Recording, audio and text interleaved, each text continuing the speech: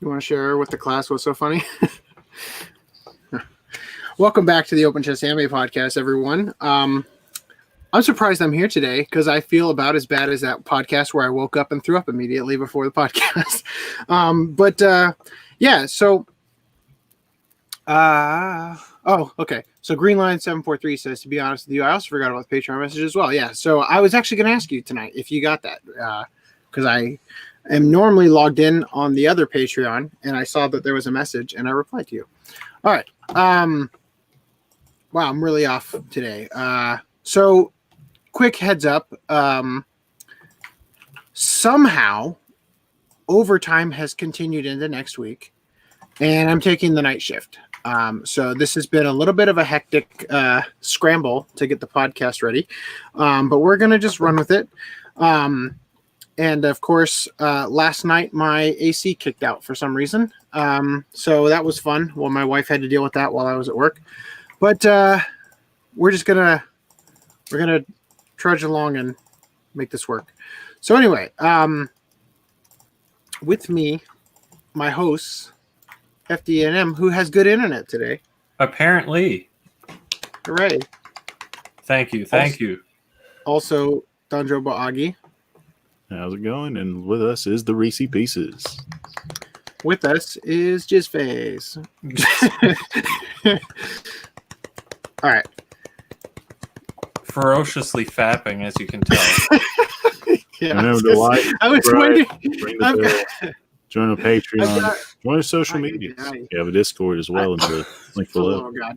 I've got a little bit of lag going on, so I was waiting to see if that noise was coming from Rhys's, like, you know how it, like, radiates off when the noise is being made. I don't know if StreamYard shows that to the audience, though, because when we used to use Google Hangouts, that was something that we could see while we were making the stream, like while we were live. But in the official, like, released version that went up to YouTube later, it didn't have that. Like, that was something that was, for some reason, specific just to the live version, where you could actually see the audio waveform or whatever. Not waveform, but you know what I'm talking about. The indicator that showed somebody was talking. And it's great to see that you've transferred your shitty Canadian internet over to me somehow. Yeah. It's like an exchange program. It's a foreign exchange program. I guess you're taking the reins tonight, FDM. Okay, so just give it a second. It's thinking. I already hit the button. To go over to the next tab. Already loaded. I'm going to do it again and end up at the next tab by accident. Fuck, this is annoying. Okay, we're just going to click on the tab. Don't buy a Mac. Okay. See, the thing is, apparently I was in the StreamYard window when I was hitting the tab buttons. Okay, all right. So if you guys want to support the Open Chest Anime Podcast, you can do so through the Open Chest Anime Podcast Patreon, Anime Collector through the Anime Collector Patreon, and I think I've already showed you guys all the new designs on Stealth Weeb because I have had no time whatsoever to work on anything else. All right, so we're on Toye questions. Well, I haven't gotten any yet. I haven't checked in the last 2 days, but I didn't see any. Just a reminder, guys, there is a Discord channel specifically for that. If you guys have any questions that you'd like for us to bring up, if we are able to do an interview, which I'll tell you right now, the overtime is making this difficult. But it also kind of makes it less difficult. And that's actually one of the primary reasons why we're doing a podcast today, because I didn't want to talk to Ron, set up a podcast for this coming Thursday so that we could just do a straight up, it's just an interview. That's all we're doing. And then the following podcast, now we're finally talking about Master Mosquito, right? So I figure if we do one next week, maybe we'll just depending on how things go, because again, it's kind of crazy doing the night shift and everything in terms of being able to compile articles. But if we do one next week with him, it would actually kind of work out because I won't have to prepare for it as much in terms of getting articles all done. Anyway, regarding everybody's favorite pandemic,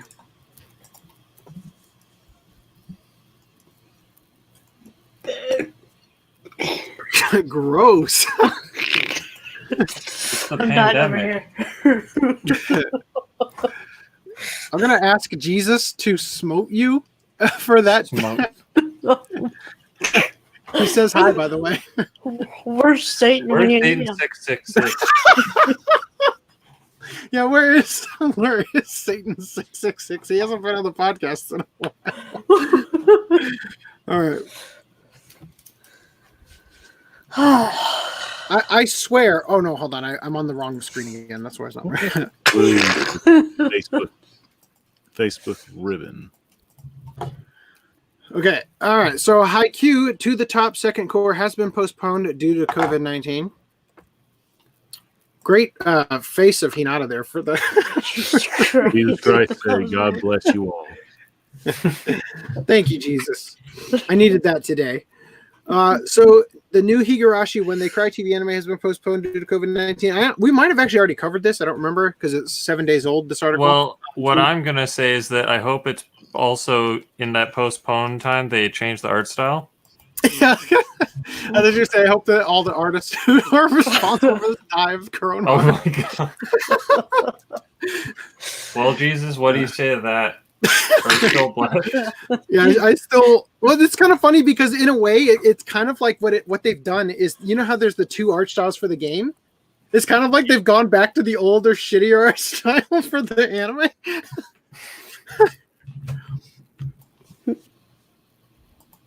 Sorry. That was weird. I closed that tab and all of a sudden you guys muted. Okay. So original TV anime Skate leading stars to be delayed until further notice. So we finally getting a figure skating anime that's not Yuri on Ice. And of course Presumably not gay. I think it's There probably was one back in the early '90s that's very similar to the movie Ghost, the one with that pottery scene. Actually, there was a figure skating Patrick anime Swayze. called was it Jinban no Kaleidoscope that had a Singapore Yes. dub, which is the reason I know it exists. Okay. Right on. Continuing, Strike the Blood 4 OVA delays Volume 2 release due to COVID-19. We're already up to 4. Why don't they just make an By the actual way- season instead of 30 OVA series? Rhys, I'm just going to let you know that when I talked to you about going through and adding some of the articles for me, I actually opened all the tabs just in case we had a mishap and lost one of them. And didn't check which ones you had added before I started adding it. So we might have a couple duplicates, but I don't think so. I'm pretty sure we made it through unscathed. So Discotech would release more Strike the Blood, but you gotta wait till then. You'd okay, think that's how we Discotech of all licensors would have like the guts to, push for it. Yeah. Okay. That time I got Reincarnated as Slime Season 2 delayed until January 2021. Japan Spin-off. requests. Good. I'm just gonna say, like, all the season 2 part 1, the Slime Diaries, and season 2 part 2 all got bumped forward one season. Okay. So they were, it was gonna be October, January, April. Now it's January, April, July. Gotcha. Okay. So in Japan, they are reopening their amusement parks because apparently the lockdown didn't need to last very long to be effective in Japan, of all places. And they have said, quote, roller coasters and other conveyance style attractions have guests wear masks and urge them to refrain from shouting and screaming.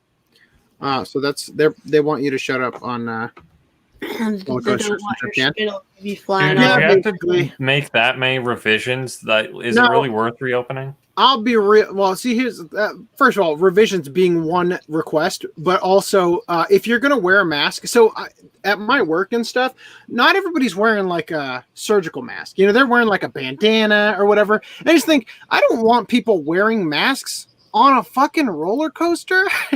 Like your stupid scarf gets caught and your head comes off. Oh, Or just flies off and hits the guy back behind you. and gives them COVID? Yeah. You think that somehow the gas mask suddenly just starts choking the person because they leaned a different way. Japan's state of emergency against COVID-19 was lifted early. I think in all prefectures now, they've just like, let's go back to normal, which is fine. I mean, it seems like apparently all the models that the CDC promised were correct were total bullshit. So that's cool. Also, I want to share something here real quick. Why? There we go. Okay. I'm not vouching for this site or anything. I just, it had larger images that were conducive to what we do on the podcast. So you guys remember CBS News, the ones that used the Italian hospital B-roll when they were reporting on New York? Yeah, that CBS News. Well, apparently they used a picture taken in Ukraine 2016 in a report about a mystery illness linked to COVID. So here's the Facebooky meme style share this. It's, whatever. See, it says October 13, 2016. Just to be clear. So this is about Kawasaki disease. And apparently what they're pointing out here is that the image, it's using the same image, right, in the reporting, right? Now, this might be a decent gotcha. I don't know. I really do not know. But it also could just be that, because I couldn't find this article. It might exist out there. I was kind of scrambling to get the articles done because of the situation with the podcast this week. But this article might still be online or whatever. I didn't find it in my cursory look because all of these things were like linking me to other stuff. And I was apparently too lazy to put them in quotations. Actually, no, I did put them in quotations and then nothing came up. Then I searched it in quotations again with it set to just 2016, and a bunch of articles came up that weren't this one. Anyway, so the point is that it's possible that this image is actually a stock image. I don't know. But I'm just throwing that out there because I couldn't confirm this. But they're claiming, we got here CBS News, blah, blah, blah, all that.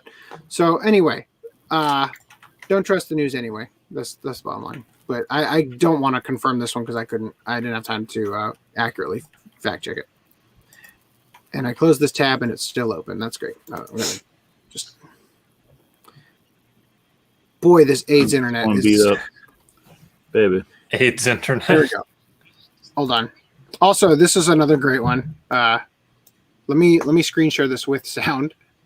MSNBC was reporting on coronavirus. Like the people's response to it in a certain town, I think is it Michigan? No, Wisconsin. And hilariously, of course they're doing Wisconsin. Right. So, but you got to hear what actually is said on this thing. As soon as it shares, boy, this podcast is going to go like 5 times longer just because of the lag between every. Ooh, that mustard. Mm-hmm. Yeah, our amazing backdrop while you can see it. Okay, you guys ready? You guys ready? Go for it. So listen carefully. It's more towards the end, but just listen to what they say. So are the people there just not worried about it, Cal? Are they not worried about their own personal safety? I haven't met anybody who is. I met some folks actually from Lake Geneva who lived in the area. They were staying a few miles outside of town where I were. And they said they're worried about it. They're worried about that second spike. They're worried about folks coming in from Chicago. But they'll quickly add at the same time, this is a place that relies on that business. I think people here want a little bit more funding when it comes to these programs so that they could stay closed. But again. So real quick, I just want to point out, during this report, they've got the total confirmed cases and deaths on the side, right? As if to really drive home that people aren't taking this seriously, blah, blah, blah, right? This is I think people felt like the Supreme Court made the decision here in Wisconsin that it was time to open up. But you can see, here, just around. Nobody's wearing them. Nobody's, there you go, including the cameraman. Yeah. Katie? Striking images, Cal. You hear that? So he's like, you can look around here and see that nobody's wearing them. And then that guy with the phone says, including your cameraman. And then he's like, yeah. Well, yeah, they just half your crew's not wearing them.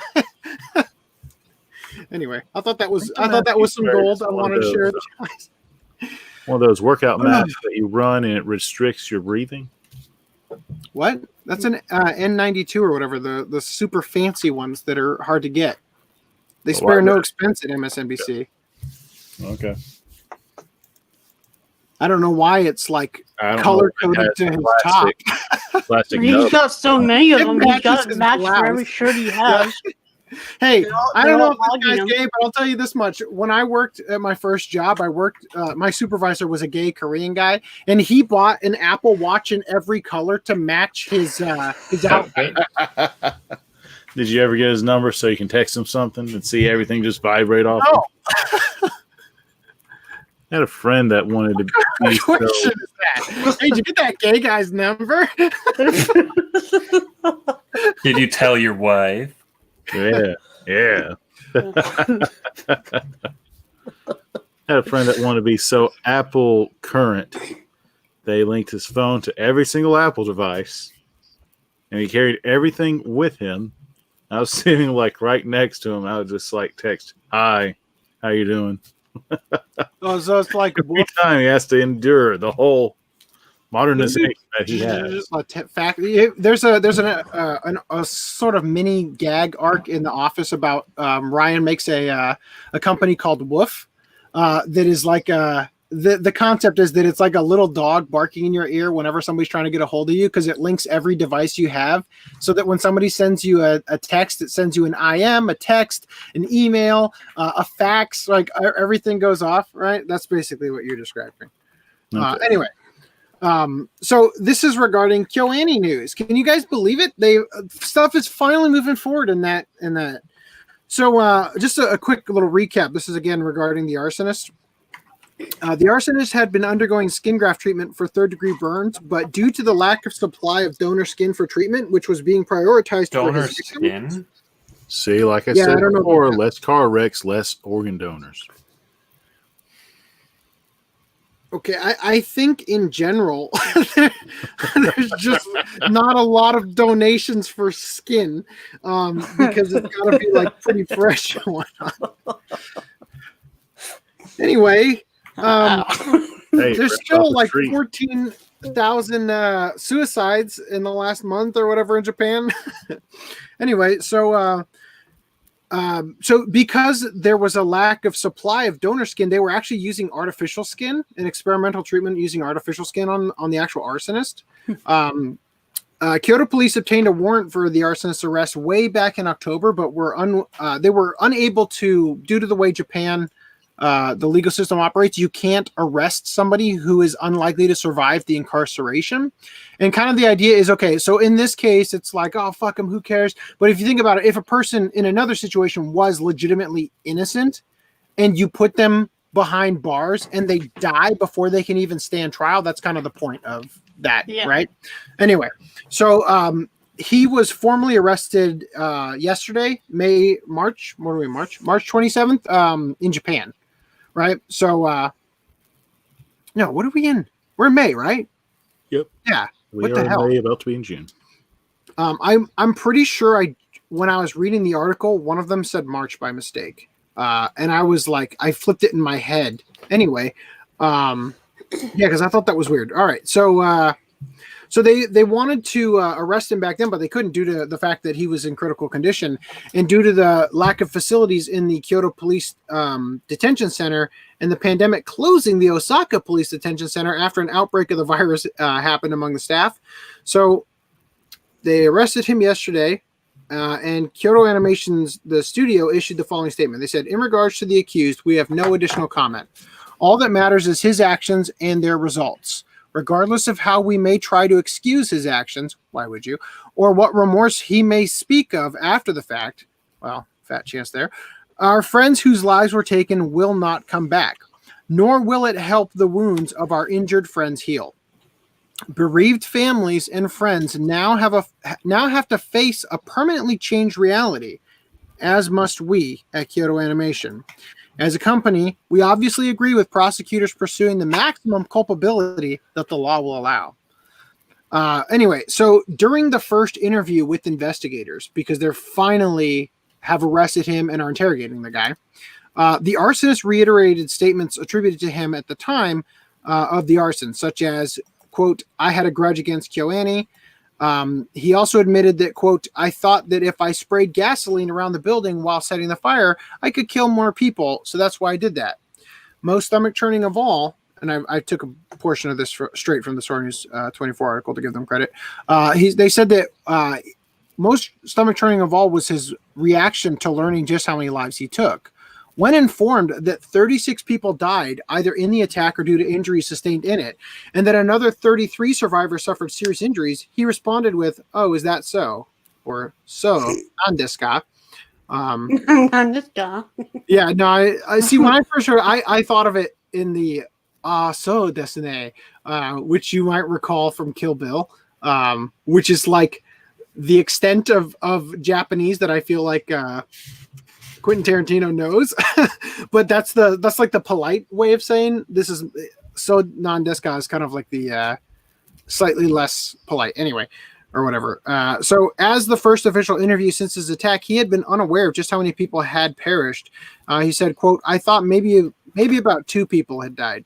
Right. That's what he was thinking. So anyway, moving on here. The fact that he thought anybody would die in the first place means it proves his guilt.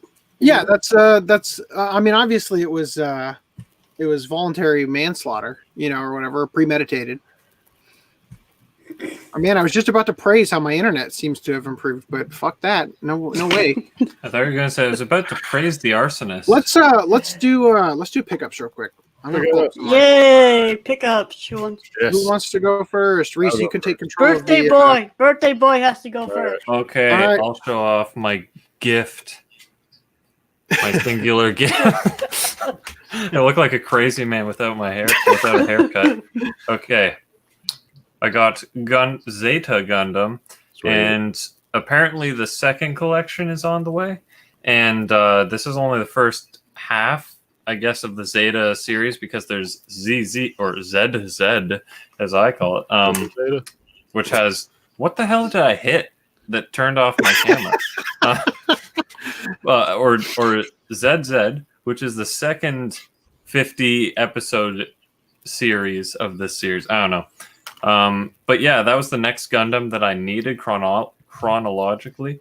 So yeah, that's a Gundam we could watch for a watch club theoretically. I hope this is the part where they the first series.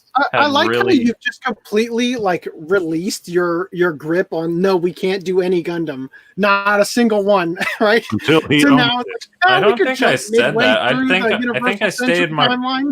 I stayed. My problem was that I want to watch things chronologically, and with Gundam, so you're like, we could do this one. It's like, that's not the first one. It's not the first one, but that's probably one of the better No, ones. I'm saying this is available in my library now. So then we can watch the first one, then we can watch the second one, and then we can watch the not third one because I don't have the third one, ZZ. But yeah, what is it? What was I saying? Yeah, the first one, the original Gundam, had such old, dated visuals, but I think, does it get significantly better after that? Hopefully. It's still the 80s, isn't it? That's still the 80s. But I mean, the first one was technically in the 70s still. So from what I've read, Zeta supposedly is far and away considered better in terms of story, in terms of animation, everything about it is superior. Well, I'm glad to hear that. But what is it? I love the quality of the art on the release, but I'm like, damn, it's a shame that it's totally not going to look this pretty in the animation. Just like all DC animated movie covers, they all look like paintings, but they just like cartoons. Apparently, yeah. And yeah, I think that's my only pickup. Huh, that sucks. Yeah. What about your Cintiq glove? Is that a new? I'm working on my. It's funny. I lost this, and my brother found it. You told me you're working on my defouling glove. Yeah, I'm trying to use this. The podcasts go on so long, so I'm just going to multitask because that's a lot of time I could put into the book. Yeah, I'll tell. Yeah, no, I'll tell you a lot of podcasts. I wish I could be doing that on stuff.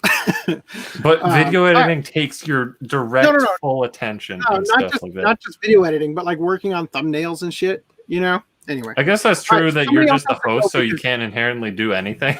And that Exactly. would be me. So, yeah, somebody else has to go because I'm trying to get the Kickstarter stuff back in the doc because I forgot to add it from last week. Okay, so So, click it Rhys, on please me. push the button because my mouse is being all weird. Thank First you. off, we have the re-release of Ninja Scroll HD Oh, the with 4 discotheque features. reckoning.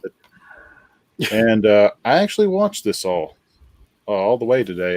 It's not as terrible as what I've heard. It's way better Did than you- Afro Samurai. What? Did I what?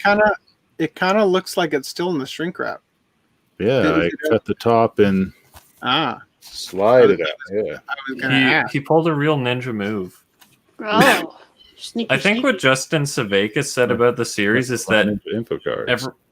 everyone, it's an unfortunate series because the movie is like such a high standard to live up to, Yeah. and it's Okay, basically this- impossible. You This know, would be it's like if they probably made about- Akira the animation TV series. It's been like 15. First of all, we've reported that they're actually working on one, but it's been like 15 or so years since I've seen the movie, and I don't remember being that impressed with the movie.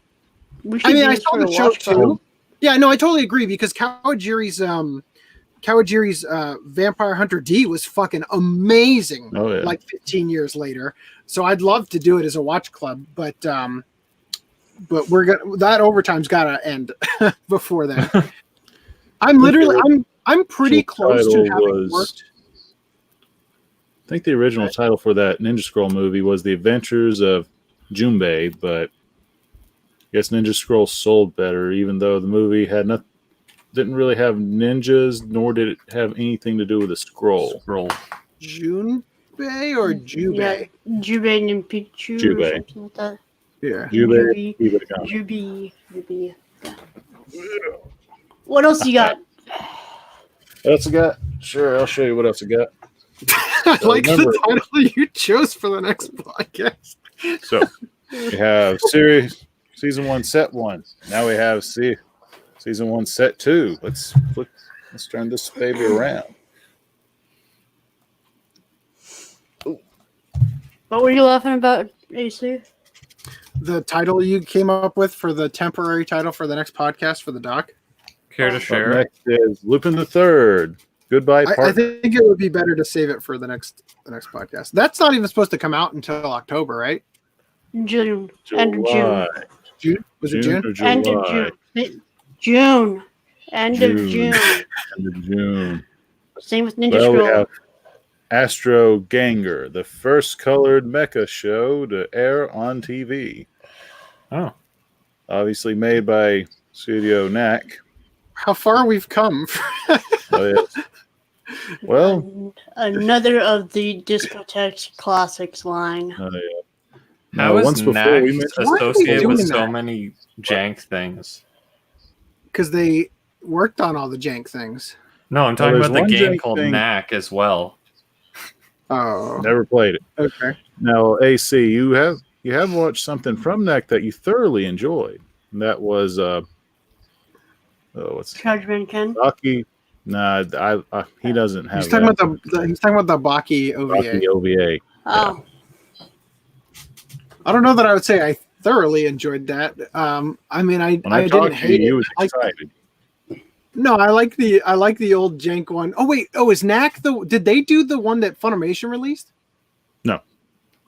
They did the OVA, right? Yeah. They did the OVA, the first one. Because if we're talking about jank animation, the one Funimation released by Gonzo was garbage in terms of Yeah, animation. so- Everybody's face looks like they got hit with So the. up next Tom and is Jerry, Pusher Joe, the Rock movie, remastered with a new aspect ratio. no, not Fancy. new aspect ratio. They have both of them. With a new aspect ratio. It is not a new aspect ratio.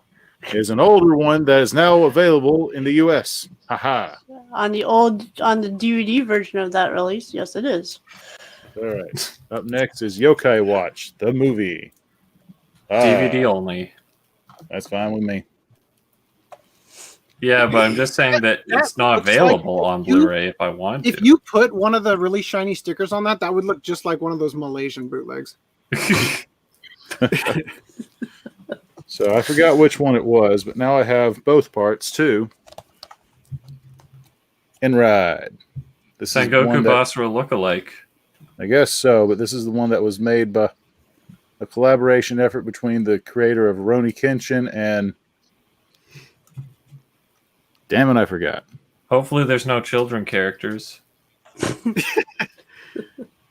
I don't know. That looks pretty gay. Listen, I mean, I'm he just saying. Oh, gay was like your interested in hairline. girls that were in late middle school, early elementary, whatever. No, I'm just saying, like something about that is not as heterosexual as Kenshin. And I think Rather, the show you're, rather for Joshi bait, you say? yeah. What's the other show he did? It was Why do you keep talking over me while Uso I Renkin. know the shows? Okay, yeah, that was it. Up next, I got part 1 and part 2 of Sakura Quest. That's a good show. I liked it. I've been wanting to watch it for a while. Finally, it was Have on you- sale. Have you seen Okay. Shirobako? Why does that sound We're familiar? gonna talk about Shirobako. Oh, yeah, I've seen Shirobako. That was great. Same character designer. Ah, So they cool, all cool. look the same. It looks like it. So I got Testament of New Sister Devil Part 2. Almost. Waiting for Part 1 to come in. Followed by Jinsei Life Counseling. Sub only. Sub only. Then going back to VHS land. Ogre Slayer 1 and 2. Goblin Slayer clone. The prequel to Goblin Slayer. Yes, it is a clone of something in the past that we now are saying is a clone of something in the future. Exactly. Yeah. Oh, so finally got this gothic fairy tale, I believe. That's what it says on the second one. Then Now watch Discotech puts that out on SD Blu-ray in August or September. Okay. I'm fine with that. Then we have Mermaid Scar, which is Mermaid Forest English dub. Oh, I thought you had that. I had Mermaid Forest, but not dub. This is, for some reason, Viz re-released this in English dub. No, there's though- two different OVA. mermaid. There's Mermaid Forest Thank OVA by Central Park that has no Right. dub. Then there's the Viz one that does have a dub that's a different OVA. Okay. By the way, the one released by Genion is like an excellent candidate for a watch club. Okay. Then last I have The Laughing Target, once again, but English dub this time. Once again, I And, thought you had that. I had an English sub edition. And the Okay. person gave me a backup for it, so that was pretty cool. That's interesting. I'm done. You're Damn done. All right. All right. I got some Oh, pickups. please go ahead. Good, because I'm waiting on this stupid caption to load so I can say the dog. Wow, there we go. All right, so I picked up, or I got Lupin the Third, Goodbye Partner, Ninja Scroll, and Rise of the Shield Hero Part 2, and my first hentai, King of Breasts. Why? Out of King of the curiosity, breast. it was a cart topper or whatever. I just put a piece of paper over it. Because You said it No, was the a cart topper for your cart is what he was saying. I mean, there's no like naughty bits. It's just a very deep cleavage. I mean, you know. Okay, but you're missing. I asked why. Like, why did you? What caused you to buy that as your first hentai? I bought it because I was wasn't gonna it add it to Fruitable or you. whatever that one you're always talking about? I was gonna give it to you, and it was one Let that me I had find out. I'm seen. pretty sure I actually have it. I've never watched it, but I was buying all. Is that from Soft Cell? That was the relaunch of Soft Cell, right? Yeah. I'm Soft pretty Cell. sure I bought those because I wanted those old rare ones to get a re-release, and I thought that maybe if they had a good, like sales on their Blu-rays, that they might. HIJL. Starts with a K. Yeah, I'm looking for it. I'm looking for where K even is. Kitty Grade should be right here. Kimberg Orange Road. Maybe I don't have it. I thought you had all your hentai in one specific spot instead of it throughout the collection. No, I do have it. Why is it over here? Yeah, no, that makes sense. Next to King of Bandits Jin. Yeah, I have it. You're right, there's nothing explicit on the cover except for some consummate parenthetical shapes that look like nipples. Okay. Well, allow me to finish this caption about this crosswalk. So you do have it, or I do, yeah. Yeah. But you haven't seen it. Thinking of me, no, I haven't seen it. So you have not seen it. And like I've seen it. I thought it was hilarious. I thought it was good. I liked it. And there's a scouter, a literal Dragon Ball Z scouter for seeing through clothes. It's hilarious. I thought you were gonna have say there's a scouter that they use and it gives like the cup size or whatever. No, and also there's a Jizz tidal wave. There's also a Jizz tidal wave in the second episode. Okay. All right. So they're doing it in front of a crowd, and they all get off at the same time, and then just shows like. She's on top of him, and then all he sees is just a... Save this for the OnlyFans? Save this for the tidal wave going towards OnlyFans version of the podcast. I thought it was hilarious. I mean, it was only like $8, so it wasn't. No, that's more expensive than I thought it was going to be for a card topper. $8 for a Blu-ray hentai? Come on, I mean it's like. I just like for my card toppers, like what's $1.99? And that quote needs to be printed and stamped in every magazine ever. $8 for a Blu-ray hentai? Yeah. Like yeah. It's not. It's okay. My statement was regarding the cart topper aspect. Anyway, I liked it. Oh, I have pickups. I almost forgot to go through. What'd you pick up? Okay, my pickup is probably all banged up because they shipped it in a bubble mailer. Ew. Lupin Goodbye Partner. Like everybody else in the world got it. Except someone who's cucked out of discotheque products at the you're just you insensitive bastard.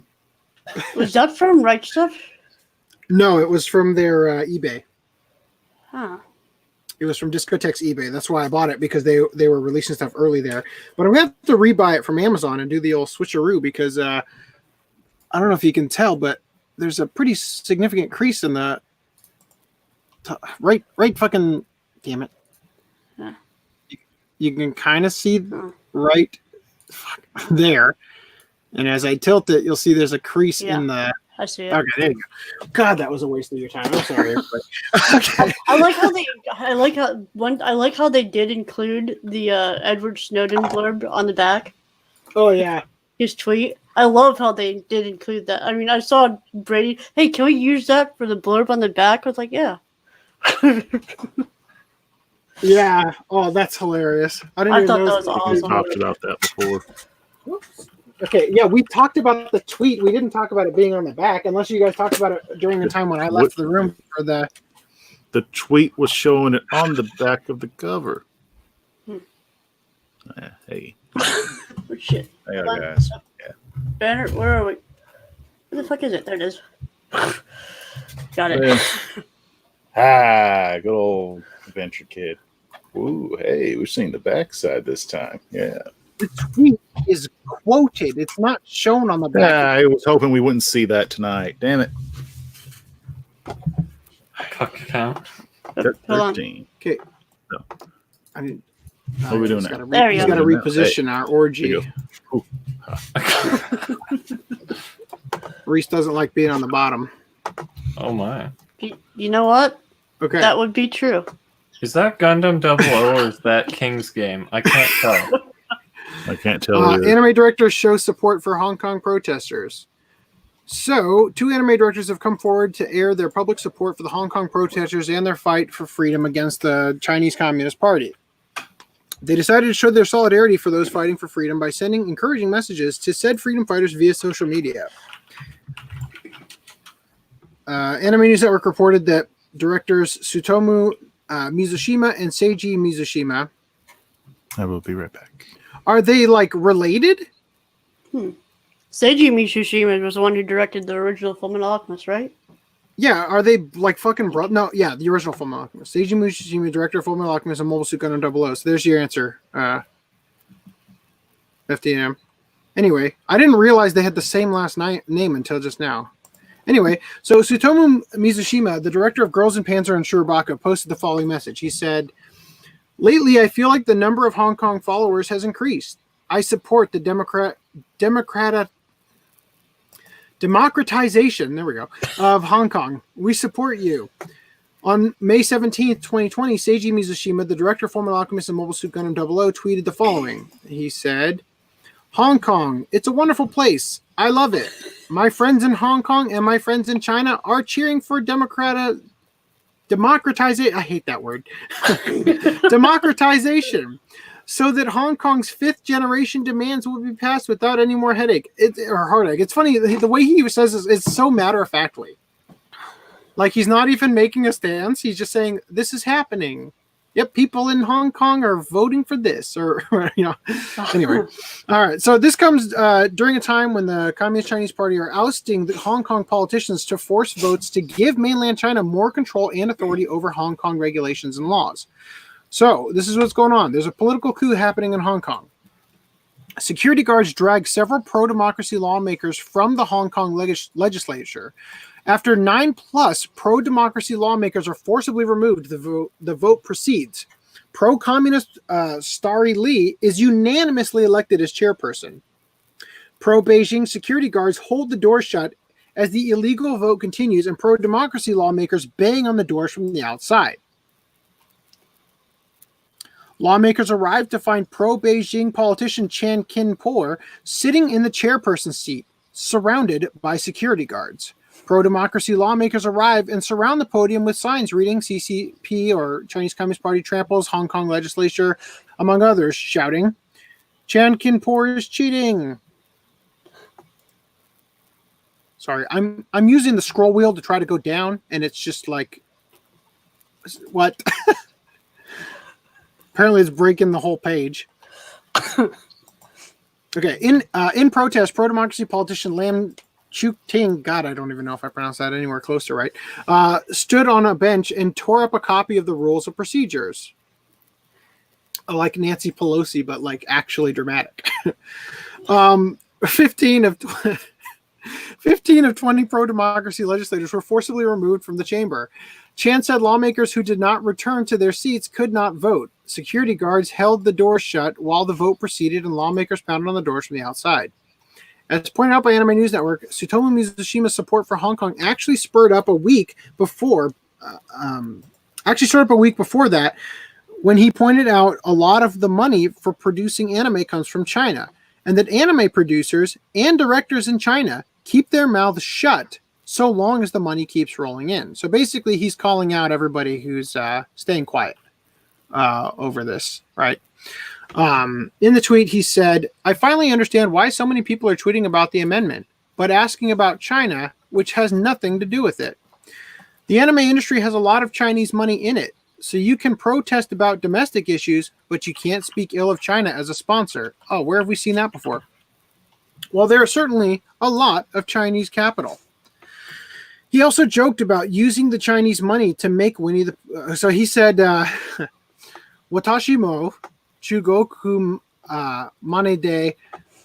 I love this. "Kuma no Poo-san." So Winnie the Pooh in Japanese is the bear Pooh, right? So Kuma no Poo-san o Sukuritai. So what he said is, I want to make Winnie the Pooh with Chinese money.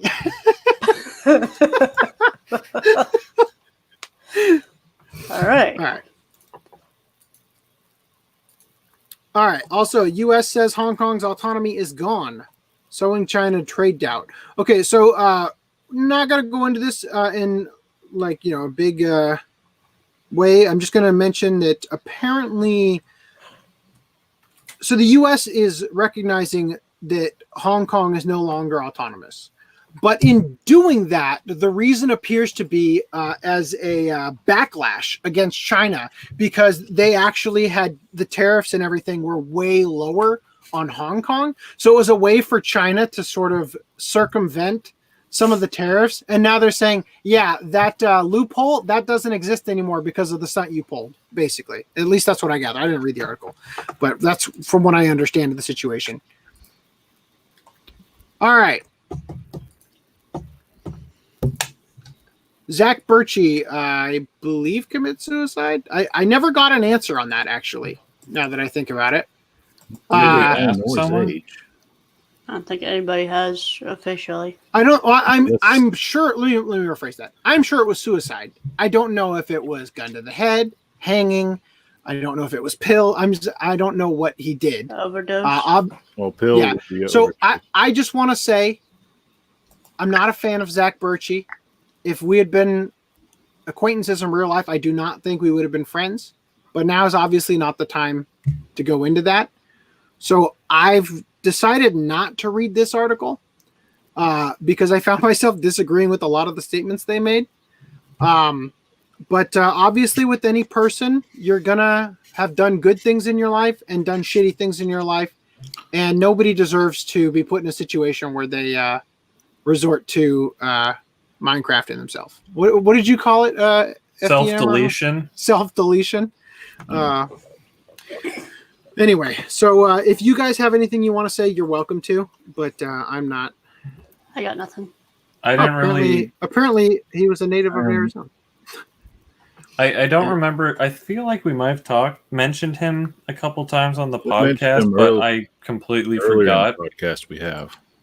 We So mentioned more or him less- regarding the fact that he was the editor at large at Anime News Network, and his love interest, Jesu Otaku / Jacob Chapman, Formerly got known as- elevated to like basically second in command over there when they started dating or whatever, which was kind of shady. And again, I really don't want to go into all this stuff now because it's like the guy just offed himself, and it's probably not an appropriate Well, time to go into this. Okay, yeah, I remember that. So you don't really have to reiterate the whole thing, but yeah. So I more or less didn't really know who it was when I heard about it. But yeah, Oh, so now you have a face to the name. yeah, and yeah, it was tragic. You know, it's his time of day. Pay the respects, whatever. You don't. God, I am I jealous keep that he's been gone. That he's been to Disneyland far more than me, and now I can stop seeing him drawn cross-dressed at an article on ANN now. okay, Interesting yes. take. That's true. Because he was on the ANN cast dressed as a Sailor Scout. Yeah. Got it. Okay. Oh, Jared. This is precisely the thing I didn't want to do okay. Fuck, I keep seeing shit in the article that's making me cringe. He survived by his 2 babies. Yes, his cats. All right. Talk about Really? them like they're more than Oh that. my god, that's such manipulative language. Cringe. All right. All right. So while we're here, do you want to talk about their Tsugumomo review? Oh, okay, sure. Did Zach write this? No, he didn't. Okay. I feel a little bit better if we tear into them a little So bit. go scrolls near to the bottom, I think. Do you want me to just search for censor? Sure. Let me copy this N real quick because okay, is it this the part you want to go over, Which isn't the? or do you want me to keep going to the next one? Probably see comments below. About the I didn't US see release. this part. I literally just went to this end. So this part, it's saying shows underage nudity. No, go back up. I want to see what it says. Even- Underage nudity okay. with some workaround that characters actually much older. It sounds like they're saying, "Oh, they're a 900-year-old vampire, but they're because their face looks young." Clearly a minor.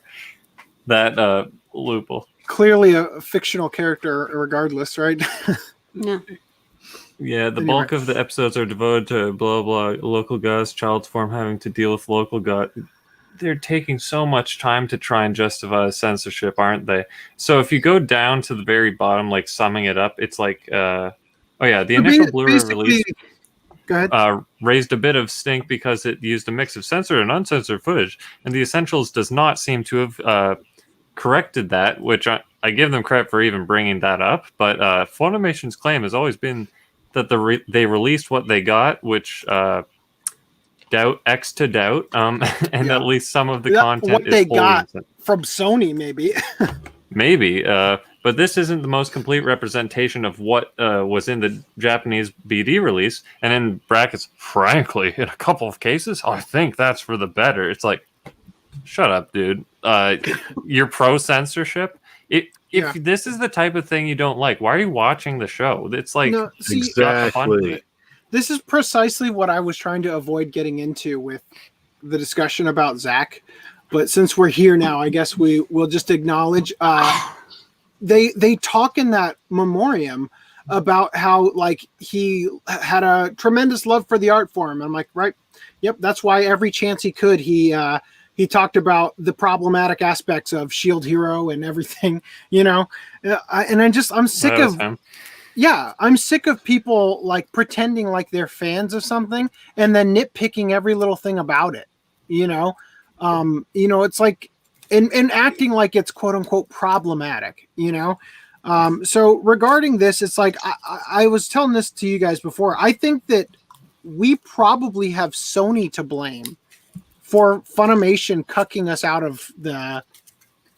of uncensored content that otherwise they probably would have been bold enough to release.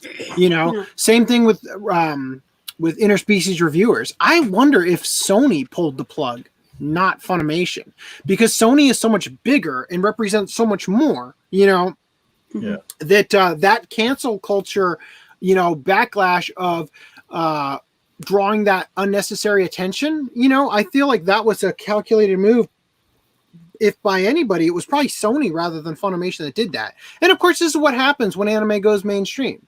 You know, a small company like Media Blasters, they could fly under the radar with just this college campus sure is swell line in any hentai they do, just so that it's clearly not a high school, even though it's obviously a high school, right?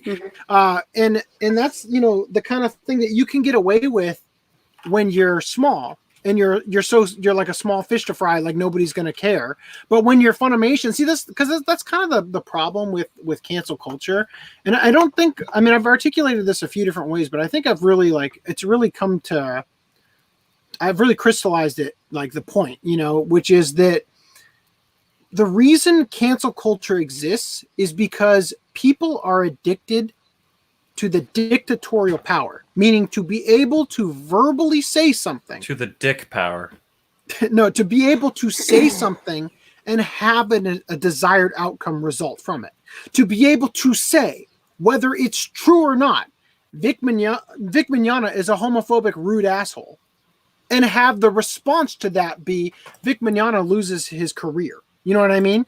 So it's the power that comes from being able to, because this is the power of God, to speak and have matter move to your whim, right? So there's this divine aspect of that power that is intoxicating to people, to be able to say something, again, whether it's true or not, and be able to affect the real world. You know, Tim Pool talked about one time, he's a journalist.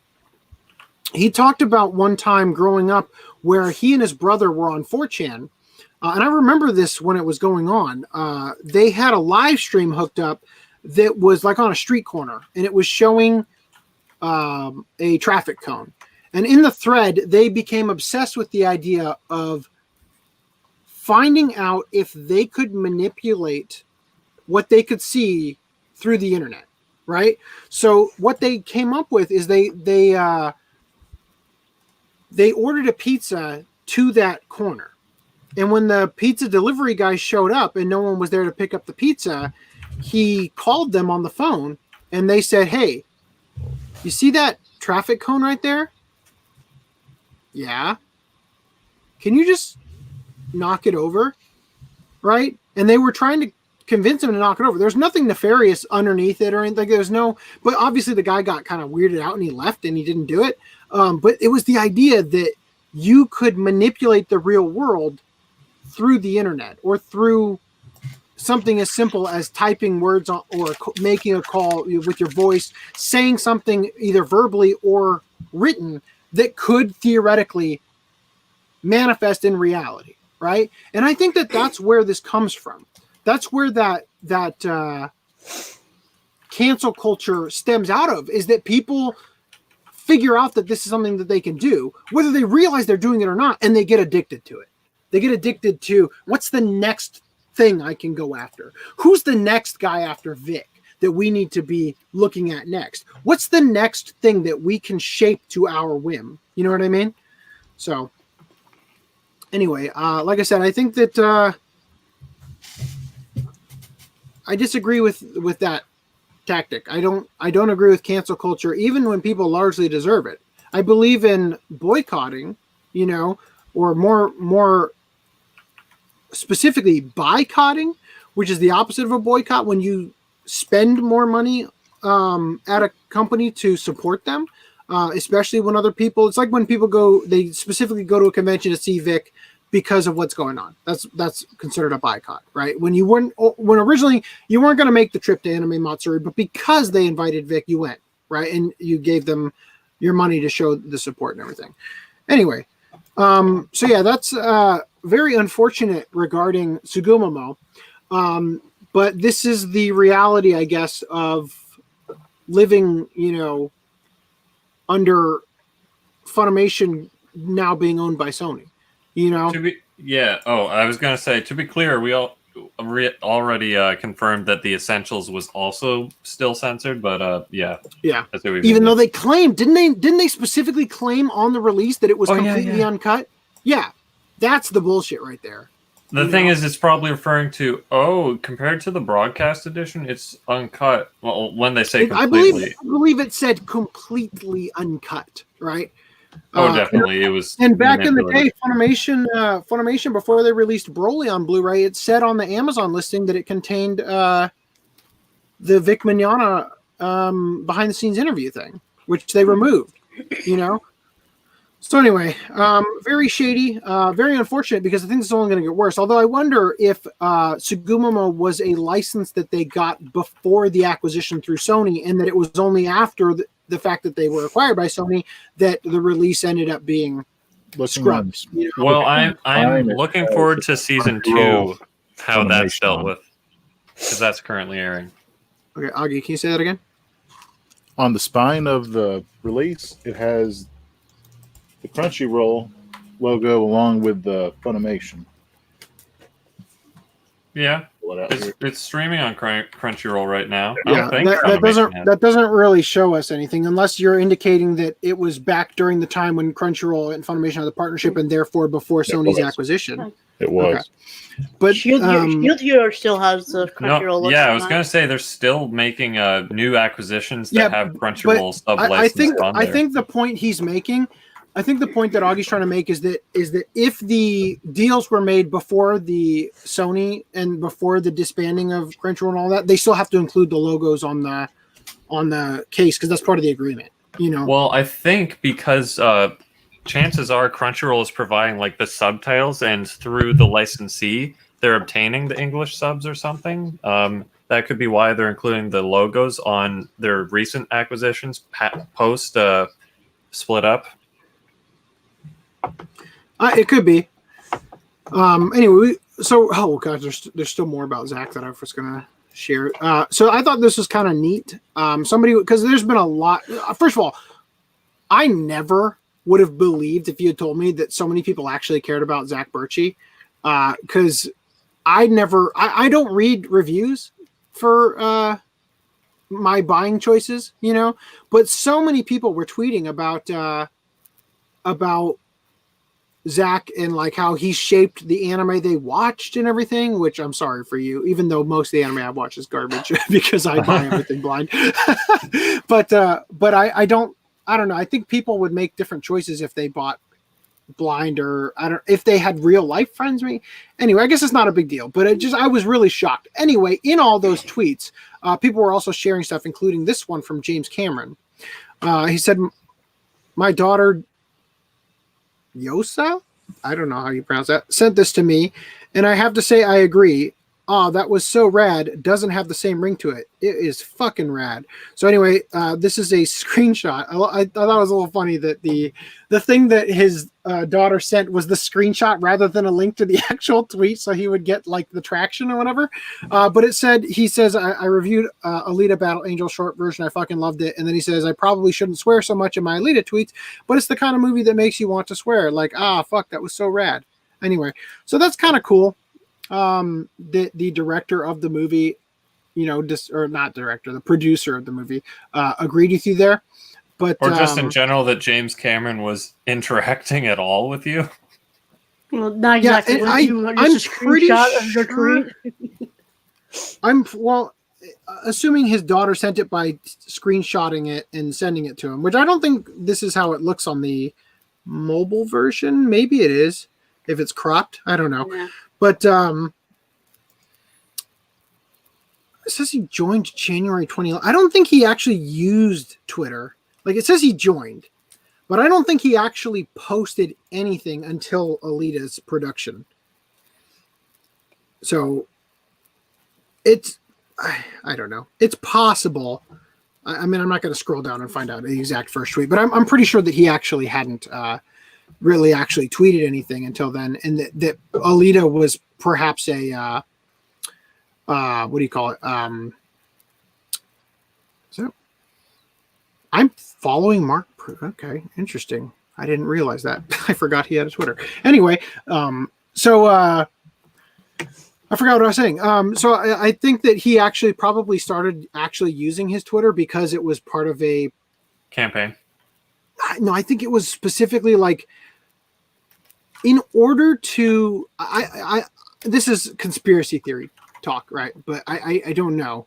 But I think that what probably happened is Alita was really expensive. And in order to get it greenlit, they probably, as a stipulation, said, you have to promote it. You have to promote it, right? Because if James Cameron promotes it, it's going to do a lot more than if Rodriguez, what's his name? Is it Alex? Robert? No, what's his name? Robert Rodriguez. Robert, thank you. Robert Rodriguez. It's going to do a lot more than Robert Rodriguez promoting it. Because what has Robert Rodriguez done that was good? Sin City, Machete, Rodriguez? You mean Robert Zemeckis? Oh, whoops, wrong person. Wait, if he did Machete, El Mariachi movies. Robert Rodriguez, yeah, El Mariachi, and Spy Kids, right? Yeah, Spy Kids. I fucking love Spy Kids. Yeah. The point is, I don't know if you're sarcastic or really are excited. The point is that Robert Rodriguez promoting the movie wasn't going to get nearly as much traction as James Cameron. And I feel like he started using Twitter because of an agreement to get Alita some more budget or whatever. Anyway, I can't prove that or anything. That's just my theory on it. All right, let's talk about titties. No. So, let's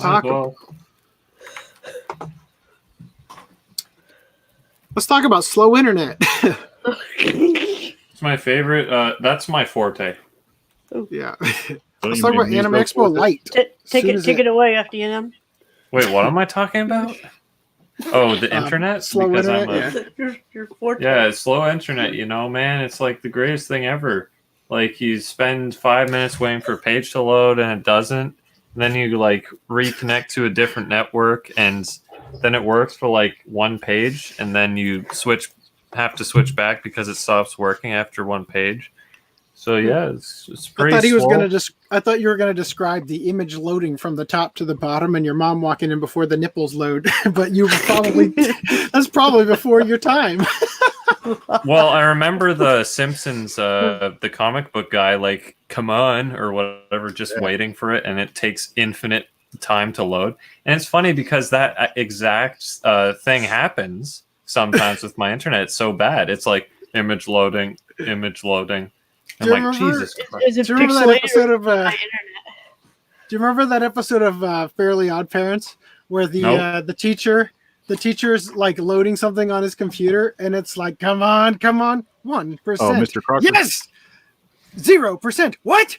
-1%. It goes backwards outside of the bar. I hate it when it says 1 minute, then it turns into an hour. Back when it like told you the time Yeah. it would take. So I remember when my internet was downloading at 5 kilobits per second. Dude, that is like on a good day for me. No, it's not that bad, but like, All right, Don't say that out loud. seriously. We might believe you. it's already been an hour. Let me get through this. So Oh, hold on. Anime Expo.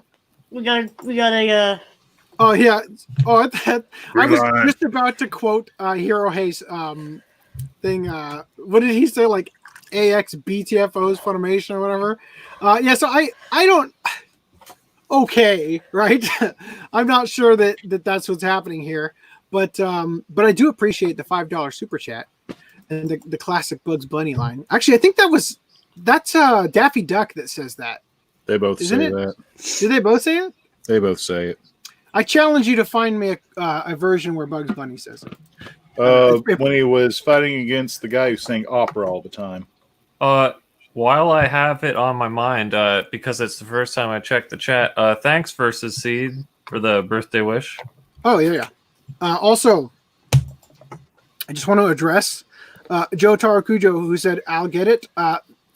So, just to clarify, I know Random 11 said, "No, why did you delay?" And then Rhys, typing as me, said, "Someone needs to get the mail." To which you said, "I'll get it." Just to clarify, that was a response as in, "I went out to get the mail. That's why we had to delay it." Okay. So just to clarify, I didn't mean like for us to be ignoring you. Anyway, but if you're still here. yes. All right, so back here, let's see. So, announcing Anime Expo Light, a virtual Japanese pop culture event. So, this is like all cool and all, I guess. I like how. I mean, I don't like. I cringe actually at the like. I can't even tell what I'm looking at. Is this Early character 2000s punk aesthetic? No, does this? I thought That's this a real was like. game. Fuck! Can I just get the words out?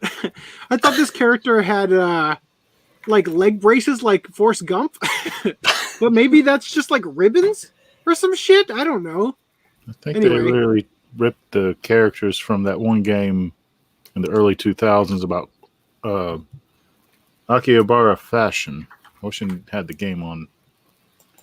Wait, Well, I'm gonna jump into the article here instead of worrying about that. All right, so we're thrilled to unveil our plans to offer Japanese pop culture fans from around the world an opportunity to experience all things anime from wherever they are with Anime Expo Light. This free 2-day live stream will begin on July 3rd. Proclaimed Anime Expo Day by the City of Los Angeles in 2015, and continue through July 4th. Oh, okay. The game is called The World Ends With You. Okay. Anime Expo Light will feature content from industry partners such as Bushi Road, Crunchyroll, Pony Canyon, Viz Media. No Sentai. Definitely not Funimation. Funimation Because could they have their double own- book. Well, they're doing their own virtual content. I mean, just restream it, right? Anyway, additionally, we are pleased to reveal the artwork that was planned for the Anime Expo 2020 program guide cover. I and Zeno seem to have found themselves in Shibuya along with the gang from The World Ends With You. Look, see, if we just finished reading it, we would have gotten there. We are excited to be able to parlay the traditional Anime Expo into a virtual experience. Since 2017, AX has been live streaming select panels.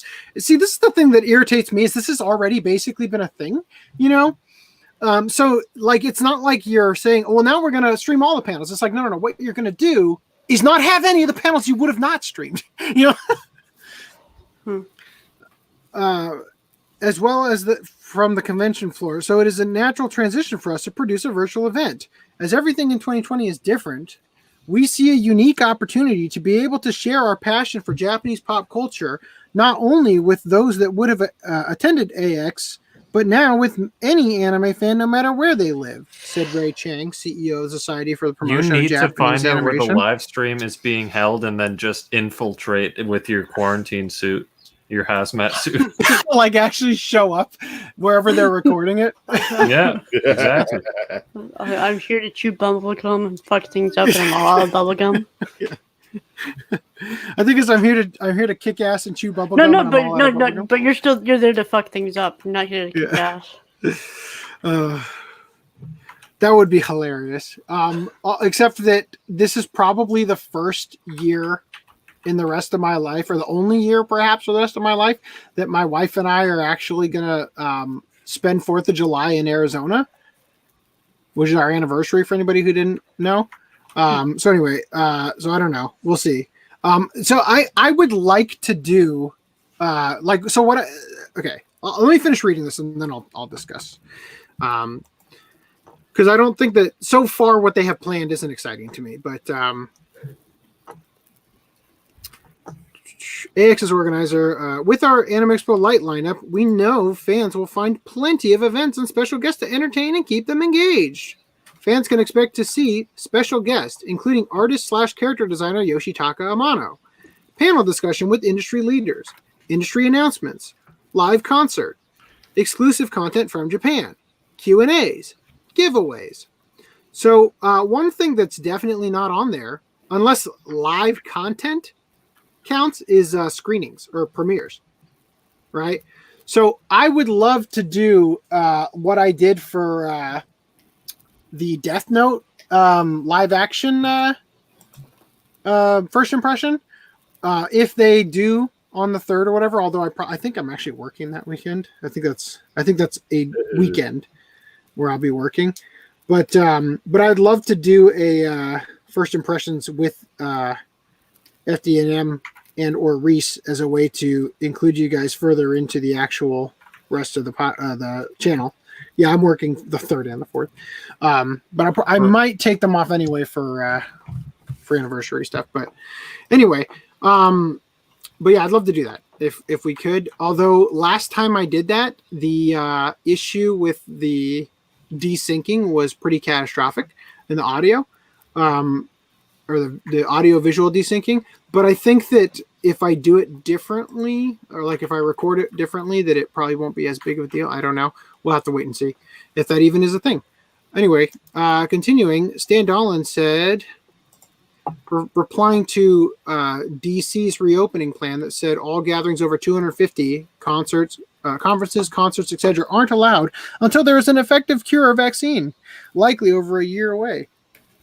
So he says it effectively kills any idea of hosting an anime convention in DC, where this plan seems to be laid out. But continuing, Rurouni Kenshin final live action film's release date pushed back to spring 2021. Takira Sato said, "Let's welcome next year." There's also more money for better internet. Well, I appreciate that. I don't know what I can do though, because give you a little shout out here. Also, I don't know the video you sent, the YouTube video. I can't click on that because all it's going to do is put it in the. That's the one where Bugs is fighting the bull. Oh, the Bugs Bunny. Oh, okay. I'll find it. I'll watch it. I'll watch it later. I just can't picture him saying it. I can only picture Daffy doing it. Anyway, so anyway, yeah, the thing about the internet is that I can't give them more money and expect to have better internet, because the issue is that everybody's stuck at home, sheltering in place, using up my community bandwidth or whatever. Because apparently that's a thing, even though you pay for, your own internet. That's great. That's great how this is happening. Thanks, internet. Thanks for really illustrating how bad it is. Seriously, what the fuck? Come on. All right, we need a little intermission, like elevator music thing we can just cut to. Yeah, not like a cappella.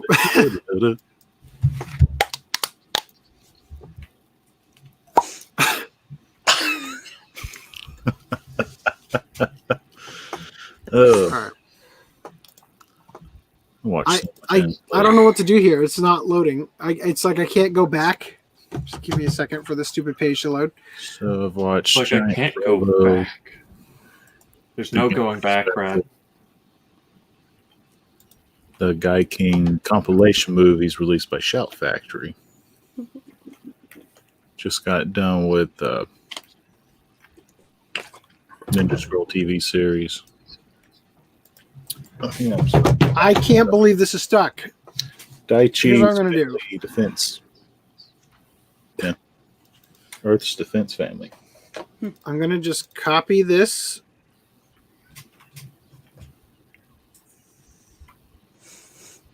I'm going to copy this into a new tab. I don't know why it's giving me like a photo thing. Like I didn't click on a photo.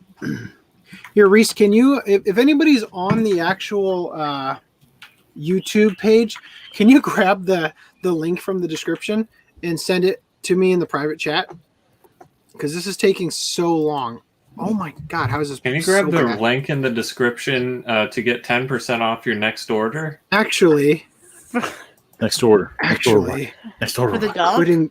quitting the uTorrent web app might help. I can't. Oh, you're Toradoring this whole time? Just Yeah, you're over there. Yeah. I see. the link in the link dump, and the doc just keeps sending me to like the. I got it. Permission. Got it. Oh no, I Share it.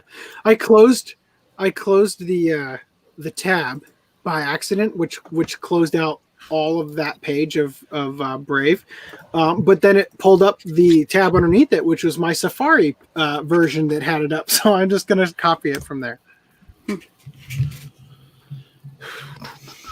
Oh my God, why?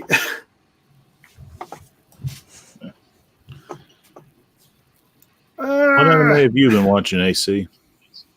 Work Master Mosquito. all day, every day. That anime, everyone's favorite. Which will be discussed later. $1,000 paychecks every week. That anime. Hopefully, next time we have a podcast, we'll be talking about this bastard. His name is Dark Schneider I or know. Darsh Schneider. I forget how it is. When I see that, when I first saw it, I thought of Berserk. Yeah, It kind of is because You you guys actually said watched it has a significantly longer manga than it does anime. Yeah. more epic.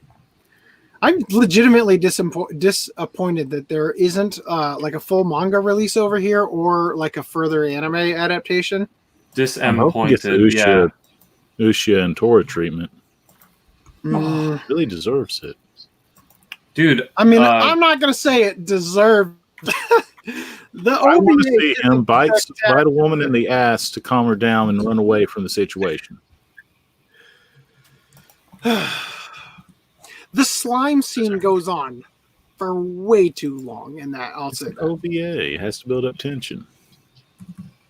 Women's clothes and armor are cheaply made and just shred up Okay. with the slightest touch. So legitimately, I'm just gonna share with you how long this is taking to actually think and load. So we could talk about Master of Mosquito temporarily while we wait. We might as well take advantage of that. I thought he was supposed to be an actual mosquito, but he Yeah, was just a vampire. I'll be real. That actually disappointed me. Like I was so ready for this weird mosquito themed vampire story, and it has nothing to do except for his name. You know, It's just, I you suck blood, legitimately you're like a was mosquito. disappointed. Yeah, I I was like the scenes. legitimately disappointed in it. I like the scenes where he just keeps turning into ash and the people have to give his blood to be able to get in control of the situation. For He's being basically just immortal, it getting doesn't have thrown very around much and longevity. abused. It's weird Was they that has to die every time he goes into his Super Saiyan mode, essentially. Yeah. Yeah, Or he'll overdrink the girl. The female main character reminds me of like Bulma for the most part, but more of a Bulma was a treasure hunter. Yeah, there you go. Bulma mixed with some Lena inverse greediness. The vampire kind of reminds me more of another type of Vash the Stampede character. He acts dumb, but there's more to the situation that he knows. he reminded me more of Wolfwood. Yeah, there you Trigun. go. I liked how his servants kept calling his mistress of the time Mama. I liked. So I'll say this: I was immediately sold on the show when the opening started, and it got to the part like because of the jazzy opening. I'm a sucker for that anyway. But the shot of the Loch Ness monster with the little bat shape in the corner with the circle around it, like right here, like the YouTube thumbnail, the big arrow. Yeah. That I died when that came on screen. That was so funny to me. I love that. I thought it had this fun self-awareness. I like how more traditional vampire powers he did have, even though some felt kind of Hammer horror-ish per se. Noting the blood, noting the ashes, and putting the blood on to revive the vampire. What powers are you talking about? You mean just that he was a vampire? Like, what specific power did he have? Could he levitate with his mind or something? Well, he was flying. I mean, yeah, but I mean, like, just the way you phrase that, I'm not sure what you're talking about. Hypnosis. He is a charmer. I don't know. He seemed to. I don't understand what really he saw in Inaho or whatever her name was. I kind of felt like he treated her more like a daughter instead of a lover. Yeah, it was. See, because they in the ending credits they showed the zygote and the fetus of her, right? And it was like, what? What is happening here? Why has he been watching over her in the crib since she was like a toddler? Because of her grandmother who entombed the O part. Boy, that was a dumb plot point. I wonder if this. I love the guy who would turn into a centaur horse, though. Oh, God. Yeah. I like. I'll be back in a bit. I'm gonna go make a sandwich. I like the combat scene where they're in space. Oh, but that was the best part when the old mistress gets sucked out into the vacuum of space. Yeah. Fuck! I meant to make a video of that to tweet out. Oh god, that was so funny. Just like that, it's like that scene in fucking Alien 3 when the xenomorph hybrid gets sucked out into space, but just like a million times funnier because it's just like, well, there she goes, she's gone. Yeah. Another fight I enjoyed was the epic bimbo fu used in the cat fight between his wife and the redheaded girl at the end of before they went up into space. I think their names were Camilla and Inaho. They were Inaho and Inaho. Yeah, but I'm pretty sure that the differentiation was Camilla. Yeah, they said Camille. Yeah. Okay, I actually got a bunch of these tabs open. Ooh, they're open. So we can continue here. But if you want to keep talking while I wait for the images to load on this one about Hana Kimura, you're welcome to keep going. We've only got 5 viewers. No, I'm just kidding. I love each and every one of you. I guess if you're going to watch this OVA, expect some slight action and a lot of zaniness. The thing I didn't get was why did he leave what's-her-face, Camila? Okay, so something that's to its worth credit, though, it's an OVA, so it's like it doesn't have the whole world, the whole time in the world to... This, like you said, this is the OVA. There's actually like a 28 episode series or something like that. Oh, shit. Yeah, 26. It's pretty long, right? Anyway, also, I'm just noticing that your original title here was from this, Till Death Do Us O Part. Yep. I cringed when you wrote it, Rhys. I'm sorry. I thought it was just a bad pun you came up with, but apparently it was the guys at Anime Works. Oh, Rhys is gone. I forgot he already left. Okay, so the article here has loaded. Do you guys? Is there anything more you actually want to say about it? It was a good watch, right? I'm glad. I thought it was fun. It was fun. Had some funny moments.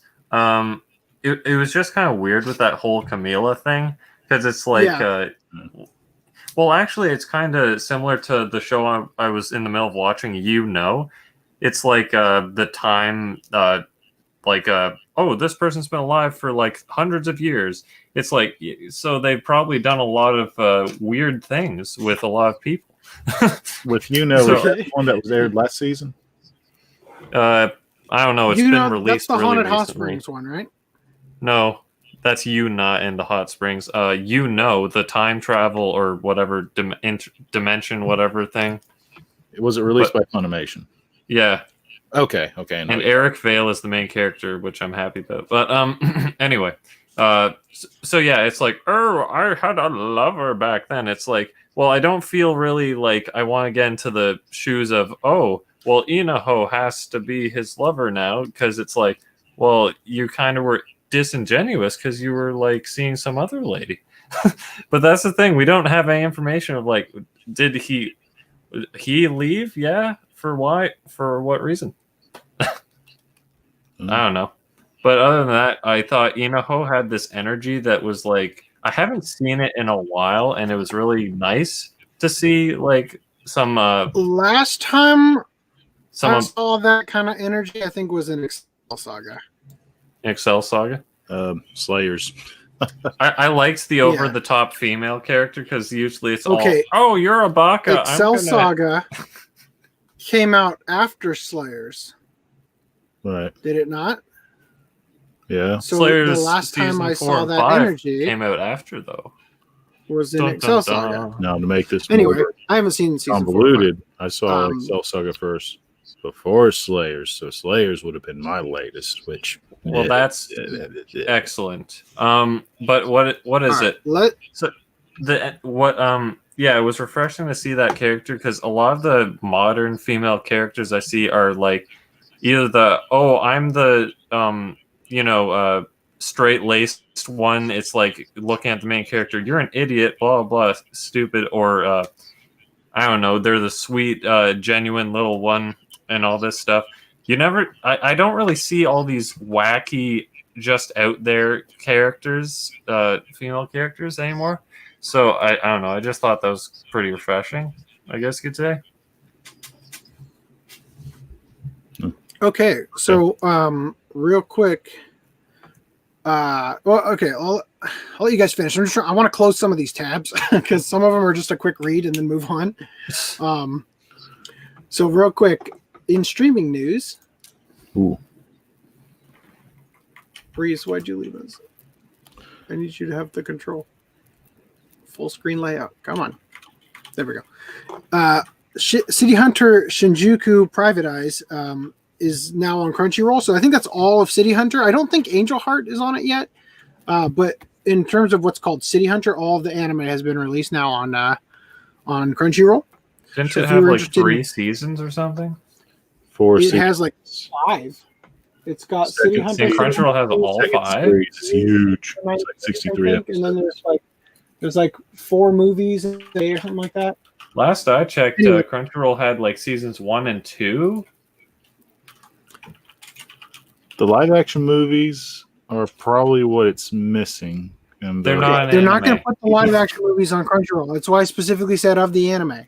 right. Wow, you were not kidding. They have all of it. Rig up that counter, Rhys. Rhys, hit the counter. As we are waiting, once again, let's all look at the fabulous cover of Adventure Kid. Ooh. I remember next time we have a podcast, hopefully, we'll talk about this bastard.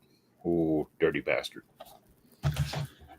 I'll have to see if I can acquire it. Oh, let's see. So, what is on the shelf today? Why? We have Street Fighter 2, the movie, the one with the excellent soundtrack, and at the end, it hints some release of Street Fighter 2, the live-action movie. Oh, speaking of Street Fighter 2, do you know the manga release that's like a digipack or whatever? Did Discotech re-release that? Are you talking about Street Fighter V? Yes, I think. No, they have not released Street Fighter V yet. However, I did enjoy that when I watched it on Showtime. What few episodes I have the whole thing. I can watch the whole thing. I'm trying to see it on my shelf. Street Fighter. I believe that one's a 26-ish, 29-ish episode series. Yeah, 29 or something odd like that. Street Fighter 2 5, yeah. So Discotech hasn't released that? Because I was going to say, I hate that box. It's not a box, I guess, but I hate it. So I wanted to get a better version of it. So I'm going to need to go through this quick because my internet almost didn't let me back in. Like I got disconnected from the stream. So let me. I'm tired of fighting you guys and the bad internet. Moving on. Classic anime streaming service Retro Crush adds a lot of Tezuka stuff. So Astro Boy, Blackjack, Ambassador Magma, Sweet. The Time of 1,000 Years, Prime Rose, Undersea Super Train, Marine Express, Sweet. and Those 1 Million Year Trip, Bander Book. that hasn't been released over here yet. Ambassador Magmar was only a VHS release. Retro Crush. Okay. Continuing here. Vampiric Romp Vlad Love introduces new stars and character video. Who cares about that? There's more visuals to see. And it actually looks less good. You're the one who shared that. I know. Looks I kind know. of early. I don't care about the headline. I care about early the 2010s. continuing of the fact that it's being made. Although this red-headed character is which of these doesn't belong? Oh yeah, Rhys, go ahead and put a 14 on that counter. Go ahead and put a The 14. cuck count. You have to up the cuck counter while you're gone. Oh, What are we gonna do when that number gets so high that you can't display it anymore? so Hopefully by then I have a different setup with just a longer. move to 15 now. Yeah, so that next time you show it. Okay. Fire Force Season 2 heats up a new trailer visual confirming July 2020 broadcast, which is kind of interesting that they didn't seem to get slowed down at all. Yeah. By the way, just want to let you guys know, the Broly video is like absurd. I'm literally just waiting for the first week where I don't have overtime and I have 4 days off and it'll be finalized and up. Just FYI. Like, I'm still making progress on it little by little, but I want to actually give it like a full 2 or 3 days where I'm actually sitting there cleaning up every little last piece and hit render before I release it. After that, I want to start going into the stuff I recorded at Anime Expo in 2019. Fire Force is... I did 7 first impressions that year. So Fire Force is first, but I'm just going to let you guys know I'm probably going to do Premiere first, and so that I can have started editing that and have it like what I do in that video is going to dictate how the Fire Force one ultimately how that ends up. Okay, so anyway, I don't know why I bothered to tell you, but the Fire Force one is legitimately like 99.99% done. I just need a couple clips from Soul Eater, finalize a clip from Blue Exorcist, and a clip from Premiere. So I'm going to need to do the Premiere one first. Similar with what I'm doing with the Broly one. I'm actually working on the Hunter x Hunter one right now. But anyway, but that's coming. Thank you for your patience. Continuing. Upcoming Rent a Girlfriend TV anime confirms July 10 broadcast with an adorable new teaser trailer and new visual. So yeah, Rent a Girlfriend. I'm just gonna say I love the wardrobe designer for the show.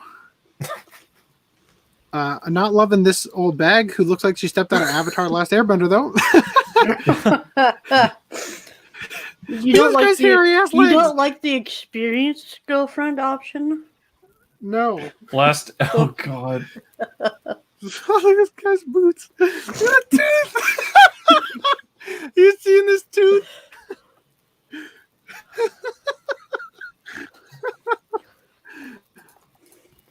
Hold on 1 second. I can never wear boots. It always eats the hell out of my back of my heel.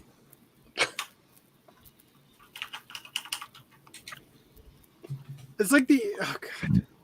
Like, can someone explain to me? It's like the faxmachine print, like that's how slow this is going. Imagine that really slow printing, but it's like zoom and enhance. See that tooth? Anyway, there's the tooth I was talking about. Moving on. I'm glad you weren't watching this on your phone. Fashion now. I thought they were just tacky work boots. Now people are just don't want others to stain their shoes for some reason on those. Ugh. And that zoomed everything to this size. Okay, good. Control 0. Okay. It says it's zoomed to 500%. I'm just going to hit reset, even though it's already there. Okay, so Ikumi Hito's harem comedy manga Magami Ryo no Ryobokun to get anime adaptation. For a second, I thought she was doing the... Rhys, put the camera on me. I thought she was Yeah. doing the meme with the sprinkling the salt, but it was I like hate the that kid. meme. There we go. Anyway, Yeah. it's all right. The camera, it never. You know what I'm talking about? We saw you do Anyway, that. Salt I back. think I saw an anime I that can made see that it. reference. I think we was did sad. actually. All right. Anyway, so This is a yeah, bad this time is. for me to be eating a sloppy Joe. More noise to that. That's a What's sandwich. in her mouth? Is that a spoon or a pregnancy? It's a toothbrush. All right, guys. I was gonna say, why is she sticking? Trying to make sure her teeth aren't pregnant. Sprout more cancerous teeth in her mouth or nose. All right, Yuki Yuna is a hero mobile game inspired short anime with original story. It'll cost $90. Hooray. It will. For 4 episodes. Did the maybe if it costs $90, it'll probably get a dub. Okay. Anyway, It costs $90 because isn't that what happened with an hour per episode. Close? Oh my god! Why is the lag so bad? Arizona All weather. right, let's talk about this pro wrestler who died, Who is she? or who coroned herself. That's what I'm calling it now. I think it's funny. Self-deleted. Yeah. 22-year-old Japanese wrestler Hana Kimura dies after cyberbullying. Quote unquote, dies. Self-deleted after cyberbullying. Okay, so professional wrestler Hana Kimura has died at the age of 22 after what some suspect may be a suicide resulting from online harassment. The wrestler's last words were, "I love you. Please enjoy your life. I'm sorry." It has been reported that Kimura left messages on Twitter indicating that she, quote, no longer wanted to be a human. Along with self-harm images, her final Instagram post issued an apology to fans.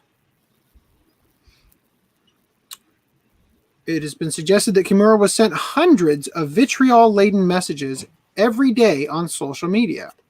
The wrestler's death led to messages of grief from both Japanese and Western figures, including English pro wrestler Paige of WWE fame and former UFC star Ronda Rousey. So Paige said, "This breaks my heart. The internet can be a cruel, disgusting place. Rip to this beautiful young woman." And whoever this is says she was bullied to death. If you partook in any of this, don't ever call yourself a wrestling fan.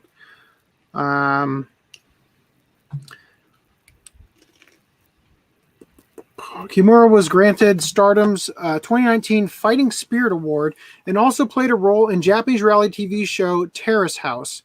Here's images of Kimura in action. Now, there were like 8 articles on this, and I unfortunately didn't get to go through all of them. And also, not that it's not a tragedy this person died, but don't care at all about pro wrestling.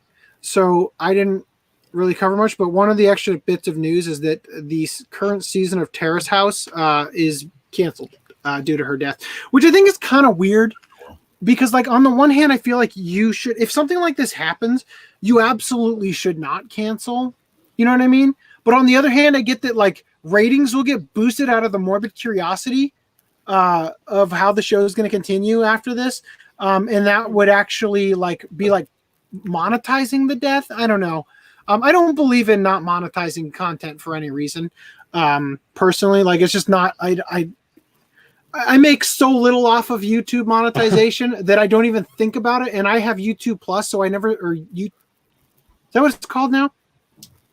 Yeah, no. It was YouTube Red. Is it called YouTube Plus? Whatever it is. Anyway, I have the YouTube Premium, so I don't see ads ever anyway, so I don't really think about it. But anyway, I have AdBlock Plus and I don't see ads. That's free. Well, my comment on this is that cyberbullying kind of doesn't exist because if you just don't engage them, then they can't further bully you. Yeah. So, I mean, the way they handled it probably could have been done better, but that's not to discount the fact that they self-deleted. I don't see the thing is here's let me say this. Right before the podcast started, when I was scrambling, like, Rhys, put this one in the doc because I have to choose one. I figured this was the best one because it was right at the beginning of the thing, and it was the Sankaku Complex doesn't mince words. Their articles are very straight to the point and short. But unfortunately, what this article didn't tell me is what she was being bullied over. Right. Now, That's I talked to a friend at work. I drove him home the other day, and he talked about this, and I got just the tiniest bit of feedback, or insight or whatever to it. And he said that on Tara's house, there was an episode where her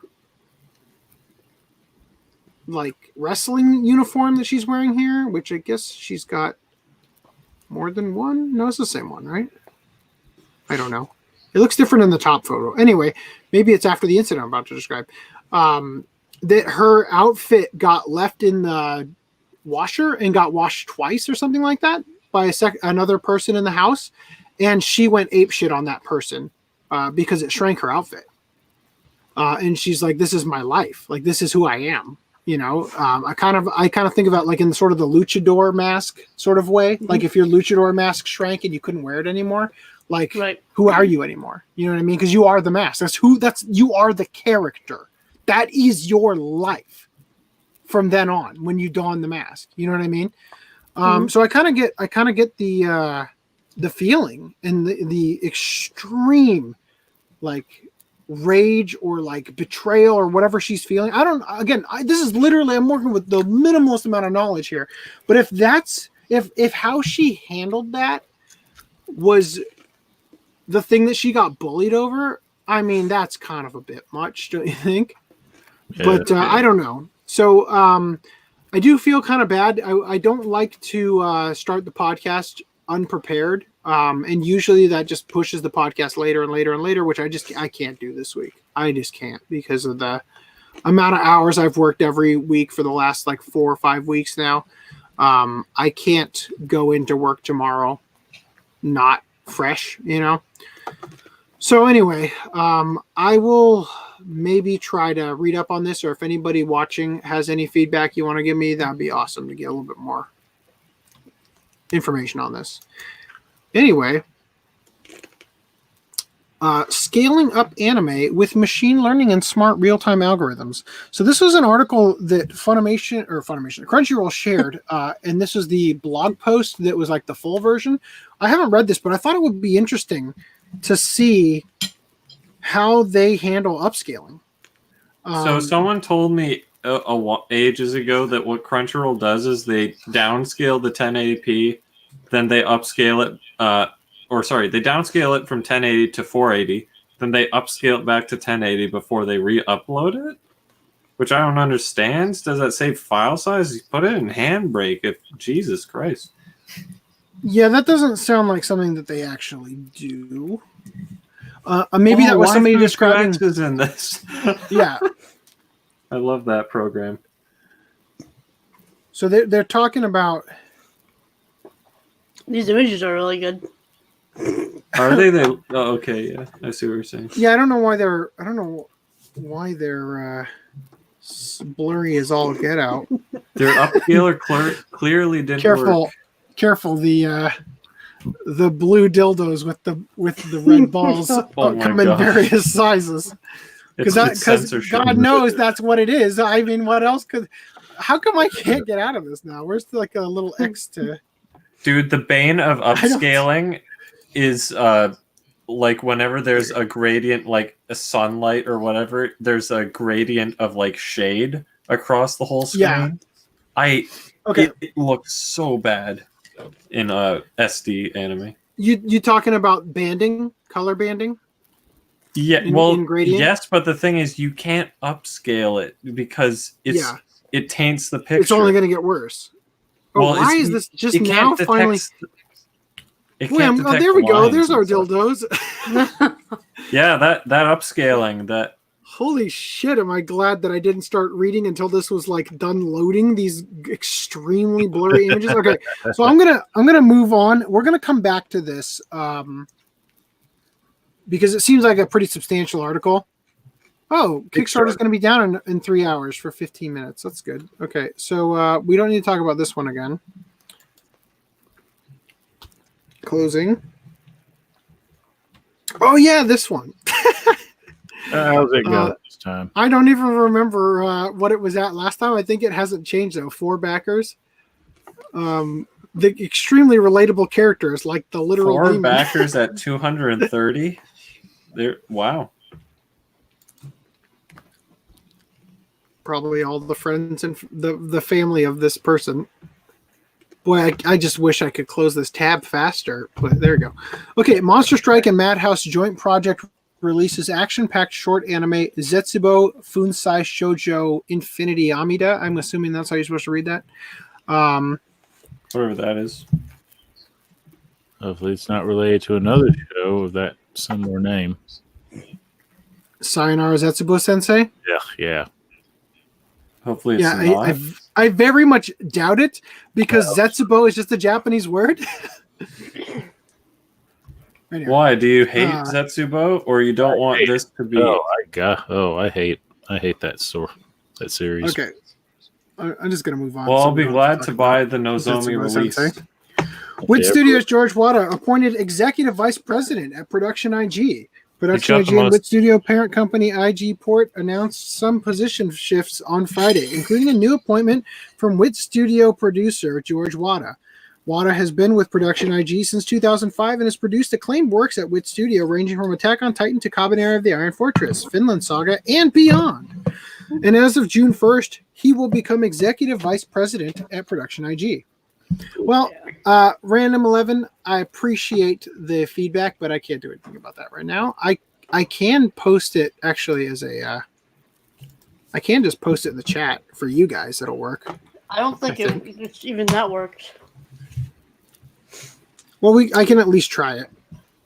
Just as long as I don't cuck myself out of the stream when I do. Careful. Oh, Rhys I got got one. hiccups. Yeah, you're just a hick. Jesus, man. Having trouble connecting to the internet. Please check your internet connection. That's just great. By Well, the way, he cancel- has the most Japanese first name ever. George? Yeah. Yeah. George Joestar, right? I mean, he was probably named after George Joestar. Is George Joestar? That never happened. When does that happen? That's the father of John. That's the father of Jonathan. Well, I clearly was paying attention. He's the one that raises Dio. Yeah. I know, but he gets deleted so early. Yeah. Yeah. And then there's George II, Yeah. who was the World War I. The one who deleted from being a pilot. Yeah. We're censoring to make all that YouTube money, right? No, we're doing it just because it's funnier. I hate it when people say VM when they're referring to Vic Mignogna. You know, I just think it's funnier to say Corona or deleted or whatever. Yeah. Anyway, so some of the other notable appointments went to animator and production IG operating officer Tetsuya Nishio and animator Takayuki Goto, both of whom will be production IG company directors as of August 28th. Nishio has a range of impressive credits, including character designs on Naruto and Boruto Naruto Next Generations. Wow, no, he did both? God, I can't believe it. Did he do Shippuden? As well as character designs, animation, and animation direction as key projects in IG, like Hiroyuki Okiura's Jinro and Mamoru Oshii's The Skycrawlers. Goto is a longtime animator who was also a founding member of Production IG and handled character designs for Ghost in the Shell Standalone Complex Second Gig, along with Nishio. I think they also did the character designs for Petite Cosette. Oh. No, look at Princess Yuzi and tell me that looks like Naruto.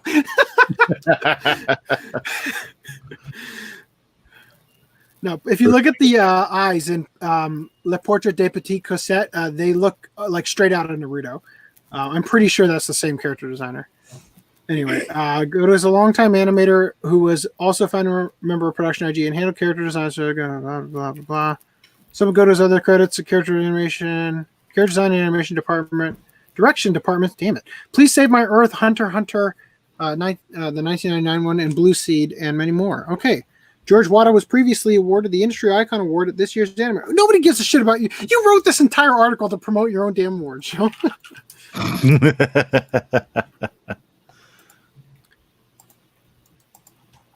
I'm just trying to make sure that got to make sure that's loaded so I don't cuck myself out of the stream again. Okay, School Live or School Live, right? I still don't know how it's pronounced. Odayori sequel manga coming next month. Sweet. Ta-da. To Japan. I don't know. Anyway. Aww. There's a premise there, but I don't want to read it because I don't want to get it. Also, today is the original Tsundere's birthday, and her manga, Kimagure Orange Road, is free online. When did 80s, I guess. Yeah, it is. Yeah, so one of the characters in Kimagure Orange Road actually has my birthday. It's one of the only anime characters that does. Anyway, that's it about that. We could watch that sometime, though. Oh, yeah. Soul Press will no longer focus on publishing visual novels. There's an image here, but I'm not going to wait for it to load.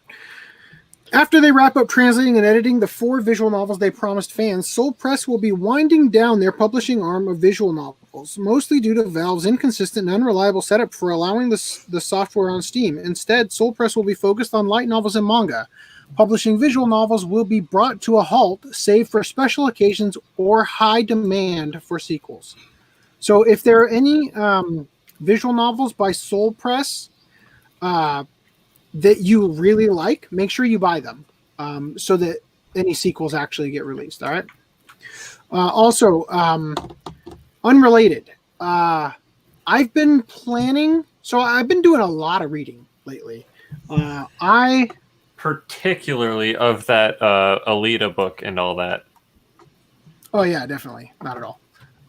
Thank you, Rhys. You read my mind. I've gotten decently far into this book. Not this one, the one that is in my car.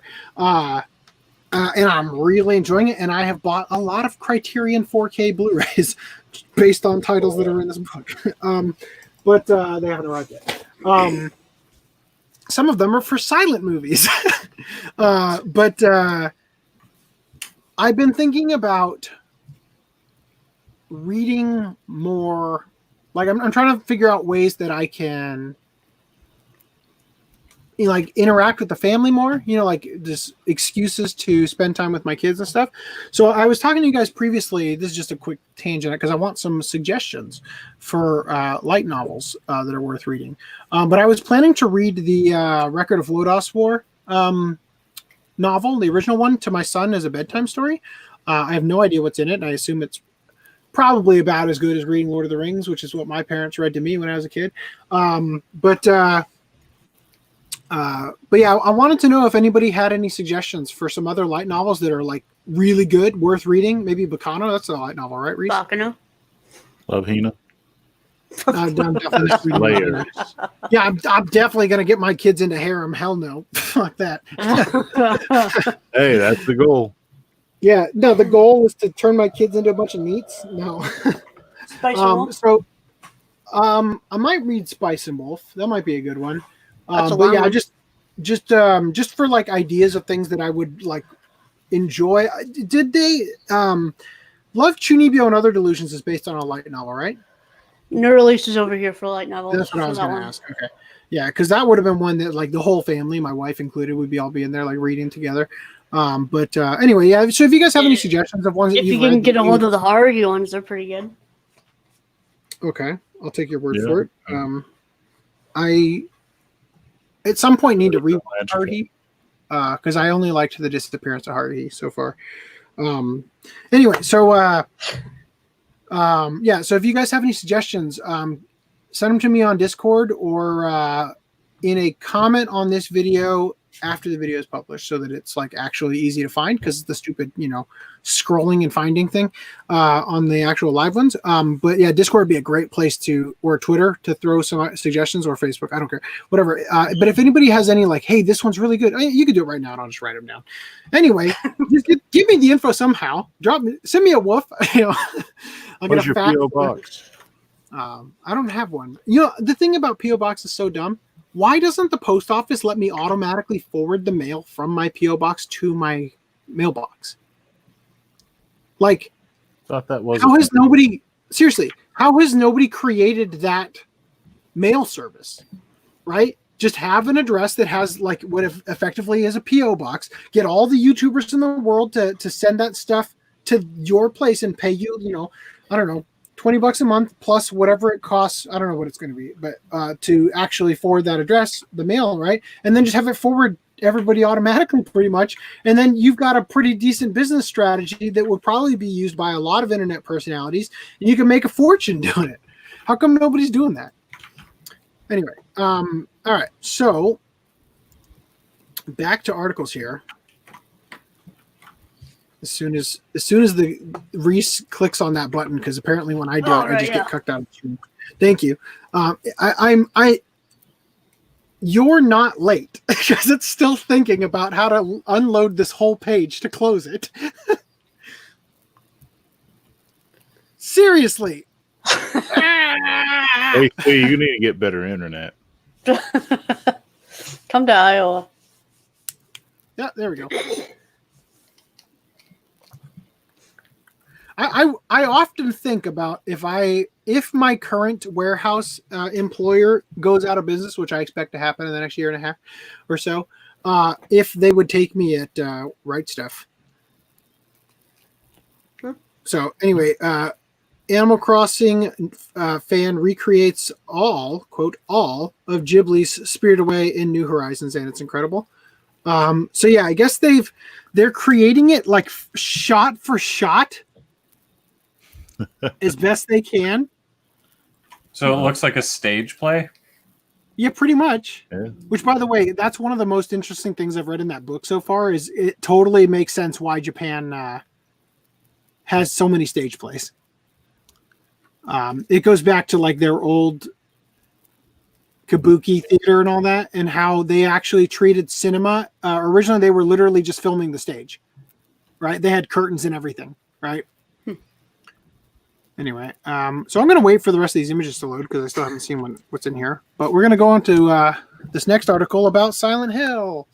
Dusk Golem clarifies his statement regarding Silent Hill. So Dusk Golem was the username of the person who put out those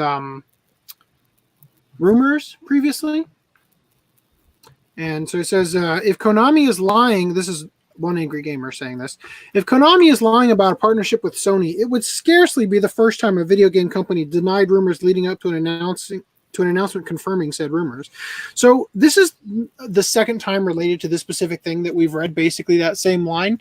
And I just want to acknowledge that there are no links to examples of that. And I'm not saying that they're lying, but it's one of those things where it's like, oh yeah, that happens all the time. Like in the first impression I did for MFKZ that I'm still working on, and that's like in my spare time, which I have almost none of. But we talked about how like the concept of the rapper that raps like he's all thug, and then it turns out he's the preacher's kid or whatever. And I'm like, that's happened like 100 times. And it's like, why can't I find any fucking examples of this? Like, anyway.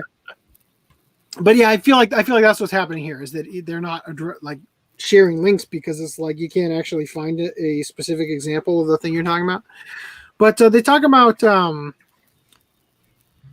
think I highlighted it in the actual here. Yes, good, I did. Okay, so this is what they here's their clear up. In 2018, this is things that are 100% clear to them, that they know for a fact. In 2018, Konami shopped around with different studios for 2 pitches to fund development of a reboot and an episodic Silent Hill game. In late 2019, a separate close friend in Japan informed me the Silent Hill game was being developed in Japan. It is developed by Sony Japan Studios and will be PS5 exclusive. Toyama is directing, Akira Yamaoka is composing, Masahiro Ito is doing art, various Siren/Gravity Rush devs, and some others are working on it. This has nothing to do with Kojima or Silent Hills. That probably is not happening. Sony is not buying IPs. That's bullshit. The game is not a remake. It is a soft reboot made so it can be someone's first Silent Hill game. The game is playable and has a demo that will be shown around after reveal. All right. So I'm pretty sure that's the end of this article, right? Yeah. So we've got this other article here that I desperately hope isn't the thing he's talking about. AC is desperate. Dead by Daylight Silent Hill update goes live in June. So have either of you, any of you, played Dead by Daylight? No, but I know of it, I think. So I don't know anything about it. But apparently this article says the latest update set to go live in June is a collaboration with Konami and features Silent Hill content, specifically the Executioner, better known as Pyramid Head, and a brand new survivor in Mason. Isn't it Heather in Silent Hill 3? Not for sure. Never played it. I vaguely remember Heather actually being Cheryl, and that it was the name they changed, but I feel like I'm getting that confused from the movie, where they addressed the fact that that they didn't name Sean Bean's character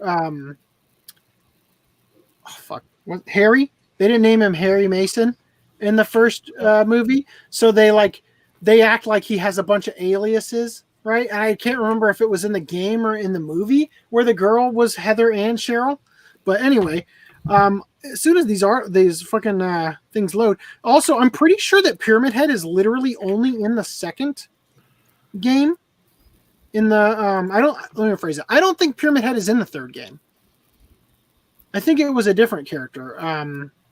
It was like this weird. In the movie, they made it Pyramid Head. Anyway, so long story short, they're making. Fuck these images. God damn it! Who gave me dial-up internet? Your parents. All right, great prank, guys. Can we turn the DSL back on? Oh, looking at you, FTN. Seriously, it's like I've got a 1,000-meter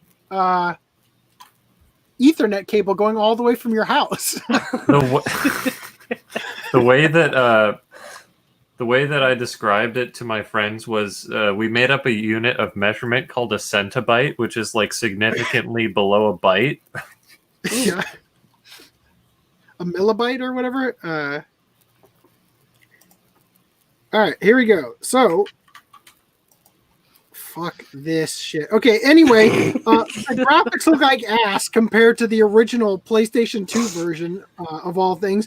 Also, you can play as Pyramid Head if you want. Moving on. Have I seen The Promised Neverland? I have not. I want to. I'm just waiting for that fucking Aniplex release to not be $100 or more. There's an Australian version. I would love to do that for a watch club because I have a perfect idea for a title. I would too, because fucking Flip Otaku ruined the twist from the beginning of the show. Don't ruin the twist for me. I won't. Sony DMCA'd their own PlayStation tweet promoting The Last of Us 2. So some delicious irony here because they've forbade anybody from talking about Last of Us 2. They released a tweet that had a video footage from the game, from some of the cutscenes, and they DMCA'd themselves with the automated system. Oh, like Toei. Yeah, like they didn't whitelist themselves from it. Like one time Augie made a joke, like, wouldn't it be funny if they did that? And I'm like, no, that's stupid because obviously they're going to whitelist themselves. No, apparently companies are that dumb. Yeah. Apparently they are that dumb. Yeah. The social media people never think, well, I'm going to submit this to DMCA everybody automatically. Maybe I should stop and like whitelist myself in that cease and desist, you know? Nope. All right. I'm sure there's a parody episode of it somewhere where they actually go to court and actually sit in the courtroom against themselves. Or something. That'd be funny. God, that'd be so funny. Oh, so here's the train. Damn, they really did do a lot of it. Yeah. It takes fucking. How long has New Horizons been out? Say about a month and a half now. So it takes them what, like years to make a Ghibli production with like dozens of animators. It takes this person like a fucking month to recreate the whole movie in a fucking game. Well, there's a difference here. They're doing this out of passion and for fun. The animators are doing it for a paycheck. Yeah, so the animators are going to draw it out, is what you're saying? Sometimes, yeah. Okay. Yeah, that doesn't happen. But also, this guy maybe is just the gamer guy is just copying and just he copying. should just do the trailer. He's not thinking about the creative process. I Yeah, know. he's not freaking Miyazaki, was who's a like, joke. I'll Dear figure God. out how it goes as I go. Let's talk more right. delayed upscale anime with machine I'm learning, gonna- real smart time algorithms. Okay. Release news. I've got the right stuff links already, All right, fantastic. Yes. so we don't have to wait 10 minutes per page for those to load. Yeah.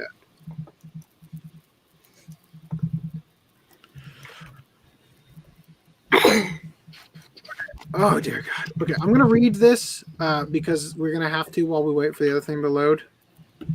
But it is already getting so fucking late. This is so annoying. It's only 2:05 hour wise. Yeah, but I have to be in bed in 3 hours at the absolute top. God, you Like, fucker. amount of time. My cousin's calling. I forgot to take this out to the. All right. To the microwave to end that horrible ringtone. That's thank you, cousin. Yikes. Yikes at that take. All right. Yeah, I'm going to have to read this on my own time because this is just going to be... I'm going to be too tired to read the other articles if we start with that one. But, Rhys, why don't you start with Right Stuff? Fuck, he left. Of course he did. Fuck. I'm going to kill his cousin. All right. Anime Premium Edition on Twitter said that you need to be very careful with the quintessential quintuplets premium edition or limited edition because he has 5 of them and every one of them has a printing error on it. Ooh. Printing error.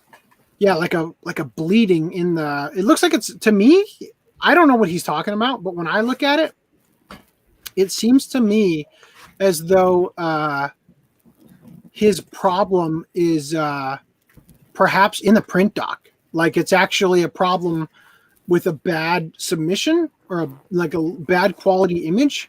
I can't believe this is still fucking loading this tweet. We should just end the podcast. This would be the last episode right now, and I'll go delete myself. Oh my God. Let's see. Deletion. So, I mean, the little petals look like they're out of focus, low res, but I mean, the characters look like they're in. Yeah, that's what I thought, and I thought that was a stylistic choice. Yeah, You that's know? not printing error, I don't think. So I don't know why he's It's bought like so not- many of them, but as soon as He this probably fucking was loads, like replacing them because it's low quality assets. well, it's the same thing that we do when we buy like 40 things from Amazon and send them all back Yeah. to find out if they're going to send us a good This one. isn't a printing error. Like, that's a huge freaking error. They'd have to reprint the entire set. I've seen sets like this before that had like this black run mark. Okay, nobody on the actual podcast, like in the audience, can see any of the stuff we're talking about. I don't know. So Just just next time. well, I mean, I'm going to show you as soon as it fucking loads. I need to be careful with this set because it has a tiny cut in the middle. I have to send it back, but I don't know if Amazon's receiving. Fill up some time so we don't have to cover it later. And if it's a shit article, then we can just stop. The Crunchyroll catalog spans a massive amount of video content. Our published material dates back to when content was distributed on DVD or aired on standard definition TV at 480p, all the way to current anime, which is almost never produced at a higher resolution than 1080p. As displays are able to handle higher and higher resolutions and streaming platforms are able to handle variable internet speeds, what does this mean for modern day anime fans? If you're using Crunchyroll on 4K household televisions and 4K computer monitors, anime ends up being upscaled from its native resolution. Again, a maximum of 1080p. So, first of all, no fucking duh. if I watch a 144p YouTube video, but I double click to go full screen, it's going to be bigger. Like, duh. This gets even more complicated if your internet bandwidth becomes constrained or if you want to download an episode for offline viewing at a smaller file size to preserve space. In both cases, a lower resolution version of the original video will be accessed and then will be upscaled to your device's resolution through video decoding and rendering. So basically what they're describing is literally exactly what YouTube and every other video processor does. Right? Yep. This leaves us with a pretty fascinating challenge. How can we explore thoughtful upscaling to improve the anime viewing experience? Scale it up. The anime, I think they're talking about what filter do we use algorithmically to determine what pixels are going to be added when you upscale, rather than just straight upscale where you start seeing the pixels. Anyway, the anime fan and content encoding communities have already been hard at work beginning and exploring this question, and we at Crunchyroll have been paying attention. We wanted to explore some of the proposed solutions, namely pre-processing and real-time upscaling. What follows our initial findings? What was the Winamp, or what was the stupid Waifu Chrome 2X? extension? No, the Chrome extension that changes their stupid player to not be ass through like Flash Player or whatever. You know what I'm talking about? HTML5 player. Whatever. Didn't they say they were working on that back when Digibro called them out? So shouldn't it be out by now? I don't know, but I thought we were joking when somebody brought up the fact that Digibro is trans now. I thought that was a joke. Apparently it's not. I don't watch any of Digibro's content. I've never watched a single thing he's made on his own channel. The only thing I've ever seen was the drunk ranting about YouTubers or whatever. Oh, God. And, the one he did for Mr. Nice Guy on the Meimeme. Me? No, Meimeme. It's from Japan Anime. Mimi. Anyway. Yeah. All right.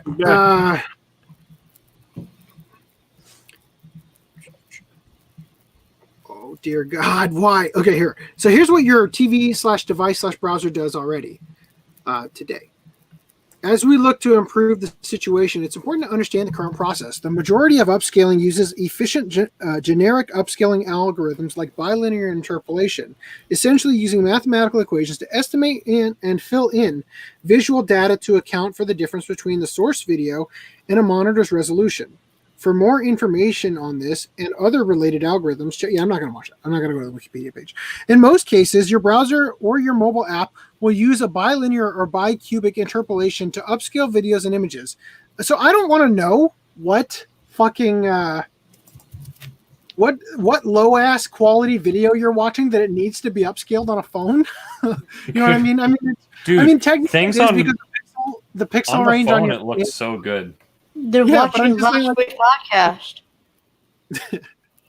podcast. Okay, so anyway, these algorithms work by creating weighted values for pixels by comparing adjacent pixels. Okay, so I can explain this pretty easily, actually. So imagine that you're upscaling, but you're not doubling the size, right? So if your ratio is going from 4:3, and you're only adding, like, so if your aspect ratio is 4:3, if you were to double that, it would be 8:6, which condenses back down to 4:3, right? So if it wasn't going to 8:6 and instead going like 6 by something and a half, right? Then it's not going to end up doubling the amount of pixels. So the new pixel range is going to be sitting in between a bunch of other ones, and it's going to determine how much of each value it's going to take. So for instance, this pixel here, whatever this yellow range is being representative of, is getting the majority of the color because it is closest to that pixel, right? So it's going to take the largest percentage of that color and then mix it with the smallest percentage of this one, which is farthest away from, and then a smaller percentage of that one, which is even further, or it's almost as second most further away from, and then you know what I'm talking about. Anyway, so that's how it's going to calculate what color this pixel in between all these other pixels is going to change to, based on that, right? So, and then when you shoot things in 4K, you do this thing called downsampling. If you switch down to 1080p, where you have a perfect, like imagine that this is perfectly in the center, and it's going to determine what color this is, and it's going to have 4 different colors to determine that color. And that's why images that are originally shot in 4K and downsampled to 1080p actually look cleaner and sharper than stuff recorded natively in 1080p. Anyway. And my scroll wheel just does not want to work. So geometric visualization of bilinear interpolation. The product of the the product of the value at the desired point, black, and the entire area is equal to the sum of the products of the value at each corner and the partial area diagonally opposite the corner corresponding colors. In 4K and now 8K TV, in 4K and now 8K TVs, there is a growing competitive landscape of, quote, smart scaling. Smart scaling techniques employ a process that occurs in real time where the source video image is cropped into overlapping segments or patches which are in turn, not how you spell turn, mapped to corresponding higher resolution patches which are projected onto the target output size. Since these algorithms are proprietary and often unique to particular manufacturers or televisions, a detailed comparison of them and their subjective impact on the quality of anime viewing experience is well beyond the scope of our initial exploration. But it is an element that could be at play in your viewing experience depending on your display and its configuration. Okay, so I want to get through this one and see if they actually talk about what Crunchyroll does, because that's the entire reason why I wanted to read this in the first place. And if it's just about upscaling in general, we'll skip it. All right. Okay. In any case, depending on the television capabilities, does not. That is a weird sentence. In any case, depending on the television capabilities, does not scale well. Weird way to phrase that. Towards giving every user the best upscaled anime viewing experience possible on every device and platform. We wanted to explore some practical approaches for Crunchyroll content. We explored 2 possible approaches from the anime upscaling community. Upscale as part of the encode or smart real-time upscaling. What you should know first is that we pursued 2 different types of upscaling. 1, upscaling that occurs on the video file level, which we will call the encode level. So before the file is even accessed for streaming, upscale. They're going to have this is what YouTube does. When you upload a video to YouTube, it converts that YouTube video into the native resolution and frame rate you uploaded it as, and then it also creates a version of it that's 144p, 240p, 480p, 640p, whatever. Yeah. All the different sizes, so that it can automatically switch back and forth when your bandwidth starts getting fluctuated, right? And 2, dynamic upscaling that occurs in real time as the file is being streamed. For upscaling on the encode level, we're using the software Waifu2X.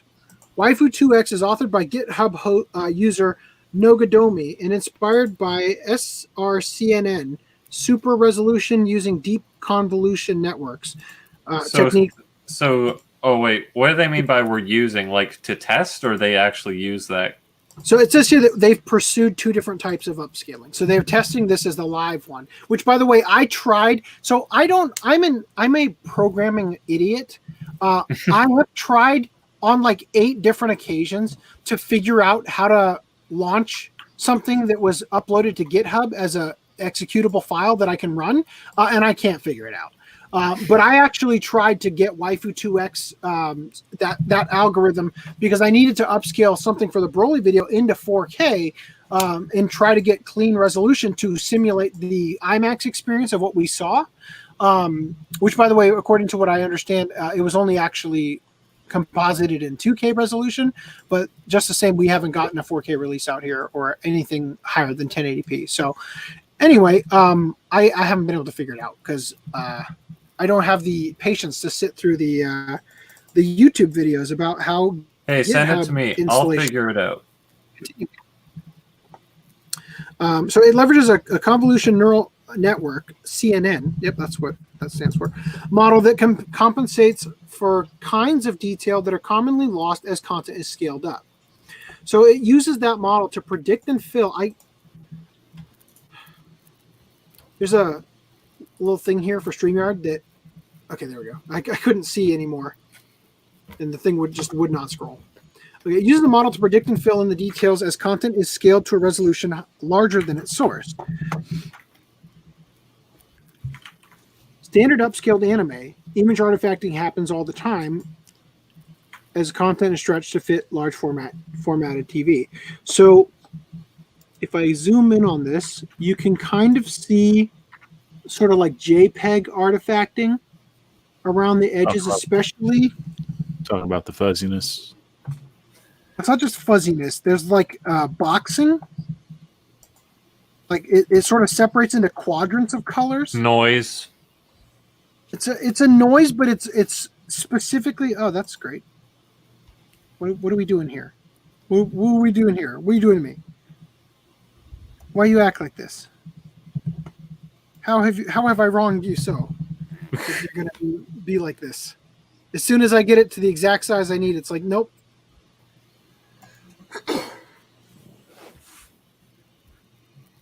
300%. This is a disaster. Look at how much my computer is still thinking for all the next. Okay, we're gonna reset it. Fuck it. Anyway, you can see like a box that generates around the edges. Oh my God! How are you at 300% still? You guys can't see it. You can see the little thing that my mouse is over up here. That's up on the screen, but okay, now it's at 100. Okay, so there's like a little fuck you, kill me right now. You'll see like if you look here, there's actually like I'm gonna put my mouse over a stair stepping effect in the noise. That's what they're talking about. It's funny because I did this in After Effects as a test to try and denoise something, and it was pretty successful. And if you add a bit of sharpening to an SD source, it actually makes a big difference. Yeah, you can use unsharpened mask because what happens with the type of upscaling in After Effects is that the line, like the color immediately opposite the contrasty edge gets brighter for some reason. Have you noticed that? So if you upscale footage, what you can do is an unsharpened mask. Well, the thing is, I wasn't upscaling it. I was just denoising and grain removal type deal. Just as a test to see. Well, this is precisely what I'm talking about. See this little highlight right here, right on the outside of the ear. It's like a very slight highlight. It's in this upscaled version down here too.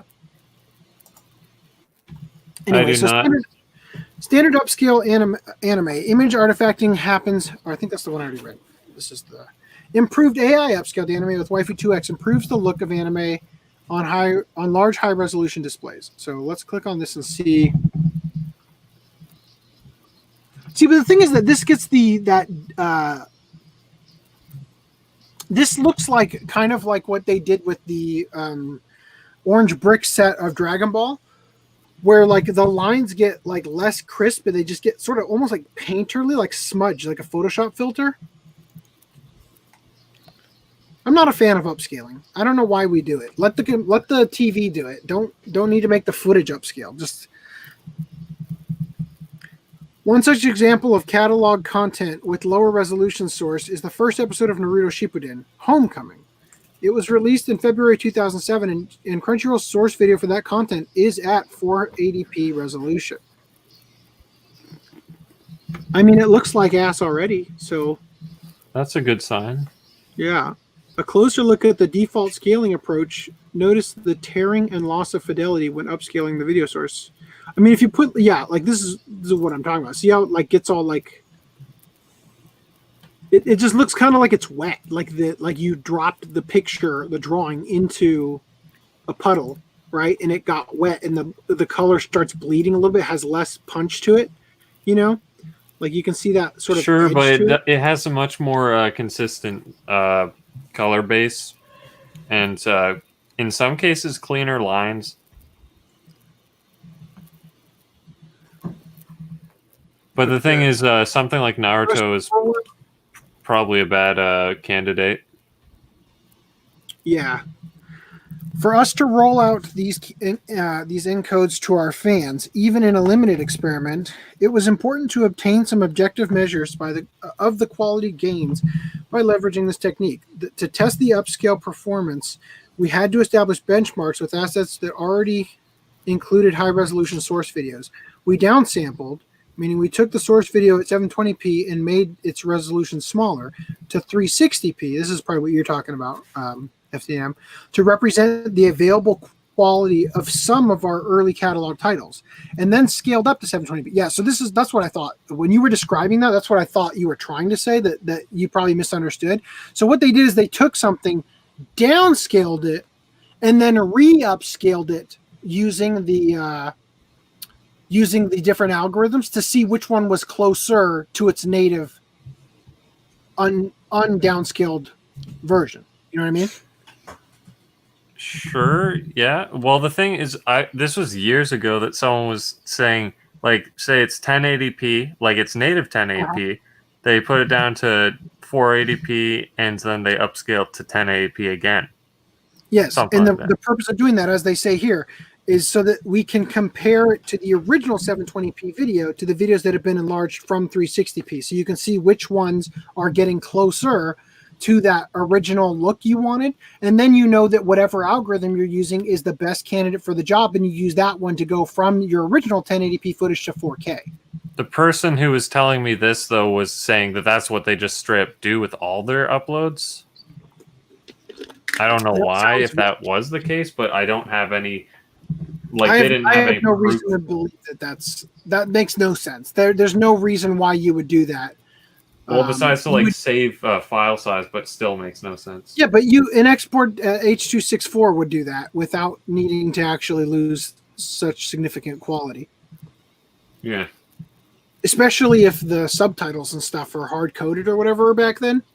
Like, you wouldn't even be able to read them as well anymore, you know? If they are.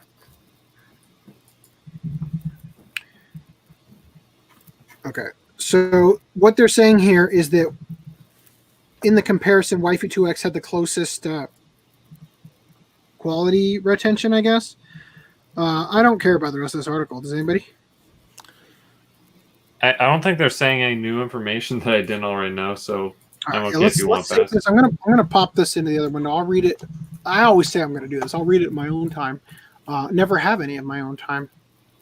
By the way, don't you guys love my amazing mustard censorship? Okay. All right. Makoto Shinkai shares new and old production secrets on Weathering with You. I'm going to turn on the fan in here real quick because it's starting to get hot in here again. And I wonder But you fixed the AC. So, director. Yeah, but the thing is that the AC kicked back on its own. Secrets on Weathering with You. Okay. Hold on. Let me double check. I'm over here freezing because mine is on. Hold on 1 second. I just want to double check that it actually is working because it kicked back on before the repair guy got here. I'm sitting here at an easy 70 degrees. Whatever that means. It's like 20 degrees where I am. See, because what I'm trying to say is that the AC kicked back on before the guy actually came out here for the repair.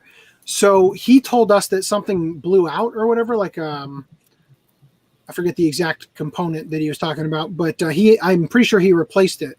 And if that wasn't the reason why it actually failed, then I needed to go out and check and find out. But it looks like it's working. I just turned it down a little bit and it kicked on. Anyway, back to the screen share. So I'm using this one instead of the one you shared because I happen to have seen it first. So Shinkai went to Twitter to share some secrets on the production of the film, including some very early pre-production and some very late post-production. So late that it was after the film finished in cinemas. In fact, I'm noticing that I accidentally somehow skipped past the article I meant to read first, this one right here, which apparently is still fucking loading. Uh-oh. Okay. G-Kids announces Weathering with You home video release details. The film will first be released on August 4th across major video on-demand platforms, followed by Blu-ray, DVD, and Steelbook editions 6 weeks later on September 15th. G-Kids has also announced plans for a separate... What's up? Nothing. I was just saying what you were about to say. And a separate collector's, Jesus Christ. Can we not? Yeah, seriously. I'll just buy the steelbook if it's a panel pack. Anyway, so yeah, we're getting a separate collector's edition. Now, but interestingly, right here, so he shared some stuff about the pre-production and some very late post-production. So late that it was actually after the film was finished in cinemas. So basically, Shinkai shared this. Come on, scroll. There we go. Shinkai wrote that when he saw in the finished film that he forgot to add the cloud layer to a certain shot of the film, he went pale as the blood drained from his face. So basically, You have to click on the tweet to see it. I know, right? What a great fucking turn of events that I didn't just use the Anime News Network article you shared. Load. I'll say in the meantime while it's loading here. that I'm sad that this means that because it's released by G Kids, we're probably not going to get any 4K release of it anytime soon. Well, actually, Well, We'll get to that in the next article. right here, Okay. as Professor Who says, turns out Tenki no Ko, or Weathering with You's UHD, Ultra HD 4K, right, is another hack job that's arguably worse than the 1080p Blu-ray. While the HDR seems to be great, there's a generic artificial sharpening filter applied to the image that's really distracting, more so than Cobra's DNR. So didn't he praise Cobra? Yeah. Probably Well, Discotheque.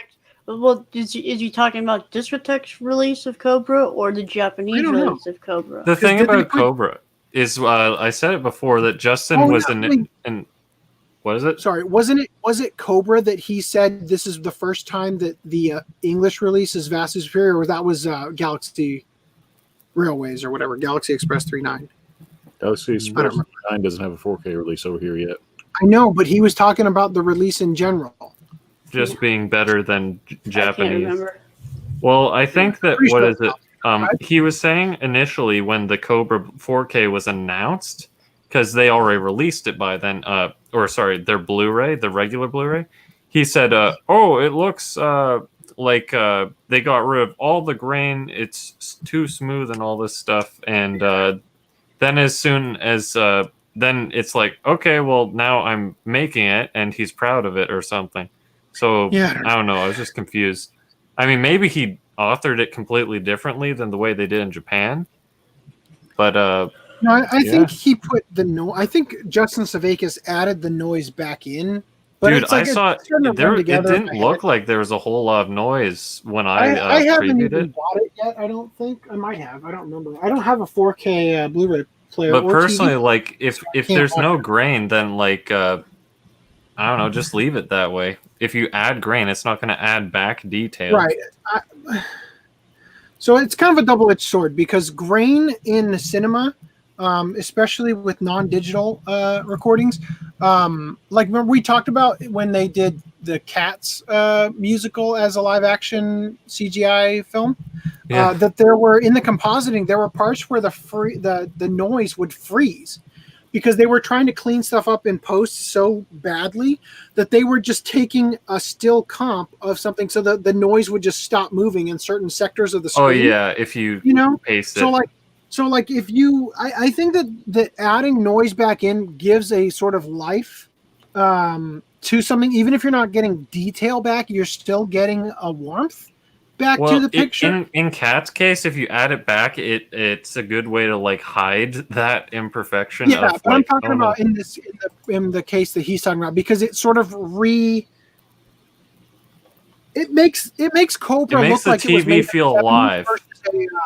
versus a web Newgrounds cartoon with a really good artist behind it. You know what I mean? Like with that art style where it's a flash animation and the color is just it's flat color. It's that color, right? It's I think the cell adds that life on its own, like Can't seeing the believe how little long it- drop shadow effect.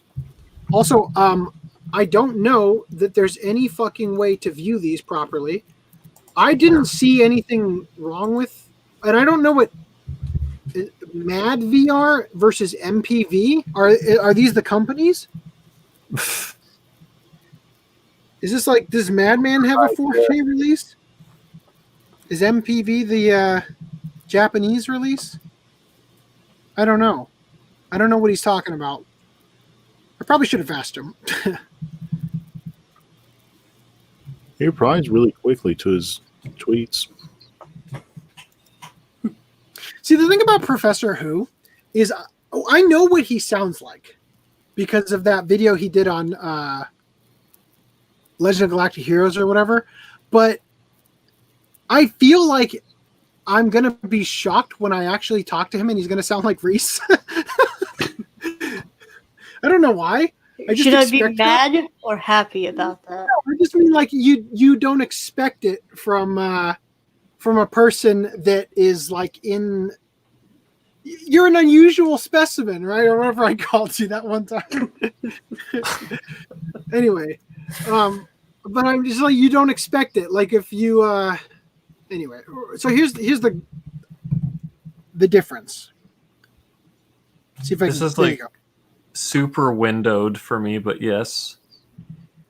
But do you see the Dark, light, dark, light, dark. That's what I'm seeing too. This is the light one. The dark one's the Blu-ray. And if you guys actually, I include all this stuff in the link dump, which, yes, I know, it still doesn't work. I'm sorry. I'll get it fixed. But I include the stuff in the link dump so that you guys can open this up for yourself and check it out That's what yourself. I'm going to do. You already have access to it. Anyway, so there's this. Then there's this one as well, which is kind of dark as well.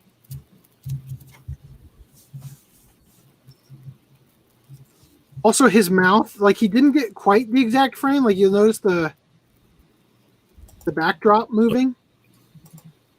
Like I just wiped my screen thinking I spit on it, but it's actually droplets of water on the window for the fucking boat there, and that's how good Shinkai Okay, is. let's do all three again, and I'm going to pay attention to napkin holder 3 because I could have sworn I saw something.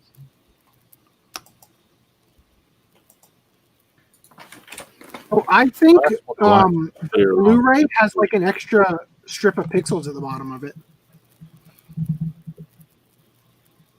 Because the stuff looks like it jumps just ever so slightly. I think the HD is actually zoomed in by like a factor of 1 pixel or something. All right, I'm opening it on my monitor. You know, I'll just say like so. Who knows if they're going to do a 4K? I think it would be great if they did an Ultra HD of this because I think it looks to me, and I'm an artist, right? I have an eye for this stuff. I think it looks fantastic. I'd love to see this movie again with like the color depth and everything. I don't know what Professor Who's. I mean, he's trained specifically in authoring and this type of stuff, so he's going to have a different eye, you know. But So I'm saying I don't see the problem. So the one titled Mad, you can see the sharpening, but I mean, honestly, it does make it sharper, in my opinion. Yeah, like it doesn't look that bad. Like I'd have to see it moving. The thing is, it looks like it adds noise, which is a bit of a gripe of mine. But if you go to the one furthest to the right, the MPV, it's like as if it's the best of both worlds. It's sharper, but not like overly grainy or anything. I don't know. I would be fine with any of them personally, and I wish this was loading, but I'm gonna have to go jump back and forth to the fucking other.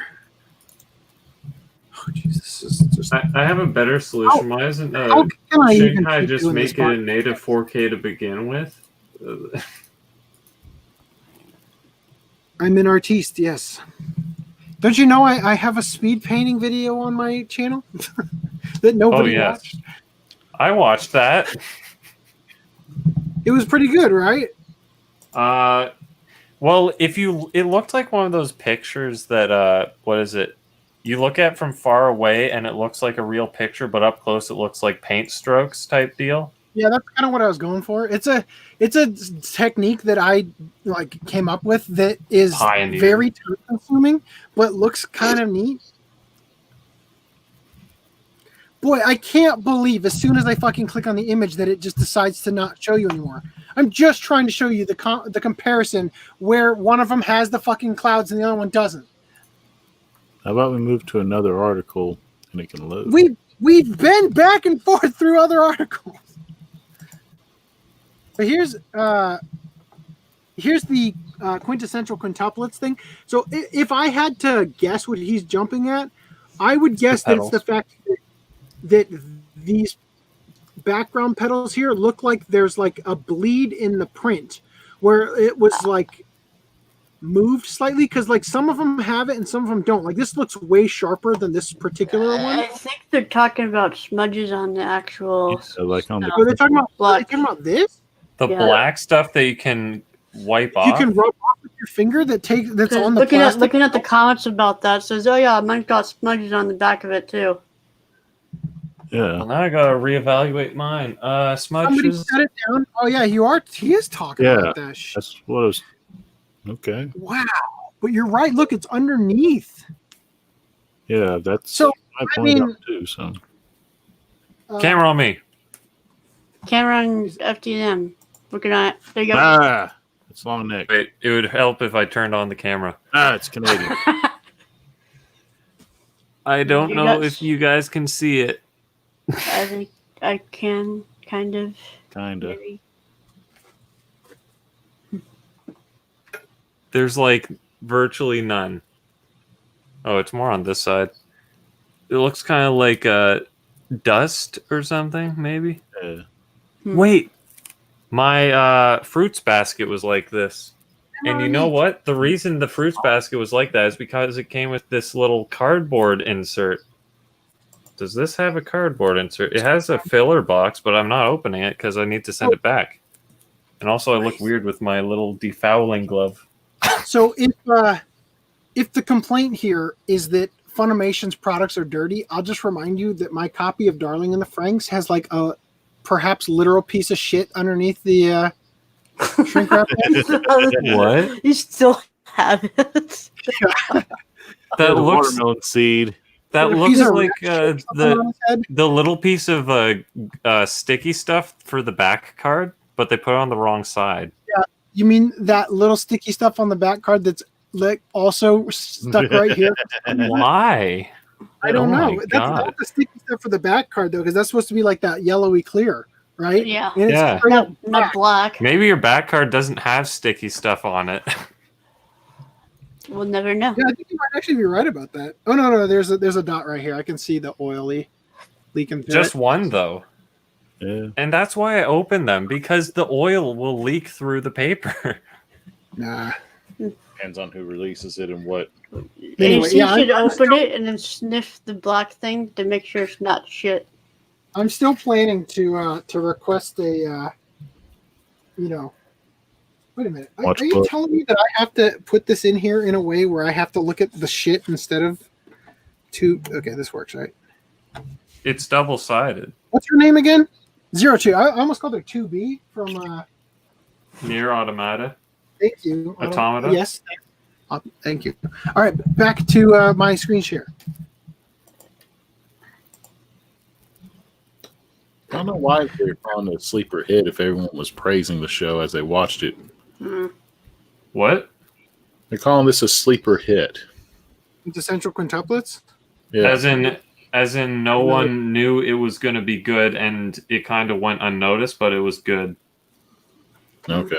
Yeah. Which, in my opinion, it was. We finally got the clouds. Yay! Dirty Wait, Earth. when I watched this in the like theater, I actually noticed this shot and thought, that's weird. I didn't say anything about it. I kind of wish I just thought like that's a little bit weird. Like that it was because it was so clear, but it's like you're not really showing us anything, you know? So I'm actually really thrilled that they're changing this. This shot is like his this represents his sky fetish really well. Mhm. Oh, not even as good as the rest of the movie, but yes. Anyway, do you think he has wet dreams about fucking a cloud? He probably, yeah, the cloud, he just imagines the cloud is his If we, result. Anthropomorphized clouds. The adaptation of our light novel with the Oh, Mustard God. Man, Boken Co. is going to be about a guy who fucks a cloud. Oh my God. All right. I'm trying to close this tab. And when he nuts, he just makes it rain on the people below. Makes dark. Okay. Just, All right, Next and article. here we go. Your Name Steelbook. Yeah, speaking of Shinkai things getting a steelbook.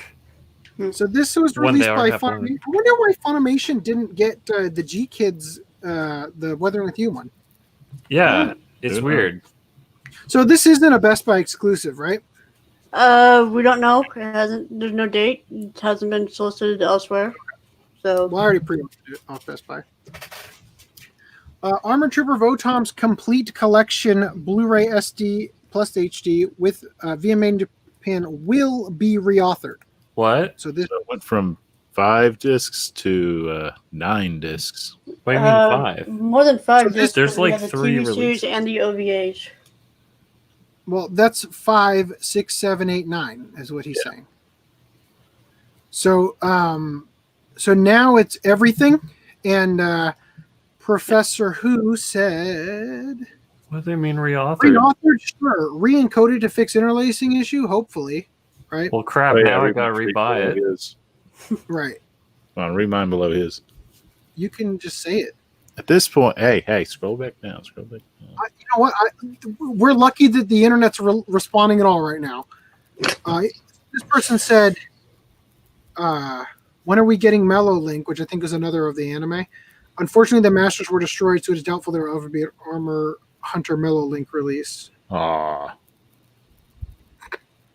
I don't know where these people get this information from. Like, oh, this was output at 1080p. Oh, this was the Masters were destroyed. Oh, where's I like don't know. We can read Japanese magazines.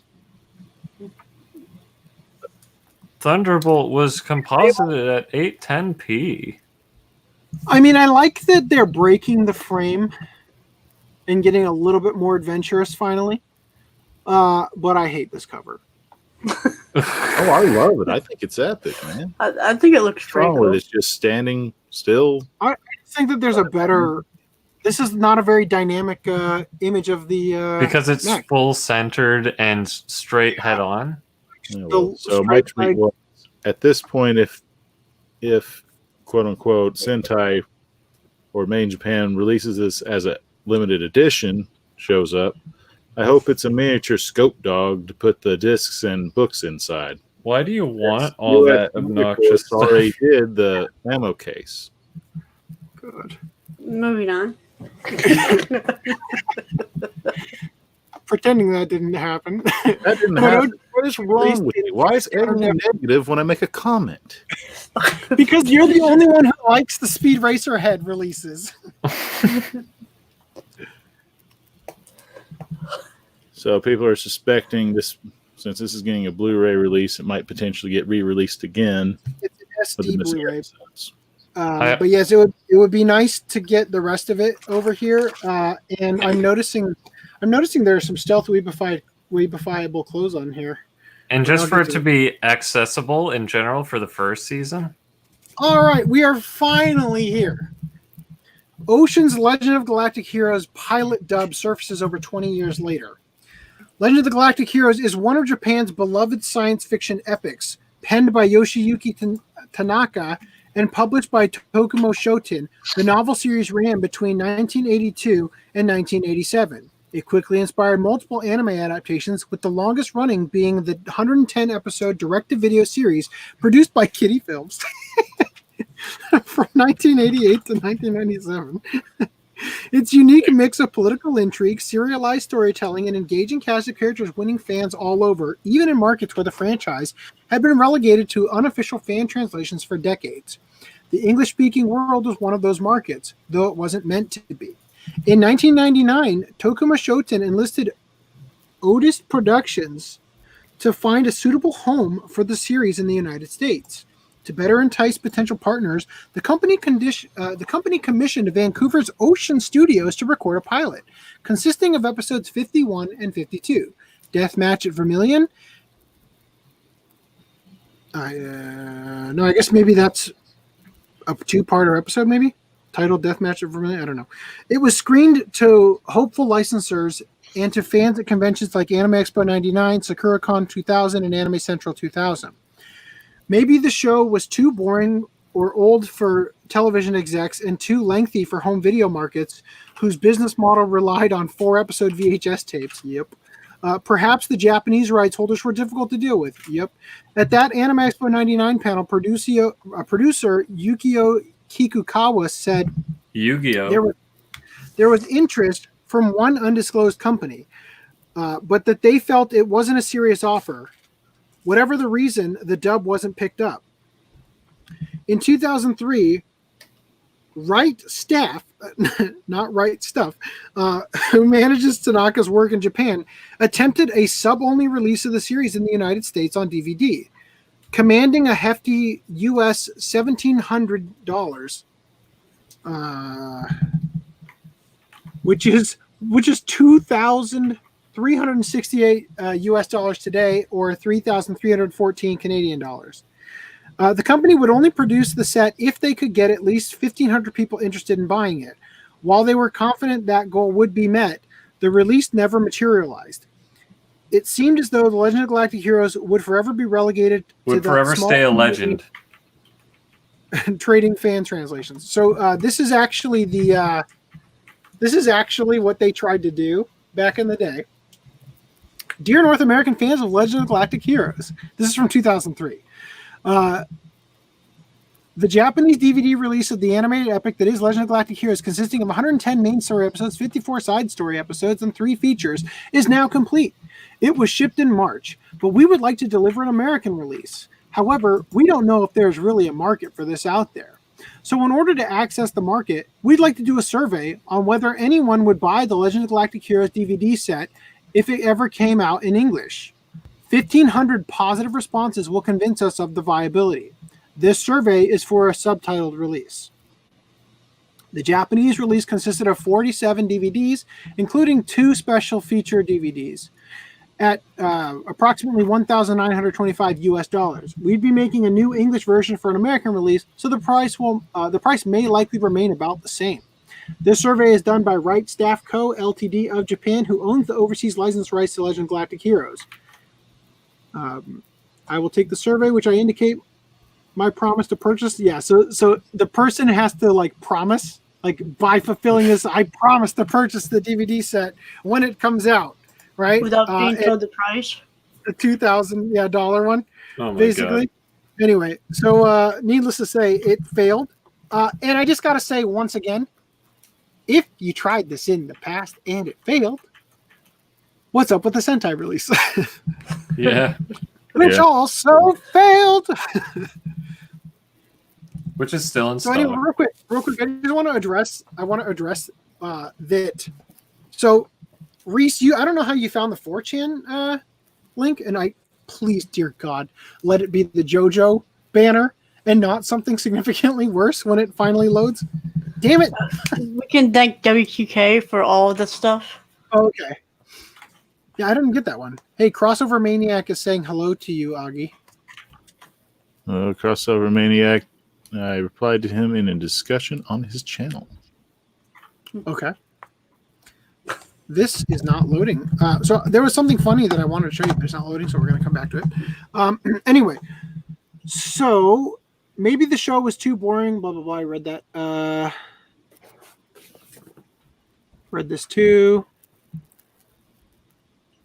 Things changed in 2015 at that July's Anime Expo. Viz Media announced that they would publish the first official English translation of Tanaka's novels, with Sentai Filmworks confirming plans for the release of the anime adaptation the same day. In the years that followed, the show would become officially available for streaming, and a new anime adaptation would be simulcast by Crunchyroll with a dub from Funimation. Legend of Galactic Heroes had finally arrived officially in North America. Ocean's pilot of the original anime, however, seemed to have been forgotten. While some clips made their way onto YouTube, it was never clear if the full thing would ever be seen. The official channels were a dead end. Sentai's lavish release of the series didn't include them, or any dub whatsoever, claiming that the music and effects track no longer existed, preventing a modern one from happening. See, I don't know if I believe that. Because I happen to have a torrent of a fan dub of the first episode. So I think Sentai is full of shit, but who knows? As is often the case with how would the fan dub get the original raw masters or whatever that has the separate audio tracks? But I'm just saying it seems doable, is what I'm saying. Oh yeah, they can just make all the soundtracks, sound effects from scratch, like all the Digimon and stuff like that. Like there's probably a sound library of a lot of the mech sounds from back in the day. You could probably just use those. Anyway, just a lot of the new type noise. Sorry. Yeah. Anytime a character cuts to a reaction shot, play the little whatever that instrument's called. Anyway. As is often the case with these sorts of things, it showed up unannounced. Last Friday, an anonymous user on 4chan's Mecha board appears to have uploaded both episodes onto Vio as Galactic Page Turner. More than 20 years after it was recorded, the pilot can finally be viewed by the general public. So here's a question. Does Ocean Studios have a separatable master copy version? They probably don't have the whole show. They may have only gotten 2 episodes, but still. I was surprised to hear that Ocean did it. It's like, you've been keeping this dirty little secret from us and not releasing it. Surprisingly, good. But yeah, that's like really cool. The fact that they, that Ocean of all people had the opportunity to dub it. I guess it's kind of bittersweet, I guess. And you hear Light Yagami as the blonde guy, I think, in the start. Why did Ocean dub it if the commission for the DVD release was to be sub only? That was just for the shopping around, right? And good question. Said that the execs didn't like it, I guess. I don't know. Anyway, Botom's only dubbed 1 episode, you know. Same reason. Case. That was the pilot, just like this. I guess it was that they decided that if they're going to release it, they didn't want to invest enough to do all of it. I don't know. Surprisingly, the episodes credit those involved with the production. Directed by the Pacific Carl Willems. It features a cast consisting of Ari Solomon, Brad Swale, David Kay, Don Brown, John Payne, Michael Dobson, Michael Kopsa, Nicole Oliver, Paul Dobson, Richard Newman, Scott McNeil, Evan Sudsy Clark, all right, Ted Cole, and Ward Perry. The music is retained from the original Japanese version. Okay, anyway, so now that it's probably loaded or even more humorous back, okay, good. Oh, good, then the thing didn't load, so we don't have to worry about that. So regarding the thing I showed you previously about like, hey, if you sign this survey and agree to pay $2,000, we'll make it. Somebody said, after reading that, they said, "Hello, American. I am Japanese businessman trapped in Uganda. They will only let me escape if I release Legend of Galactic Heroes. So please enable me to have 2,000 monies USA domestic to do this. Thank you. God bless you, Jesus." God bless you, your Jesus. Anyway, I thought that was funny. All right. Let's do right stuff. All right. While I open these other tabs. Right stuff. Strike King's Blu-ray. Wait, hold on. What genre would that be? Where am I? There you are. Try Nights Blu-ray. I know nothing about the show. A rugby show? Looks like rugby. Football. Rugby? That looks like a rugby ball. I don't know. That's a Nerf or nothing. There you go. Next. Oh, we just talked about this. Dun, dun, dun, dun, dun, dun, dun, dun, dun, dun. Next. I'll let you guys buy that and tell me if the author was already dubbed. Sakurasa. FTNM, you had something to say about this being English dubbed now? No? Okay. He's I muted. guess not. He's muted. Oh. That's unfortunate. This is a little bit spicier than I anticipated. Ooh, for Domestic Girlfriend? Yeah, for a premium edition too? Yikes. Yep. But it has a rotatable. I don't know if I want to let you show more of that. Can we please I'm gonna just assume that I'm not actually showing anything, but still. Undefeated Bahamut Chronicle. Sub only. Now on Blu-ray, was on DVD. Drag time. That font looks like, oh shit, we printed it without the title. Give me a Sharpie.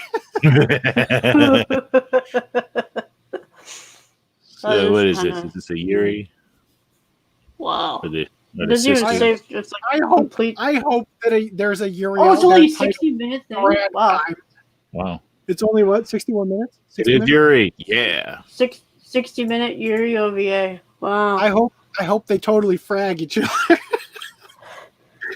All right. Beyond the Boundary TV series and movie collection steelbook. Now I gotta Sweet. buy that again. I love that show. I just don't want to have to rebuy every fucking premium edition. See, the thing is that if you would just make a goddamn premium edition for all the shit that was oversized, like you did with Monster Musume, I'd be totally cool with that, and I'd buy all of them. You know, is it wrong to pick up Girls in a Dungeon? I will buy all of them. Fucking Food Wars, all of them. Right? But if you're gonna keep doing ones that I already have premium editions for that I'm totally happy about, you know, like I'm gonna rebuy Chibio in premium edition, DVD, Blu-ray, you know, like Complete Blu-ray edition. All right. complete suck more money out of your wallet by just making it a steelbook edition. Finally. Is it wrong Wow. to pick up Girls in a Dungeon season 2? Oh my God! Finally. No, sometimes it was just playing a limited edition premium box set for this title to be released in the coming months. Is planning. More Oh, information so it's going to be coming another soon. oversized piece of shit, right?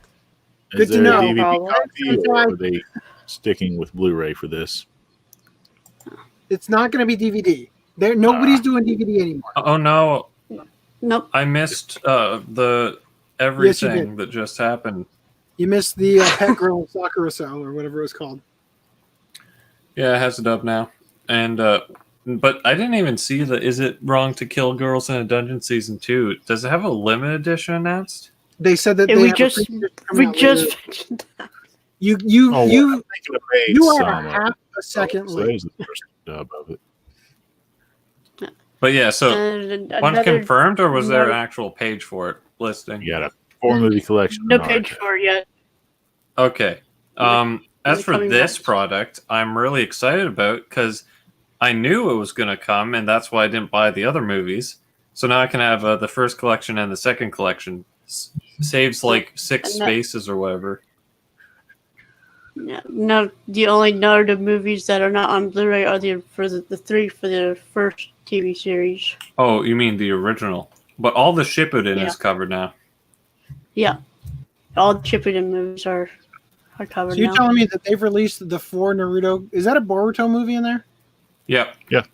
So Yep. we're gonna call it the Naruto 4 movie collection when it's actually Boruto. It says Yeah. Boruto, the Naruto movie, or whatever subtitle. Boruto, Naruto the movie. It still has Naruto in the in thing, and there's Naruto right there. So he's in the movie. Yeah, get wrecked, bitch. It's got Naruto in it. I hate these releases like that. I know, but give me I a think complete it's a good collection with product. everything or bust.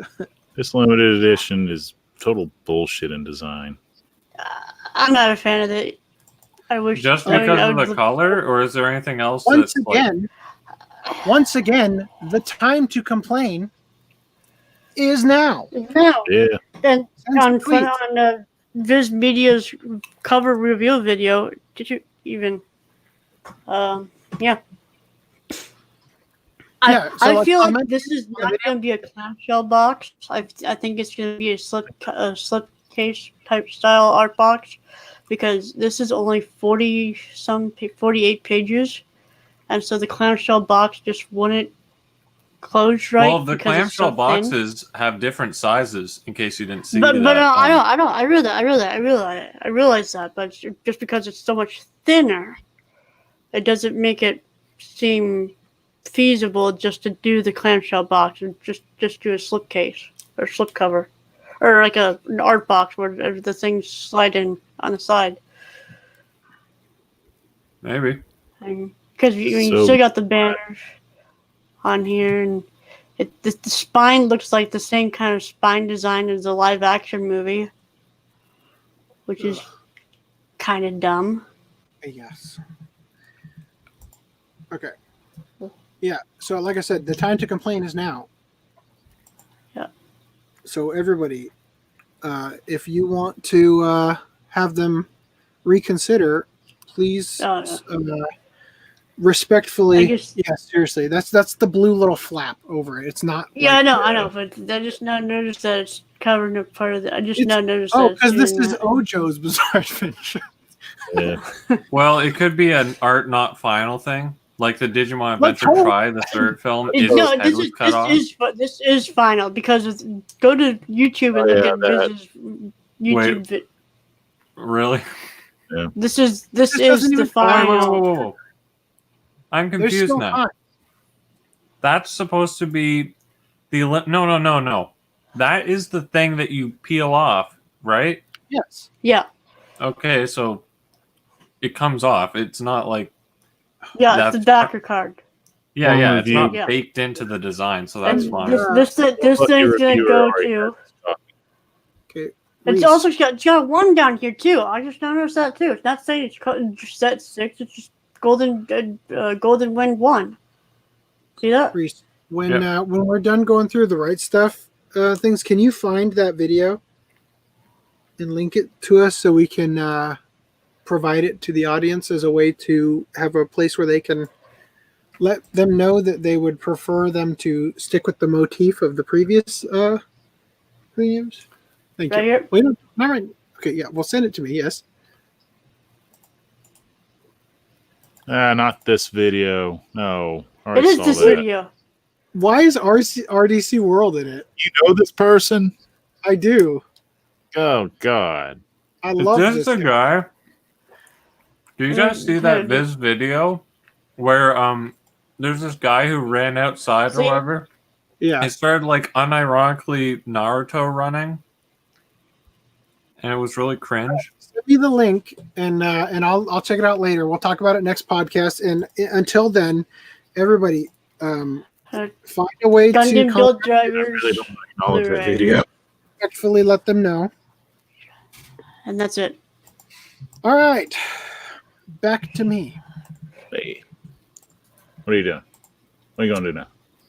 Okay, so got a collection of anime clear files? Then you need these super cheap frames from Japan's Nitori. I just realized I do actually own a couple clear files. Yeah, I don't point remember it where out. I got. They were like given to me when I ordered something on eBay. Like they were just like a free gift thing. Send that to the private chat too, so I can check it out later. Rhys. Thank you. I will. I'll put it on. I'll add it to the doc for next podcast too. Thank you. That Just would so we actually can talk about it next if you podcast as well. just throw it there. That'd be perfect. Anyway, there's supposed to be more images here, but they're not loading. They're frames. They're frames like you get at General Brothers. Anyway, moving on. Time you got to go to bed, AC. I should be asleep in under 2 hours. U.S. government officials catch 86,400 Pokemon bootlegs without using a single Pokeball. Material That's were they made? amazing. Because when you got to catch them all, you got to catch the knockoffs too. Here's a question for all you Pokemon fans and all my audience here. When are these images going to load? Why didn't I double check that these were loading? Okay, these loaded. Thank God. I'm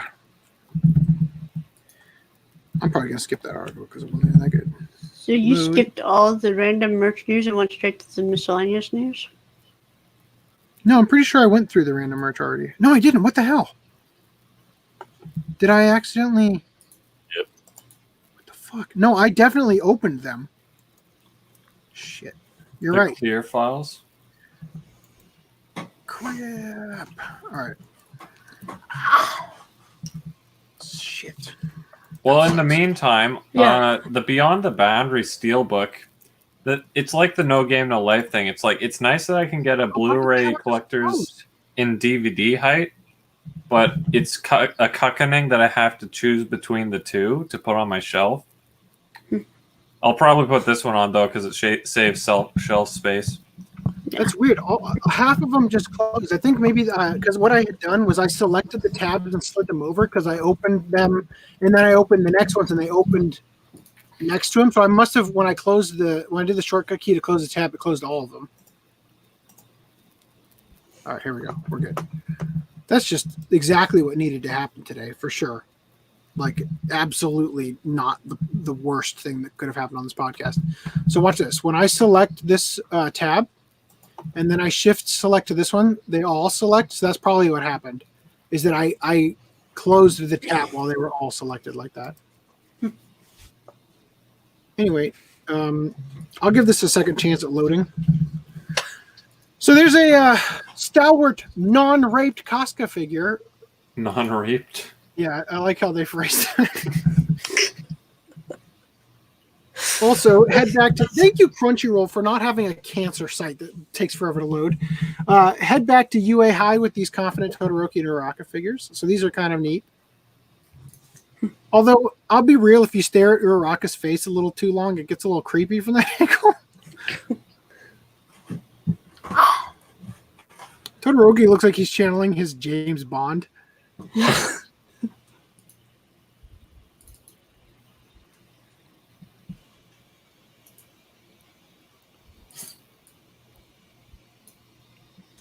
All right. Oh, God, yeah. So we've talked about the Kabe-don, also known as the wall slam. Now you can get salt and pepper shakers.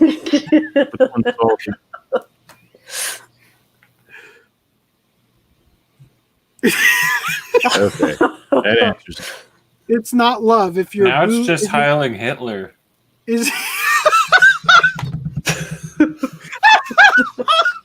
Okay. Because the pepper, for some reason, has the extra hole, right? For the... I think these are in reverse, because normally people don't like as much pepper as they do salt. So salt shakers have the extra holes compared to the pepper shaker, right? So I think that they did this like so you could actually see it for the photo. They put pepper in it, but it looks like a Hitler statue. Higher eggs. So good. Do you remember? Did you ever watch Blue's Clues growing up? I've seen it, yes. Is this how Mr. Salt and Mr. Pepper met? With the Kabe-don? Didn't they have a kid named Paprika? That was their Yep. kid. Yeah, Yep, that's what I that's said. true. Paprika was their child. Yeah, I said, didn't they have the kid named Paprika? Kurapika? Yeah, I thought you said sibling. Chill out with the new One Punch Man Saitama figure from Buffalo. He's playing a Game Boy.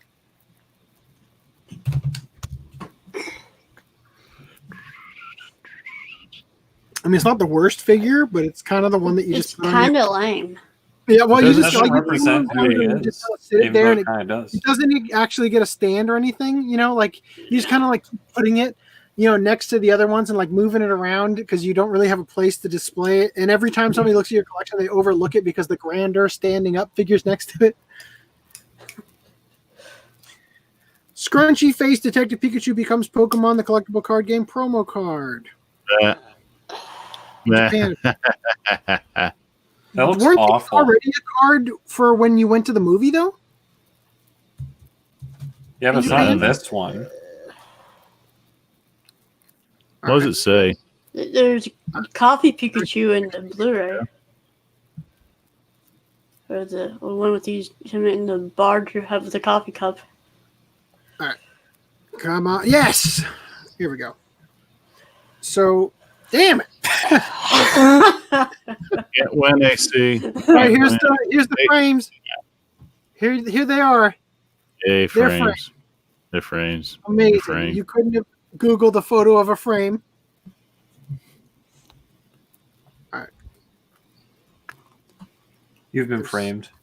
Many of them. They heard Okay. your jubilation. It was like, nope, we're going to bend this guy's career. No sexy dialogue allowed for custom order anime voice actor PCs, manufacturer says. Bullshit. Tokyo-based manufacturer specifically forbids one of Japan's most time-honored steamy welcome home cliches. A cliche that I cringe every time I hear it in anime. You guys know what it is? I don't even have to read the article to know what Thank it you, is. Gabriel Whaley. Would you like a bath? Would you like dinner? Or would you like me? Welcome Yeah. home. How was Fucking your day? hate, and it's always said in like the draw out the syllables, right? Kind of way. Morning. Or what? Every time the character does that. Yes, yeah. Well, watashi. All right. Anyway, Smash Core, appropriate name for one that says you can't smash your sexy PC voice. Might not be a name that quickly comes to mind when thinking of PC manufacturers, but it's carved out a unique niche for itself. The Tokyo-based company offers PCs and tablets featuring voice samples from popular anime voice actors and actresses. You can even make special requests for specific samples recorded just for you as part of SmashCore's aptly named Type U series. I don't know why I said it that way. That was a little weird. Right now, buyers have their choice of 4 versions. So, One Punch Man Genos, Brand New Animals Alan Silvastia, Haikyuu's Tobio Kageyama, also Beatless Yuka Endo, Kimono Friend Common Raccoon, Macross's Maximilian Genius, Bleach's Sosuke Aizen. So, okay, maybe one of these people matters. Hypnosis Mike's Dice Arisugawa, and Vanguard's Izuru Shido. See, like, none of these are like characters that I think, yeah, that guy's voice. Maybe Aizen, maybe, and even then, not really. Anyway, especially all of these in the Japanese version and all that. But anyway, in addition to 60 preloaded words for various system functions, each device includes 2 lines chosen by the buyer and recorded by the voice talent prior to delivery. Each line should include your name or nickname, and some of Smash Core's suggestions are, Yoo-hoo, name. Looks like you've got an email. Wonder who it's from. Name Chan, you've got a letter. Hey, who sent it to you? So is this would be in the voice of Navi from Ocarina of Time? Hey, listen. You've got a letter. Listen. All right. Mail's here. Listen. I bet it's wonderful. These are cringe. You know what I want? I want someone sent you an email. I've sent it to law enforcement and A lawyer in law enforcement. I can never recite that correctly. However, while the 2 lines of custom dialogue are up to you, there are some things that are off limits. First, you can't have the voice actor / actress perform specific lines from copyrighted anime they've appeared in. So you can't get the hot coffee line or whatever it is, the commoner coffee line. The hot coffee mod line. You also can't have them make statements about yourself, like, this is Kaito Ishikawa, and I belong only to you. Also not an option, dialogue that creates a sexualized atmosphere. And SmashCore specifically points out that Japan's stereotypical sexy welcome home line, of which you want first, a bath, dinner, or me, is a no-go. The company also explicitly states that it will not accommodate requests for your custom line to include the sound of a kiss from your model's voice performer. Boy, look at these fucking buzzkills. It's just their voice. Why does that if matter? You can live with all those stipulations, orders can be placed. What if you just ask them, can you fart into the camera? Orders can be placed online for the notebook PCs and tablets. Ishikawa here, Ono here, Hayama, blah, blah, blah. The prices ranging from $1,100 to $2,980. Definitely not a ripoff, depending on the specific model and specs. I wonder if there's a gender pay gap there. Japanese Twitter user accidentally summons demon by making toast. So it's just funny image. They tried to make egg toast, and it's like scary. You're so ramen toast. Yu-Gi-Oh. All right. What the fuck? It's just popcorn. Is this actually popcorn? That's scary as shit. Why is it scary? You just munch it. It's like It not looks even bigger than partially you think. photoshopped, if you ask Yeah, me. it looks like that algorithm that the deep fake learning thingy that uses the noodles to draw the picture. You know what I'm talking about? It looks like the Are you latest sure there's not a adaptation conspiracy of popcorn Cats. people they see? Am I the only one who thinks that looks like the new Cats movie with popcorn? I mean, Maybe. I'd have to see them side by side. So here's Casca finally. Helmeted and non-helmeted version. raped and non-raped version. Protected and unprotected version. Looks like the not raped version so far. Literally the title, non-raped Casca statues. Yeah. I like Is there a raped version? Or Rhys is interested in the raped I version. mean, Can we if get you go that? that way to title it, you might as well ask the question. Yeah, there's a shark helmet right there.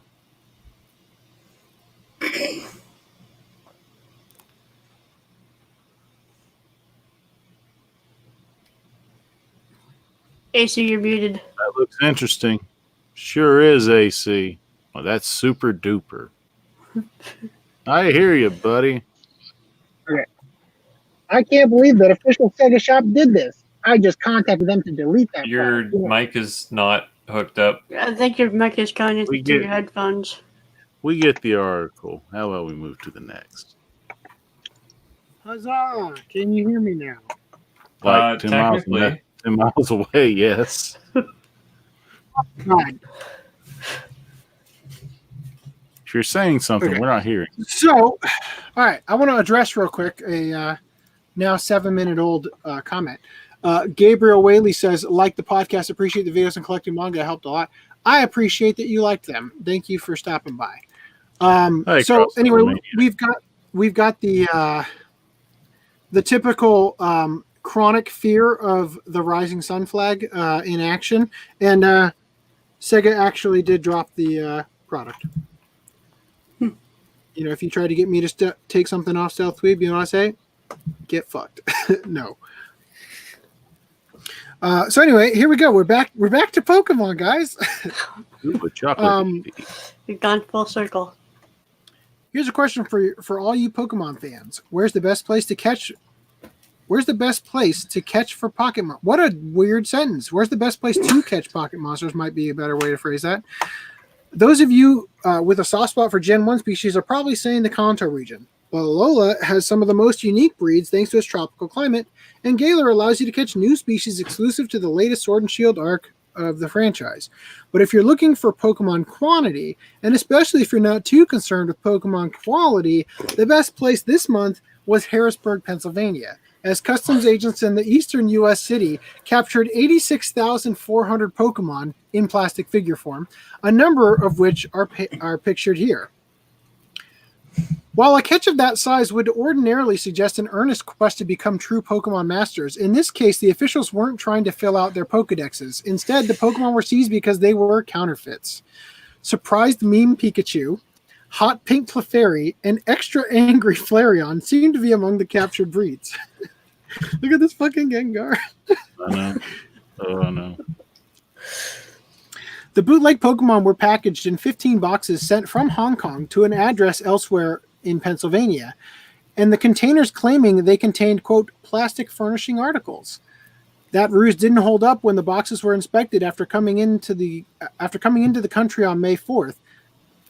That ruse didn't hold up when the boxes were inspected after coming into the country on May 4th, though, and the size of the shipment suggested the figures weren't going to a single superfan for his personal use, but were intended for resale by the intended Pennsylvania recipient.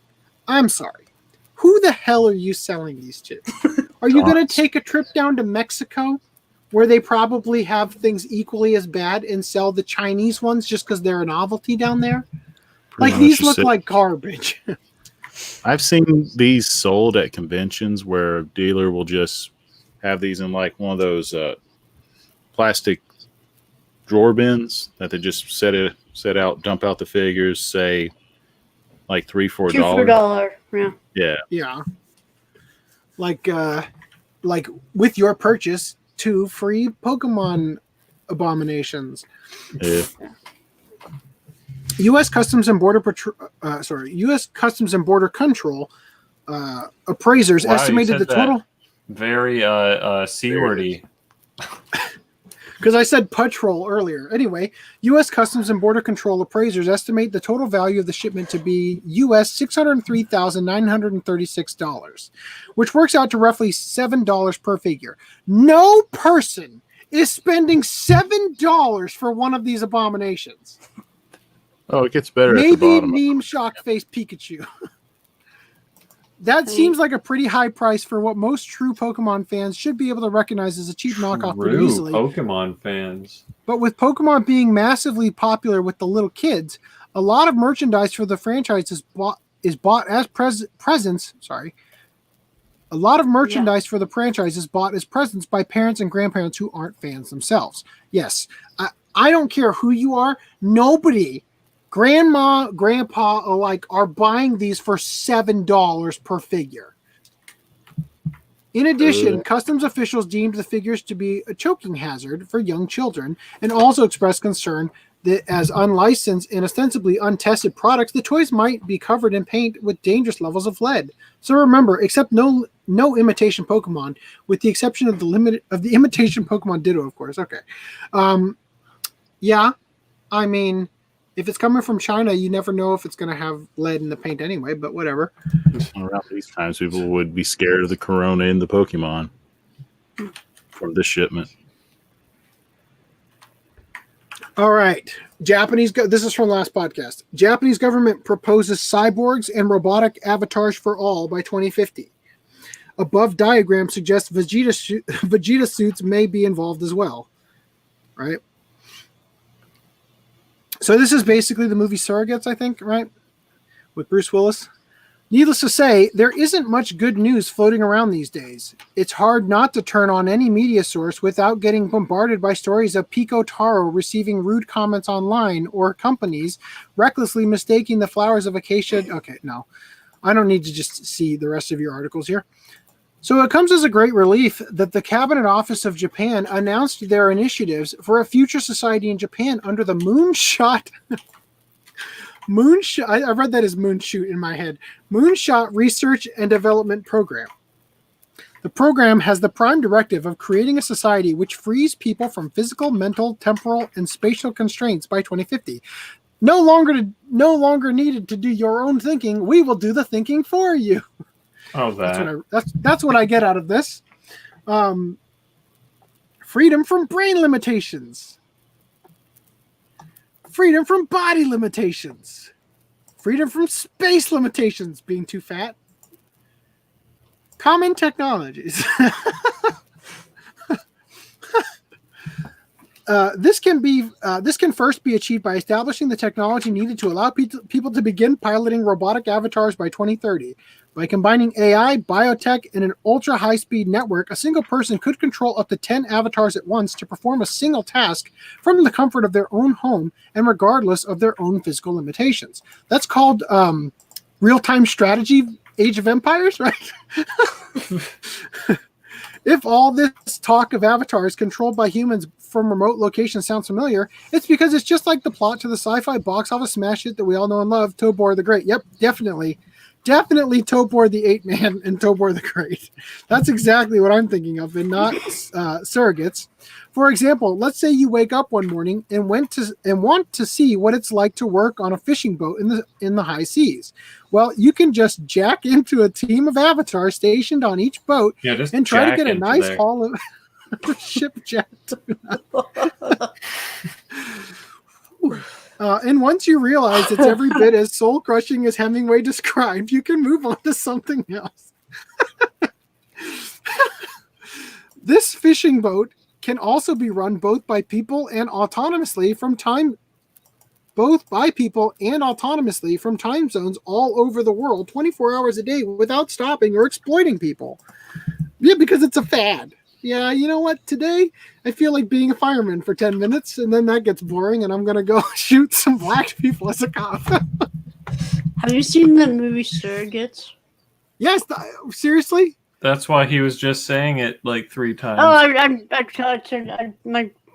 I took my headphones out for a second. Sorry. My bad. All right.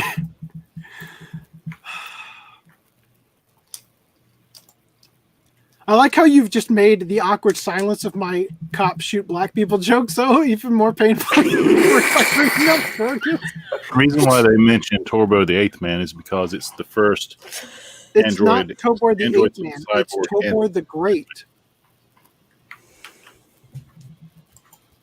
This is the U.S. trailer. I'm pretty sure that this was Tobor the Okay. Ape Man is based on Tobor the Great. Oh yeah, have you ever seen Surrogates?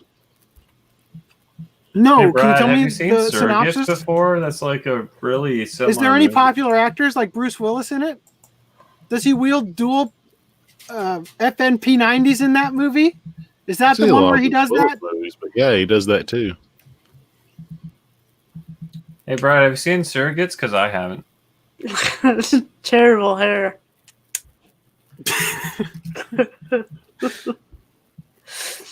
Yeah, you'd think if you're gonna have a surrogate, you might as well get one with the full head of hair. Am I right? There just looks so wrong with him. Does he have hair in that movie? And his surrogate does, yes. I That's don't why remember. it's so freaking weird. Is it weirder than Vin Diesel with hair? Is that in that one movie, or Jason Statham with hair in that other movie? People who are bald should not have hair. Well, Anyway, the fishing boat can be run both by people and autonomously from time zones all over the world without exploiting people. Blah blah blah. You wouldn't need to put you wouldn't even need to put pants on, let alone travel to the work site, sparing wear and tear on your wardrobe and the environment in the process. I like the idea that some guy in another country while you're not putting your pants on so you can surrogate your way onto the fishing boat is surrogating his own way into a prostitute that's sucking your dick while out.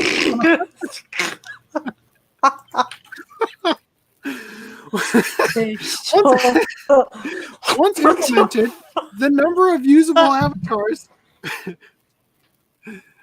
What's going on? Are you gonna combust over there? Are you searching surrogate prostitutes? Once implemented, the number of usable avatars and their functions per person would steadily grow. I mean, you could just play Second Life, you know. Or Half-Life. The exponentially increasing labor force of these robots would then lay the groundwork for what they call Society 5.0 by 2050, in which people will have access to thousands of avatars which they can use to work together and create even more technological wonders to improve their lives. This sounds fucking horrible. Moonshot R&D program held an international symposium last March, much of which can be viewed on YouTube if you have 8 hours to kill. You should just watch our podcast instead, because it's going to be much more entertaining than this. I mean, we talk about the surrogate prostitutes, and I very much doubt that they do. So, it's certainly ambitious, but they don't call it moonshot for nothing. And Japan feels that its position as a nation with an especially rapidly aging and decreasing population makes it the perfect environment for such a social disruption to occur in first. Right. I mean, I saw Vexil. I know where this is going. I also read the Bible and the emerging of clay and steel or whatever. Iron and clay. Yeah, it sounds exactly like I know where this is going. The prospect of making life one big Animal Crossing game was intriguing for many netizens, while others lacked faith that the government could pull off such a revolution. Cool. We'll be like Ghost in the Shell. No, not at all. It's like a real brain in a vat situation. It will be life in VR. That's taking it's gonna, you know what it's gonna end up being before you know it? The actual Matrix. In a fucking tube, acting as a neural network for fucking AI, right? I'm this is taking excited. telework to the extreme. I mean, you have the most to gain from the surrogate dick sucking. Oh my. Fuck you, man. I'll end up looking like freaking Bruce Willis here. Let's be real, Rhys. You would surrogate dick suck yourself. I mean, look at this guy. Oh yeah. He almost looks as bad as Chris Tucker in Fifth Element. With hair. God. He needs facial hair. Like Yeah. very few people can pull off like regular hair with a shaved face at that age. No. Anyway, back to me. Doesn't Chris Tucker in Fifth Element have the Giorno hair? The Yeah, basically. swirly. Can you switch Yeah. back to me because my mouse has that tremendously Okay. awful lag? Here you go. Thank you. Yeah, that's All right. I wonder if we'll stop using fax machines by then too, one netizen said. Yeah, they promised me still- flying cars by now too, so I won't be shocked when this doesn't happen. We can't even get driverless cars going yet. That technology's been around for years. Yeah. Free from space, time, body, and mind. Sounds like we'll all be dead by 2050. So our government wants us to live in the Matrix. It's true you'll still encounter a fax machine from time to time in Japan. And in terms of robots, it seems we haven't been able to do much better than Pepper in the past 6 years. Gotta know what that is. On the other hand, there have already been some advancements in line with the cabinet officials. The cabinet office's proposals, such as Dawn version. Augie, you should know what that is. What Greek letter of the alphabet is this? That's beta. Beta. Okay, I thought so. Wasn't sure. A cafe staffed by robotic avatar waiters controlled by paralyzed people from their homes. So maybe Society 5.0 isn't as far-fetched as it appears. Much like the original. Yeah, and ever since the surrogate prostitutes, I can't not read this as cum shot instead of moonshot. Much like the original moonshot, it's just a matter of being bold and optimistic enough to make it a reality. That's way funnier when you replace that with cum shot. Much like the original cum shot, it's just a matter of being bold and optimistic enough to make it a reality.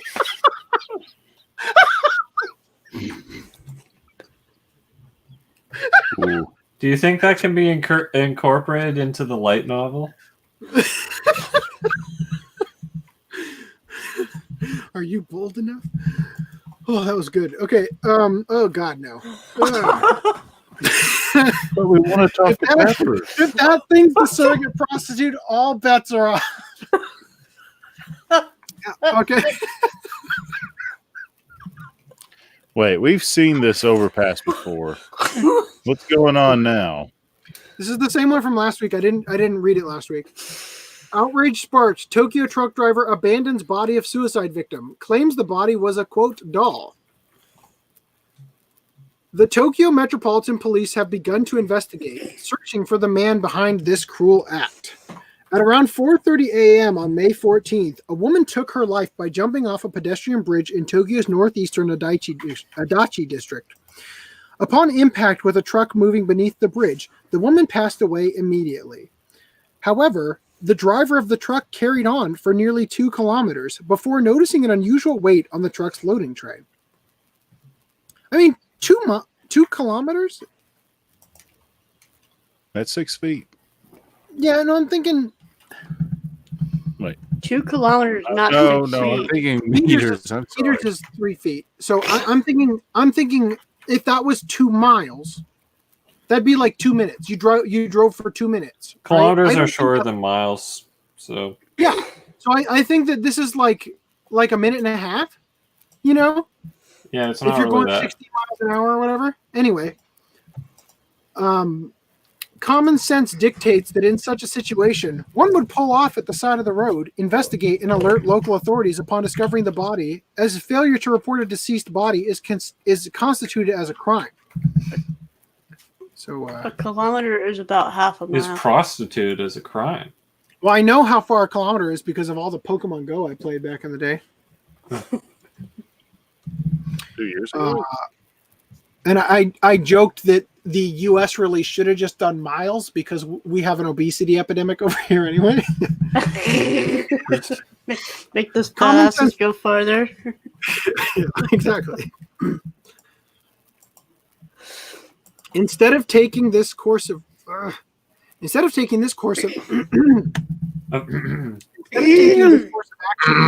the truck driver proceeded to dump the woman's remains onto the side of the road.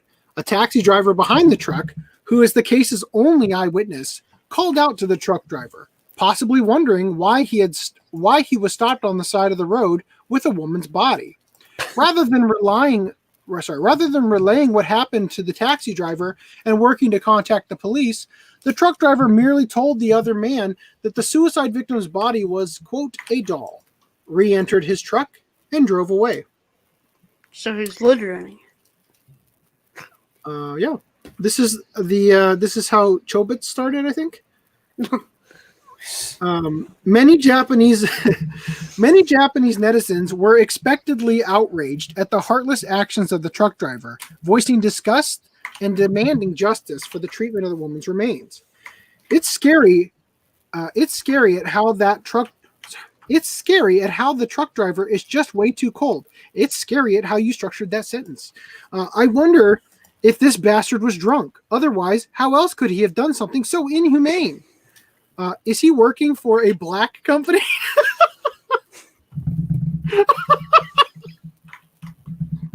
Casual racism on Twitter. Because it seems like he just wanted to get to work. And not reporting such a tragic incident for the sake of your job seems like the kind of bullshit a black company would still in their place. That gets funnier and funnier with not taking into account what black company means. That's not a translation error.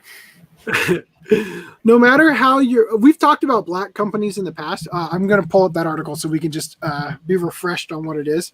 All right. Thanks to Crossover Maniac. Yeah, I'm going to try to see if I can copy this, but the thing is, I can't. If one of you can send me that, safe 200 person 15 I-5 space station. Yeah. I can't even type that URL because the N's and B's in it. I'm working on But thank you for the super chat, and I will bring this up. Facebook chat. I've got my top men on it. We will cover this. Where was It's in Facebook chat now. Augie's got in the private chat already. Thank you. Go to next video. Okay. I will put it. Private chat. All right, we'll let that load while I read the rest of this. No matter how you're involved in an accident like this, the number one priority should be to report to the authorities first if you'll be late to check in at work. Okay. I can't fathom to think what this shipping company teaches their employees if this is what one of them does. I like how you just know that it was a shipping company. I mean, he's a truck driver. I get that, but I just it's like maybe we should be looking into this comment that had a little bit too much info on the situation here. The Tokyo Metropolitan Police is currently great job. The Tokyo Metropolitan Police are currently conducting a search for the truck driver. We hope the deceased remains have been properly interred, excavated, and their friends as well as family receive closure concerning this incident. If you or someone you know is in Japan and having suicidal thoughts, blah blah blah blah blah, don't kill yourself. Don't delete yourself. Just quick curiosity question: is there a Blu-ray for Chobits? Yeah, I doubt it. Yep. Is there? Yes. It's not an SD. It's Might have to probably like an upscale, Yeah, probably. but Might have to Funimation get doesn't that for a really watch disclose that Because stuff. I'd like to. Of all the anime I've seen in my life, I would like to do watch clubs of ones that were good, and I kind of want to rewatch that.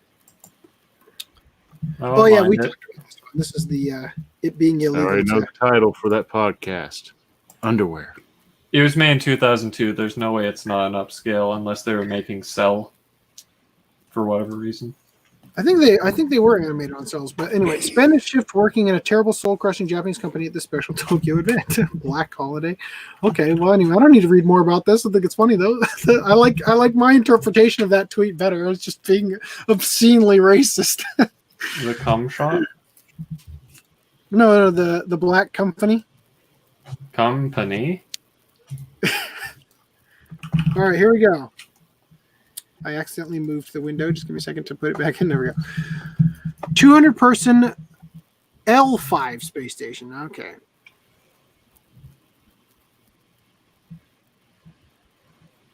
I mean, I'll be real. I don't really want to live in space.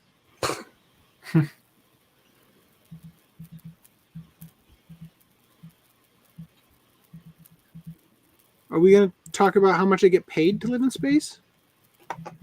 You get paid to live I mean, in if you're space? giving me 20.6 billion. I'll do it, I guess. I don't think that's what that is, though. Yeah, your shipping on your anime to space will be quite expensive. I'm gonna toss this in the read into it and see if we want to cover it next podcast, just in case it's interesting. But for now, I have to get to bed soon for work tomorrow. Jilted Chinese woman sends 1,000 kilograms of onions to her ex-boyfriend's doorstep. Ew. Revenge is a dish best served with a side of onions. Breaking up is never easy, no matter what side of the letdown you're on. It's a painful experience that, if handled incorrectly, could result in a violently emotional scene, or in some cases, 1,000 kilograms or 2,200 pounds of onions delivered to your doorstep. I'm just trying to think about, what would you do? If you... legitimately, if you open up your doorstep and there were 2,200 pounds of onions, first of all, I legitimately don't think you could get rid of that quantity in one day. It's too heavy. Even if it was in 20-pound crates or something, I think you would legitimately, your back would give out before you finished, how would you even deal with that? I couldn't deal with that, especially in Arizona. Fuck, they liquefy out here. Exactly what she wants. The classic tale of boy meets girl, boy dumps girl, girl orders truckload of vegetables played out once again in Shandong province. China, never change. In this case, the man, who wished not to be identified, did make the seemingly tactless move of ending the relationship only days before Valentine's Day, according to some reports.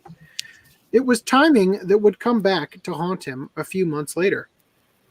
Oh shit, there's actual video of the pallets upon pallets of onions. How much could that have fucking cost?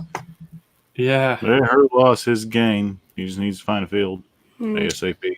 Actually, that's true. Yeah, You could just sell it. They're red onions, too. They're the expensive onions. Yeah, Dragon Ball Super training where you just plant them all in the field. Race with Piccolo, pluck them up. The date 20th of May has become a hip new version of Valentine's Day in China due to its numbers, 520, sounding similar to I love you in Mandarin. All right. And it was around this time that the man's ex-girlfriend, identified as Miss Zhao in the media, chose to exact her revenge. Gross. Gross. On the morning of the 16th of May, a truck full of onions weighing 1 metric ton drove up to the ex-boyfriend's apartment block. On top of the pile of savory bulbs left in front of his door was a note from Miss Zhao, which read, "I cried for 3 days. Now it's your turn." Hey, I'm sorry. Hold on. Okay, hold on. He dumped her, ending the relationship only days before Valentine's Day. It was timing that would come back to haunt him a few months later. Valentine's Day is May 20th, 520. I love you in Mandarin. On the morning of the 16th of May, that's not months later. Valentine's, I think they're talking about the February Valentine's Day. Maybe. Not the May one. What I'm getting is they broke up in February and now it's May. Yeah. I guess that's the only logical explanation, right?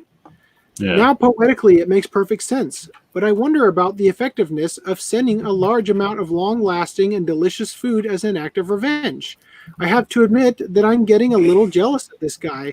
Imaging, I think he means imagine the months of nonstop onion rings and flavor-enhancing omelets and burgers ahead. Then again, we here at Sora News 24 do have unique tastes. Disgusting. I want to throw up looking at that. We can only assume Miss Zhao didn't opt for something more vile and eye-watering. Okay, like a ton of ripe manure. Oh, yeah, sure. Out of consideration for Onion Boy's neighbors. Okay, so we can only assume Miss Zhao didn't opt for something more vile and eye-watering like a ton of manure, out of consideration for Onion Boy's neighbors. However, her restraint hadn't worked in the end, as one tenant in the building told Shandong Net, God, I love it. I don't know if he's crying, but I definitely am. This whole building reeks. You know, they talk like that in Shandong, at least. The full delivery is said to have taken one person about 4 hours to complete, but at least the driver got paid in 3 days. And these days, at least the driver got paid. And these days, there's far worse ways to make a wand. Apparently, it was no skin off Miss Zhao's back either, as she explained to the media, I got money.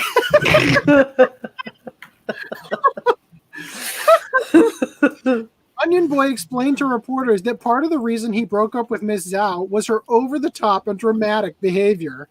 She's telling everyone that I haven't shed one tear since our breakup, he said. I am a bad person just because I didn't cry? Good question. Shit. Let's see what Japanese... Yeah, shit. You should have saved this article through the Samuel L. Jacksonizer before reading it.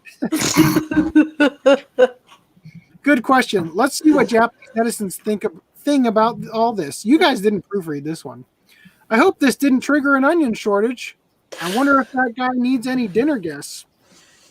Is that the point of crying, to let out your emotions? Wait, isn't the point of crying to let out all your emotions so you don't lash out at people like that? This story stinks. I mean, you can even just microwave onions and they turn out great. If those onions start to go bad, it'll be a whole other ball game. That would probably start to attract cockroaches, so he better eat them fast. I just shared them with all my neighbors to become a local hero. Yeah, seriously. Local hero feeds town. You know? Onion rings for days. It would certainly appear that most people were too occupied with the spectacle of suddenly getting a ton of onions to care about who was justified in this breakup, which is nice in a way. Hopefully, this effect has washed over Miss Zhao and her now pungent ex too, and they can both move on to meet new people whose neighbors they can torment in the name of love. That's a pretty good story. I'm happy for Shandong inhabitants. All right, so I don't actually want to read this article. I just want to bring it up. A creepy new wrinkle to Japan's Chikan train groper schemes and how to counter it. So as you guys know, Chikan is the strategy of perverts in Japan to get on a crowded train and wait till it's so crowded that nobody can tell what you're doing and start like groping people, right? And then getting away before you can be confronted or whatever, right? And so there's a new strategy that somebody was talking about where, God, I love these. This is so fucking no. Well, it's supposed to be a cane, but it's such a great metaphor for the thing they're talking about. Tuck your eyes and beat you. So they said that this Twitter user said that she was walking through a train station when an elderly man called out to her. He said, "My legs hurt, so can you help me get onto the train?" Implying that he wanted her to physically assist him in boarding, right? So she said that she had already heard of this strategy before. So what she did is, instead of accommodating him, she told him that she'd go find a station attendant to help him, at which point his legs suddenly recovered their strength. She says, 0.5 seconds after I said I'd go get a station attendant, he said, then I'm okay, and walked off, right? Anyway, so here's the thing. I have to think that, Japan, in anime especially, they've got a lot of like old pervert characters, right?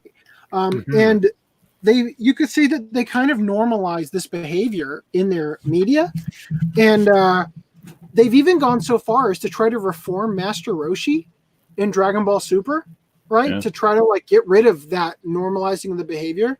Well, he wanted to get rid of that. Well, I think that they're going the wrong way with it. I think that instead they should just start like normalizing the behavior of the girl smashing the old man over the head with a mallet in response. Right? Like that's how we cure this problem, is you have to start treating it like they do in the anime too. Right? If we're gonna let people believe it's okay through the anime, you have to get the repercussions of being flattened by a steamroller or hitting the face with a mallet or just punched and having like the Band-Aid on the boo-boo thing. I don't know what you guys think.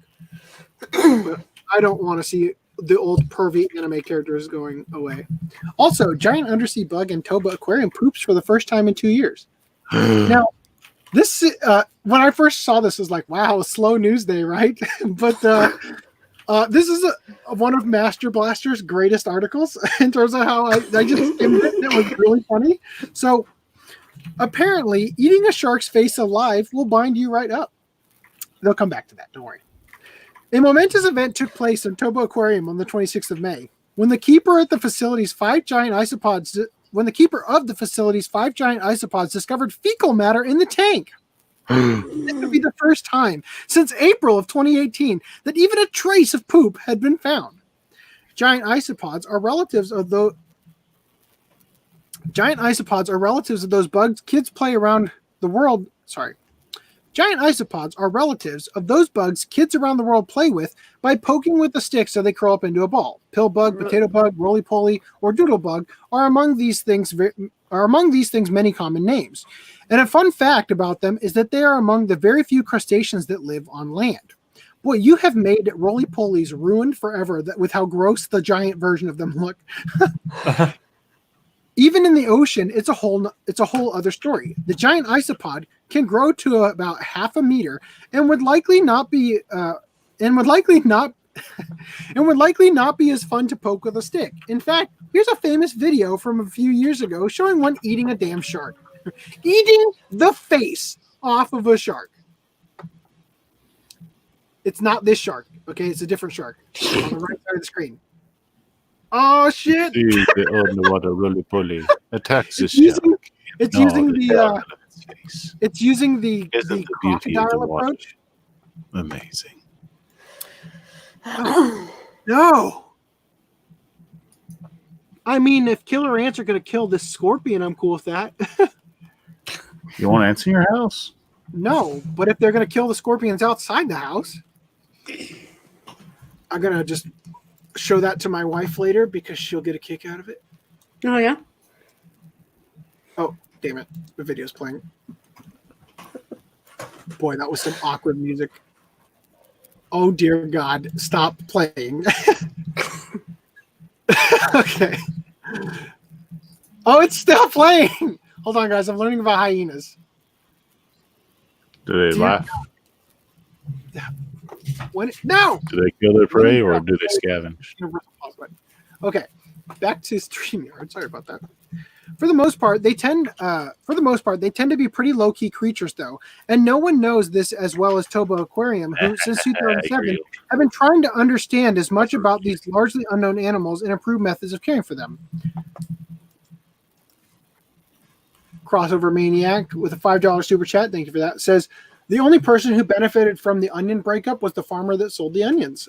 Oh yeah. Yeah. Well, also probably the people who got free onions when the guy couldn't. I mean, certainly the woman is the one on the raw end of the. She's like feeling sorry for herself at the end of the day. Like, I cried for 3 days and I spent $30,000 on onions for that guy.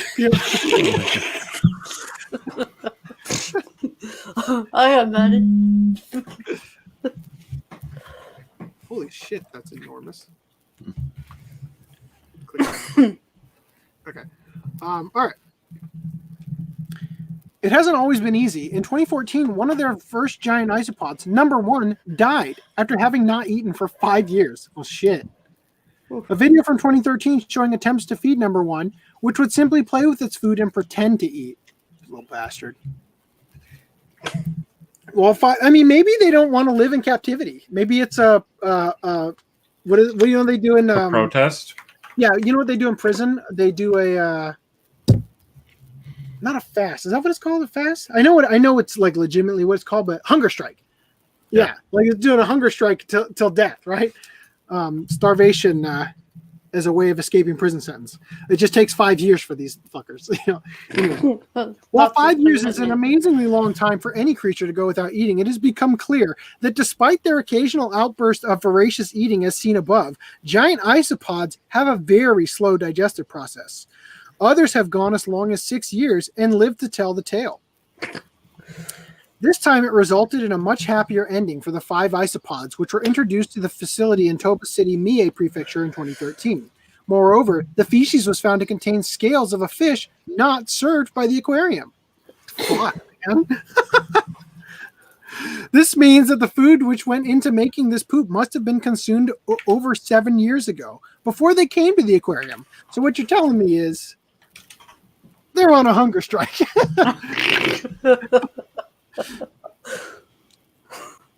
While it isn't clear exactly what isopod dropped the deuce, the finding is a breakthrough in the field of giant isopod regularity, and will hopefully trigger more detailed research into the project. Into the subject. Triggered. Trigger more detailed research into the subject. As news of the BM spread far and wide, people in Japan took to the internet to express their joy. This is the most relaxing news I've heard in months. Giant isopods make people happy by pooping. I want to be a giant isopod. I saw the news on the digital news ticker on the train. It was the most heartwarming news I read in a long time. I feel like this is a sign that things are finally getting back to normal. Giant isopod, you pooped and made the news. Good job. Sora Tokuni poops 3 times a day, and this giant isopod is getting all the buzz? Okay. It probably feels much better now. The poo that rocked the nation has also inspired artwork. The arthropods are shitting. The earth is healing. Isopods. Oh, it's right with the world. So there's his little poop.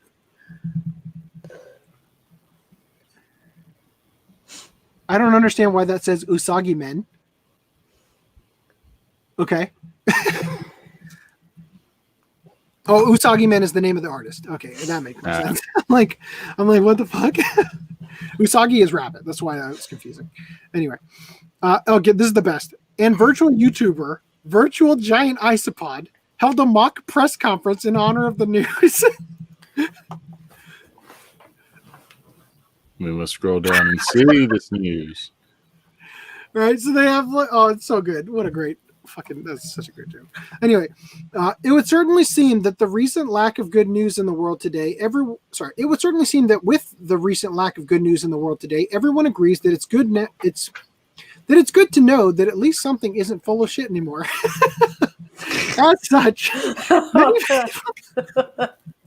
As such, many people are rallying around this giant isopod turd as a sign of good things to come. Time to dust off our old isopod costumes and celebrate.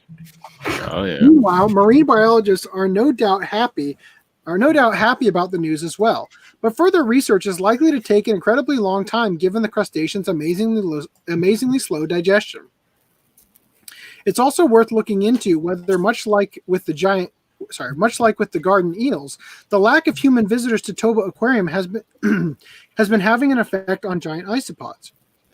I know I have trouble when someone's in the next stall, so I couldn't imagine having to go number 2 in a glass box with hundreds of people walking by and taking photos. I legitimately think that it's much more likely that they're on a hunger strike and they're just like, yeah, I'll pretend to eat this to fool you into thinking that I'm eating so you don't cram it down my throat, but I'm secretly going to die. All right. So I just opened this top 5 list. I'm gonna put this on. We didn't make it.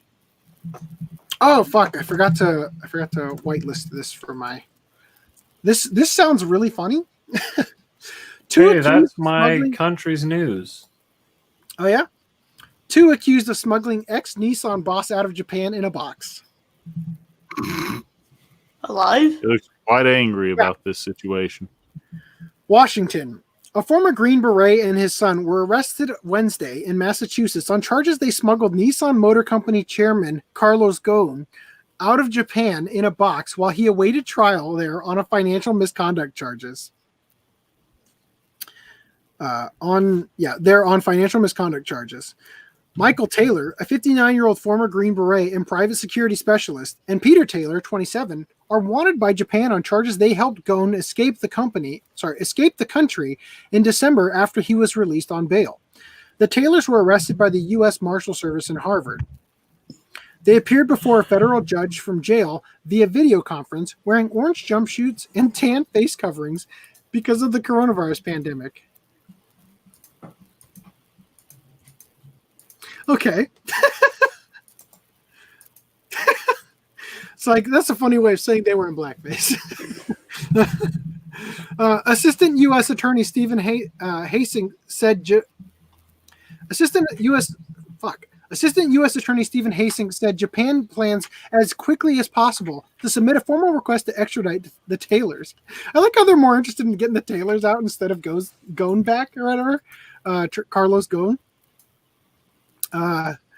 An attorney for the Taylors said they plan to challenge Japan's extradition request on, quote, several legal and factual grounds.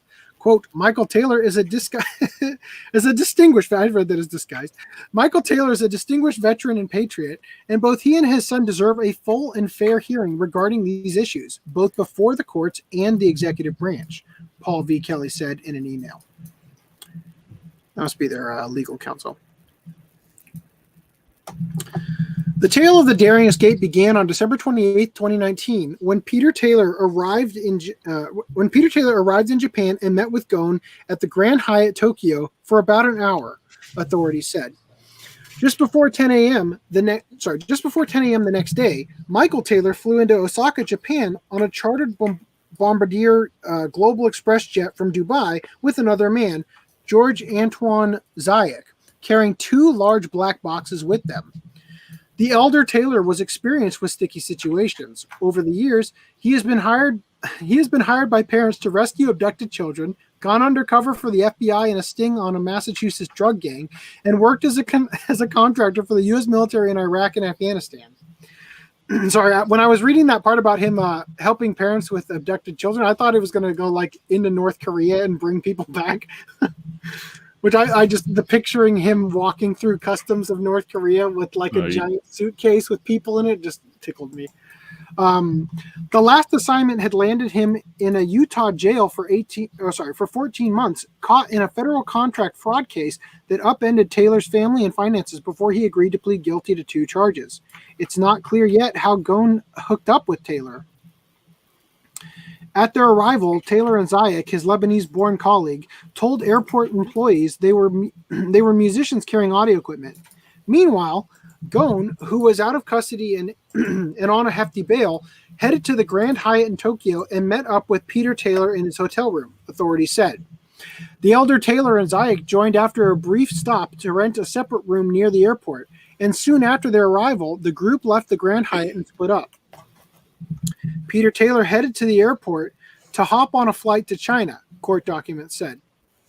The others hopped on a bullet train and arrived at the Shin Osaka train station about 4 hours later, authorities said. They hailed a taxi and went back to the towering luxury hotel where Taylor and Zayak had booked a room earlier in the day. They all went in. Only 2 would be seen walking out. Authorities say Ghosn was inside one of the big black boxes, lugged by the 2 men to Japan's Kansai International Airport. Boy, you are like really loving the authorities said and all that. Anyway, the boxes passed through a security checkpoint without being checked and were loaded onto a private jet headed for Turkey, the documents say. At 11:10 p.m., the chartered Bombardier, its windows fitted with pleated shades, lifted off with Ghosn stowed aboard. The flight went first to Turkey, then to Lebanon, where Ghosn has citizenship, but which has no extradition treaty with Japan. 2 days later, Ghosn announced publicly he was in Lebanon. I'm here, bitches. I mean, if there's no extradition, then I guess, right? Just go ham. Yeah. Like, I got you, fuckers. He said he fled because he could not expect a fair trial, was subjected to unfair conditions in detention, and was barred from meeting his wife under his bail conditions. Ghosn maintains he is innocent. Ghosn maintains he is innocent of allegations. He underreported his fortune. Ghosn maintains he is innocent of allegations. He underreported his future income and committed a breach of trust by diverting Nissan money for his personal gain. He says that the compensation was never decided on or received, and that the Nissan payments were for legitimate business purposes. The spokesman for Ghosn's legal team declined to comment on Wednesday's developments. Peter Taylor had traveled to Japan at least 3 times since July 2019 and met with Ghosn at least 7 times during these visits, according to court records. Japanese, these like commas are way too small and look like periods on here. Japanese officials had also issued a provisional warrant for Zaic's arrest. Lebanese authorities said Ghosn entered the country illegally on a French passport. Sorry, no. That's not what that said. Lebanese authorities said Ghosn entered the country legally on a French passport, though he had been required to surrender all three of his passports to his lawyers under terms of bail. He also has Brazilian and Lebanese citizenship. The security business that Michael Taylor and partners set up decades ago was initially focused on private investigations, but their caseload grew through corporate work and unofficial referrals from the State Department and FBI, including parents whose children had been taken overseas by former spouses.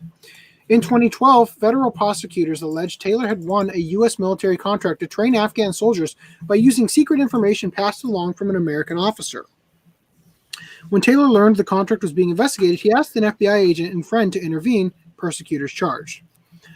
The government seized $5 million from a bank account of Taylor's company, facing 50 charges. He spent 14 months in jail before agreeing to plead guilty to 2 counts. The government agreed to return $2 million to the company as well as confiscated vehicles. Wow! So all you got to do is say you did it. Oh well, they took $5 million. I guess that's not so good. I got to say this, FDM. Your country's news is really written boringly. I mean, this is a TV station typically. What is it? I should have just played the video. Okay. Probably. It's based in Toronto. Well, that explains it all, right? Okay. CBC is like the big one though, like your ABC or whatever. I guess I don't know. So they're also good at. Anyway. Listening to boys love during workout at gym causes strange problem in Japan. Okay. Okay. Semei's confession of passion turns out to be too hot for the equipment to handle. Semei is the bottom. Semei and Uke. Oh God. Yeah. So that they're meaning like the bitch of the relationship. the catcher. The catcher. Oh God. Now you're using baseball terms on us. I mean, if you're catching baseballs in your hot gay sex, in any gym, you'll see people exercising with earphones in their ears. While you obviously can't earphones in their ears. No. Ears. Anyway, while you obviously can't hear what they're listening to, it's pretty easy to imagine everyone has some sort of energizing soundtrack for their workout, whether it's an up-tempo power pop number, swaggering hip-hop track, or the theme from Rocky. I'm gonna fly now, not Eye of the Tiger, for anybody who's wondering, because that's not the theme from Rocky. Anyway, but all those guesses would be wrong in the case of one Fujoshi friend of the wife of Japanese Twitter user at Jojo Hideo 1975. Jojo Hideo. Instead, the friend, who we'll call Miss F, headed to the gym with the Boys Love drama CD featuring a steamy tale on male romance. As Jojo Hideo recounts, Miss F showed up at the gym and grabbed an open exercise bike, which are called aero bikes in Japanese. Well, suitable. And started pedaling to the sounds of steamy, breathy voice actors. As with any proper boys love tale, this one included a seme, the attacker or top, and an uke. Oh, is it really backwards? See, I would have guessed because above in Japanese is ue, and below is shitai, right? So I would have guessed that uke and ue are part of the same base kanji, but I guess I'm wrong. So anyway, this one included a seme, the attacker or top, and an uke, receiver or bottom. And during her ride, Miss F got to the part where the seme startlingly confesses his love to the object of his affection. Oh, treating him like an object. How dare you? Objectifying men. How terrible. The unexpected turn of events filled Miss F with excitement. Actually, a little too much excitement. See, the exercise bike she was...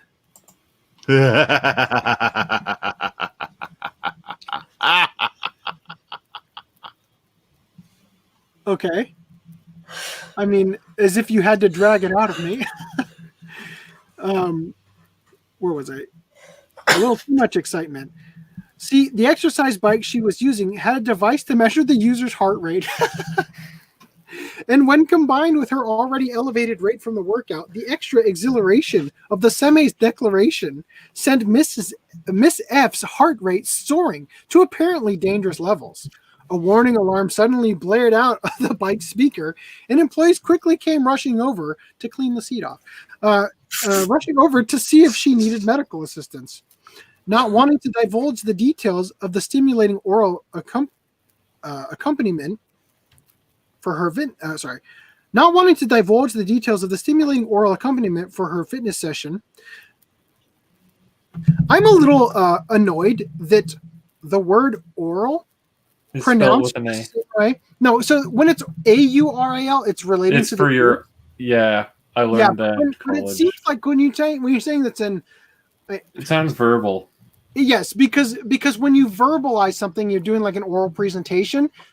It's by mouth, but people receive it through their ears. I've always hated this. Anyway, so not wanting to divulge the details of the stimulating oral accompaniment to her fitness session, it was a drama CD from adult computer game Kichiku Megane. Ooh, something glasses.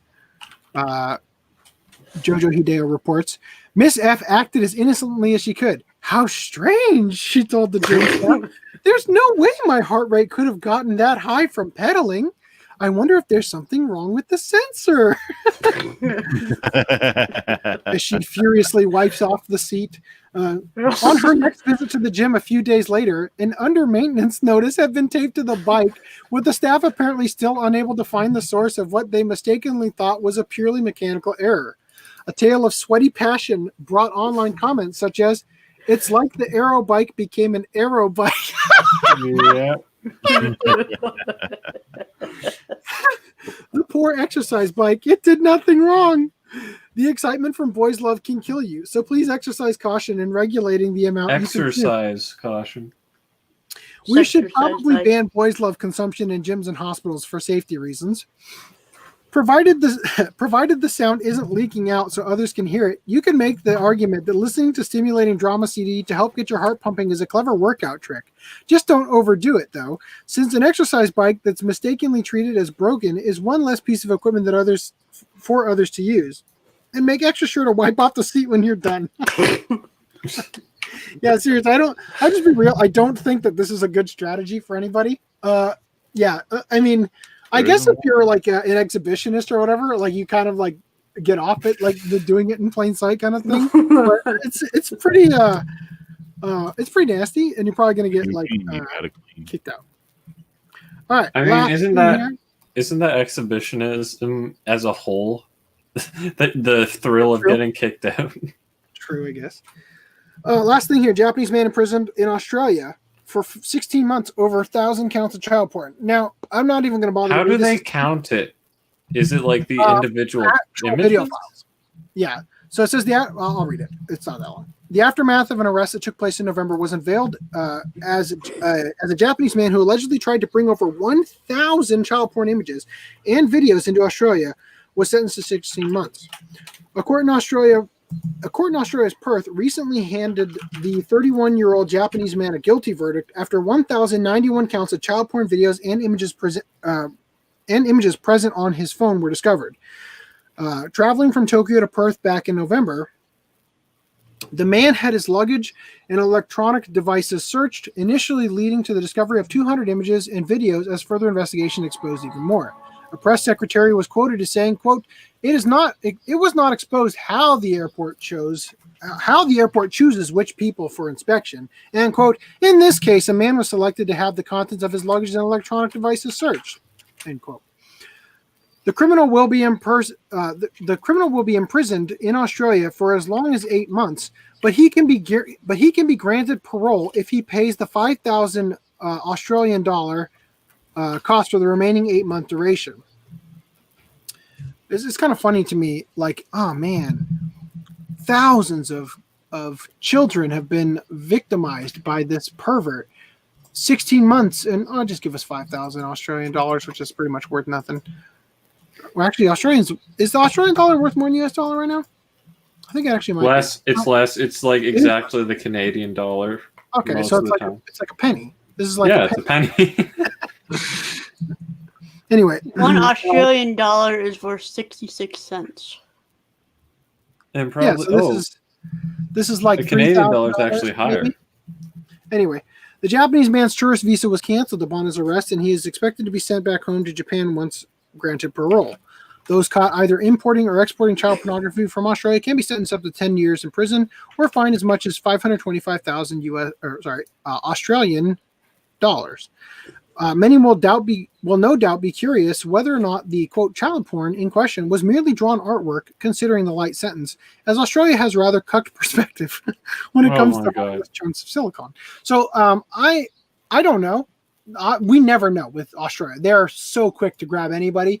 But I will say that if it was videos on his phone, I have to feel like there's probably a greater likelihood that wasn't like lolly porn, but I don't know. I mean, videos on his phone could be, the GIF he saved or something. You know, I don't know. But seems that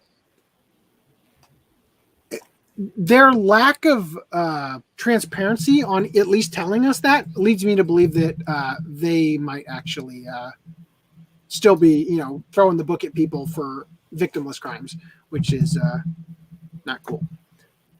But if it is real child porn, then lock him up for way longer than 16 months. What are you doing? There's kids you got to save.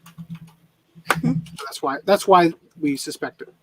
Probably not. But anyway, that is it for articles. By the way, just so you guys know, in the doc, episode 51 and episode 52 of the ocean dub for Legend of Galactic Heroes is in here. If you want to save it, right-click, save video as. Okay? Cool. So that's it. We can talk about Master Mosquito if you guys want, but I feel like we already pretty much got that out there. And I have to be in bed in a half hour. I have to be asleep. All right.